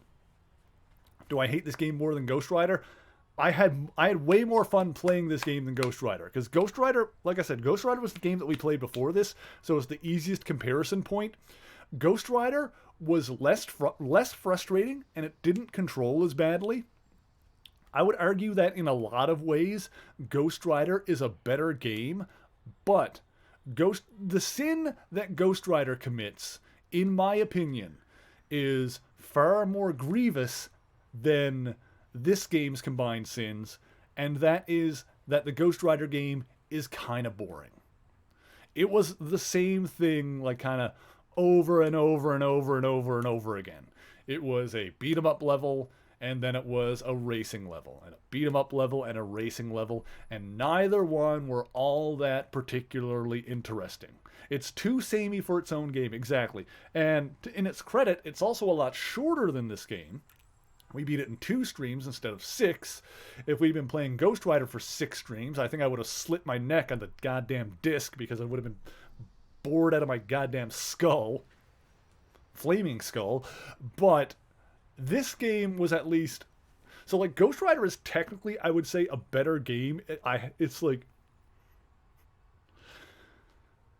Ghost Rider is a less frustrating game to play, but this was a much more interesting game to stream. I think the fact that I'm streaming it is also coloring my expectations a lot, where, like, I'm hanging out with you guys, we're riffing on it, we're having a good time, and doing that with this game is infinitely more interesting than doing it with Ghost Rider. But even if I was just playing them on my own, I feel like I would have a better time. I feel like I would look on this game more fondly than with Ghost Rider. Like I said, just because it's more interesting. Because Spider-Man 3 for PSP? No, God, I've never had a PSP. I've never actually played a PSP game because I've never owned a PSP. Yeah, having people to talk and joke can help a lot. Yeah, but like even without that, I feel like I would prefer this one, because the biggest thing with entertainment, whether it's a comic book or a video game or a movie or a TV show, or just not even entertainment but art, like a picture, like a music track, any piece of art, it has to be one or both of 2 things.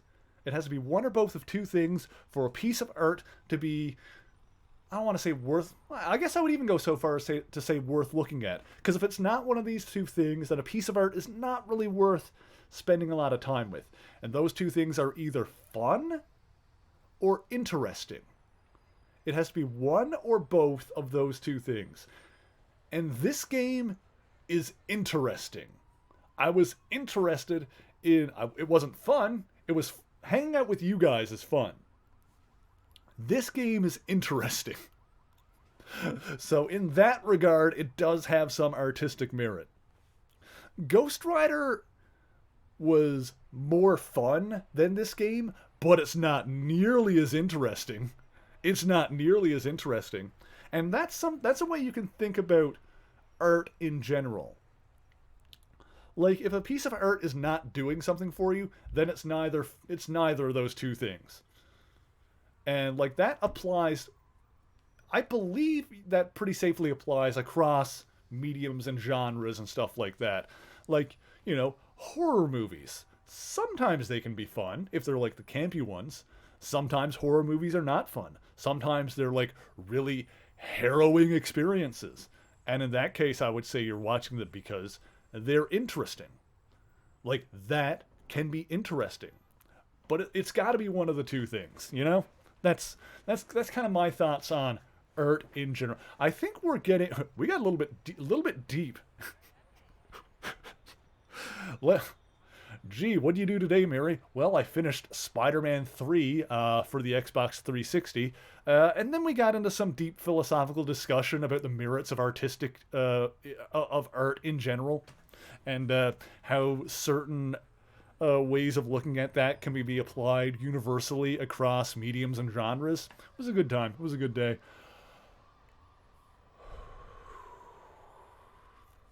I also need to remember to breathe occasionally. But yeah, so this is it for tonight. We are going to see who we're going to raid. We're going to go say hi to Katharina Game. So what's next? Well, I do need to double check all the equipment to make sure it all works good, which I'm going to do before I put the schedule out tonight. So when I put the schedule up, we'll know for sure. But it is most likely going to be X-Men 2 Rise of Apocalypse for the GameCube. It is a game that we kind of had to skip before because of technical issues, which I'm pretty sure everything should work fine. I was like, I looked at it all before, and it all seemed like it was going fine. But I'll double check everything before I do the schedule tonight. But yeah, X-Men Legends 2. We played the first one already. We played the first one on PS2. I was going to play the second one, but due to technical issues, I had to like sideline it and put it on the back burner. But everything should be good to go now, which means that'll be the next one.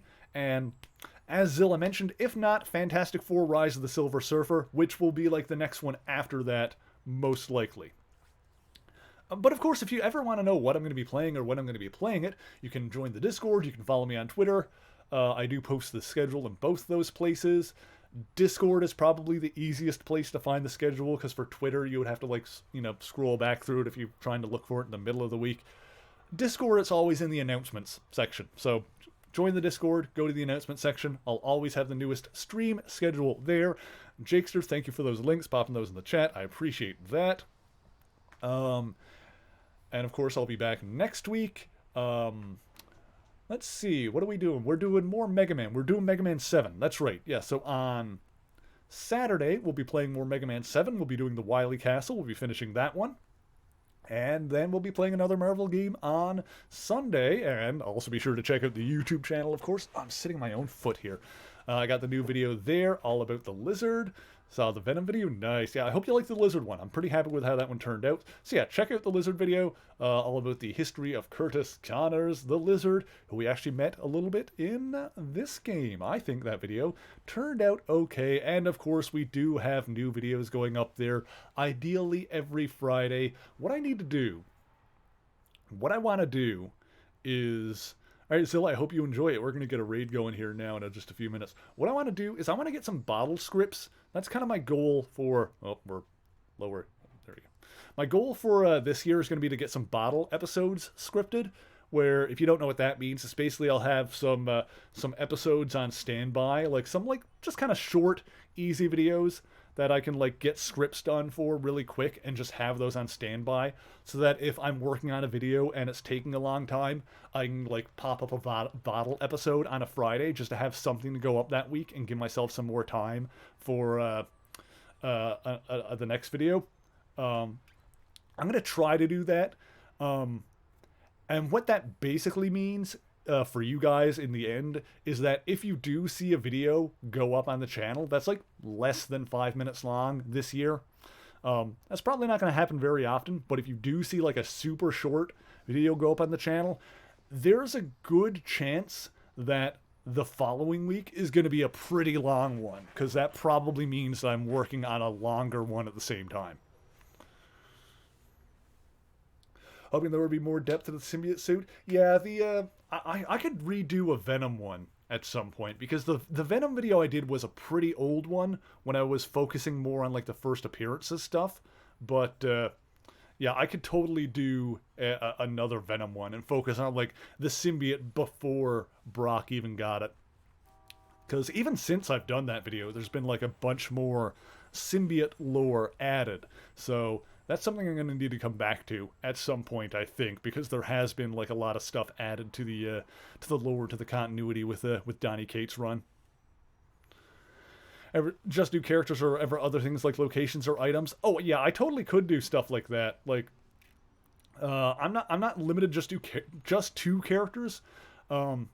It's just that kind of tends to be the easiest thing to do, and also what people request it a lot. But I could also do teams and stuff like that. Yeah, it was until Spider-Man and him fight Carnage. Yeah, that Venom video was an older one, mostly focusing on like the earlier appearances and stuff like that. It was like early on in the channel. I shouldn't say early on, but like early on in the channel's reboot, when I was mostly focusing on like taking like a chunk of like a character's history and just like focusing on that little bit, versus like now I kind of like try to look at the entire scope of the history with retcons and all. Video on the Future Foundation, I would have to look into that because I don't know all the details offhand. Best thing to do is always to post, if anybody ever has a suggestion for YouTube topics, always put them in the YouTube comments, because those are the places, you do? Excellent. Those are the places that I go to get video topics, either for the patron polls or in the comments. Yeah, in the video comments are always the best place for yeah, I saw it in Discord. Yeah, video comments are always going to be the best place for suggestions, because those are where I go to get them. Both as I grab suggestions there as options for the patron polls, which get voted on every month, and also just as ideas in general. So yeah, video comments, always the best place to put suggestions. If there's a a topic that you really want to see covered, and I give people permission to do this. If there's a video topic that you really want to see covered, and obviously, you know, I'd prefer it if people weren't like pushy about it, if they were just like, you know, kindly requesting it. But you are more than welcome to make the same request like every time a new video comes out. As long as you're nice about it, as long as you're cool. If you're not like, where's my frickin', you know, that kind of thing. But if you're like, hey, I'd love to see this, feel free to copy and paste that on every video that comes out. Like, I'd love to see you cover this topic or whatever. Like, it's all cool. And that is not, it's totally not just a way for me to, you know, increase the number of comments on videos. That's totally not what I'm doing there. It's a little bit what I'm doing there. But I do honestly take video topics from the comments. Like I said, for patron polls, people are voting on topics that are taken from the comments every month. So legitimately the best way to get what you want on the channel is the YouTube comments, because those are the, I'm not even going to say the first place, pretty much the only place I go to grab comments. And if you do, I'll plug it, if you do want to vote on topics, I do have the monthly schedule, or the monthly polls on Patreon. So for as little as $1 a month, you can toss your vote in from suggestions that are taken from the comments. And it'll also give you a golden name on the YouTube server, the Discord server, which is also cool. I've been rambling on for quite a while. This outro has gone on forever. We're going to raid Katharina game, because she's amazing. She's playing Risk of Rain with some peeps, I think, probably. Anyway, we're going to go say hi to Kath. I'm going to put my raid command into the chat. I'm starting to lose my voice here. So, if you would like to join me for the raid, what you can do is you can copy and paste Nightbot's message, and it'll look like mine. If you're subscribed, it will. If you are not subscribed, you can unlock those emotes with channel points, or you can just yell Mary Raid and use whatever similar emotes you would like to use. I think she's playing solo tonight. I guess we'll find out when we get in there. Excuse me, that was gross. Yeah, please join me for the raid if you are saving up channel points for any reason. Sticking around for the raid does give you a little boost of them. See, there you go, Dragon. That's perfect. Love it. Saving up, or sticking around for the raid does give you a little boost of channel points. Yelling Mary Raid when we get in there makes me look cool, which is why I like it when people do that. Makes my raid look nice and big. And who doesn't like their raids to look nice and big and beefy? So let's go ahead and make that happen, and then I'm going to get some food and shove it directly into my face. Let's go say hi to Katharina game, and I'm going to say thank you guys once again so much for joining me, and until next time, true believers, Excelsior!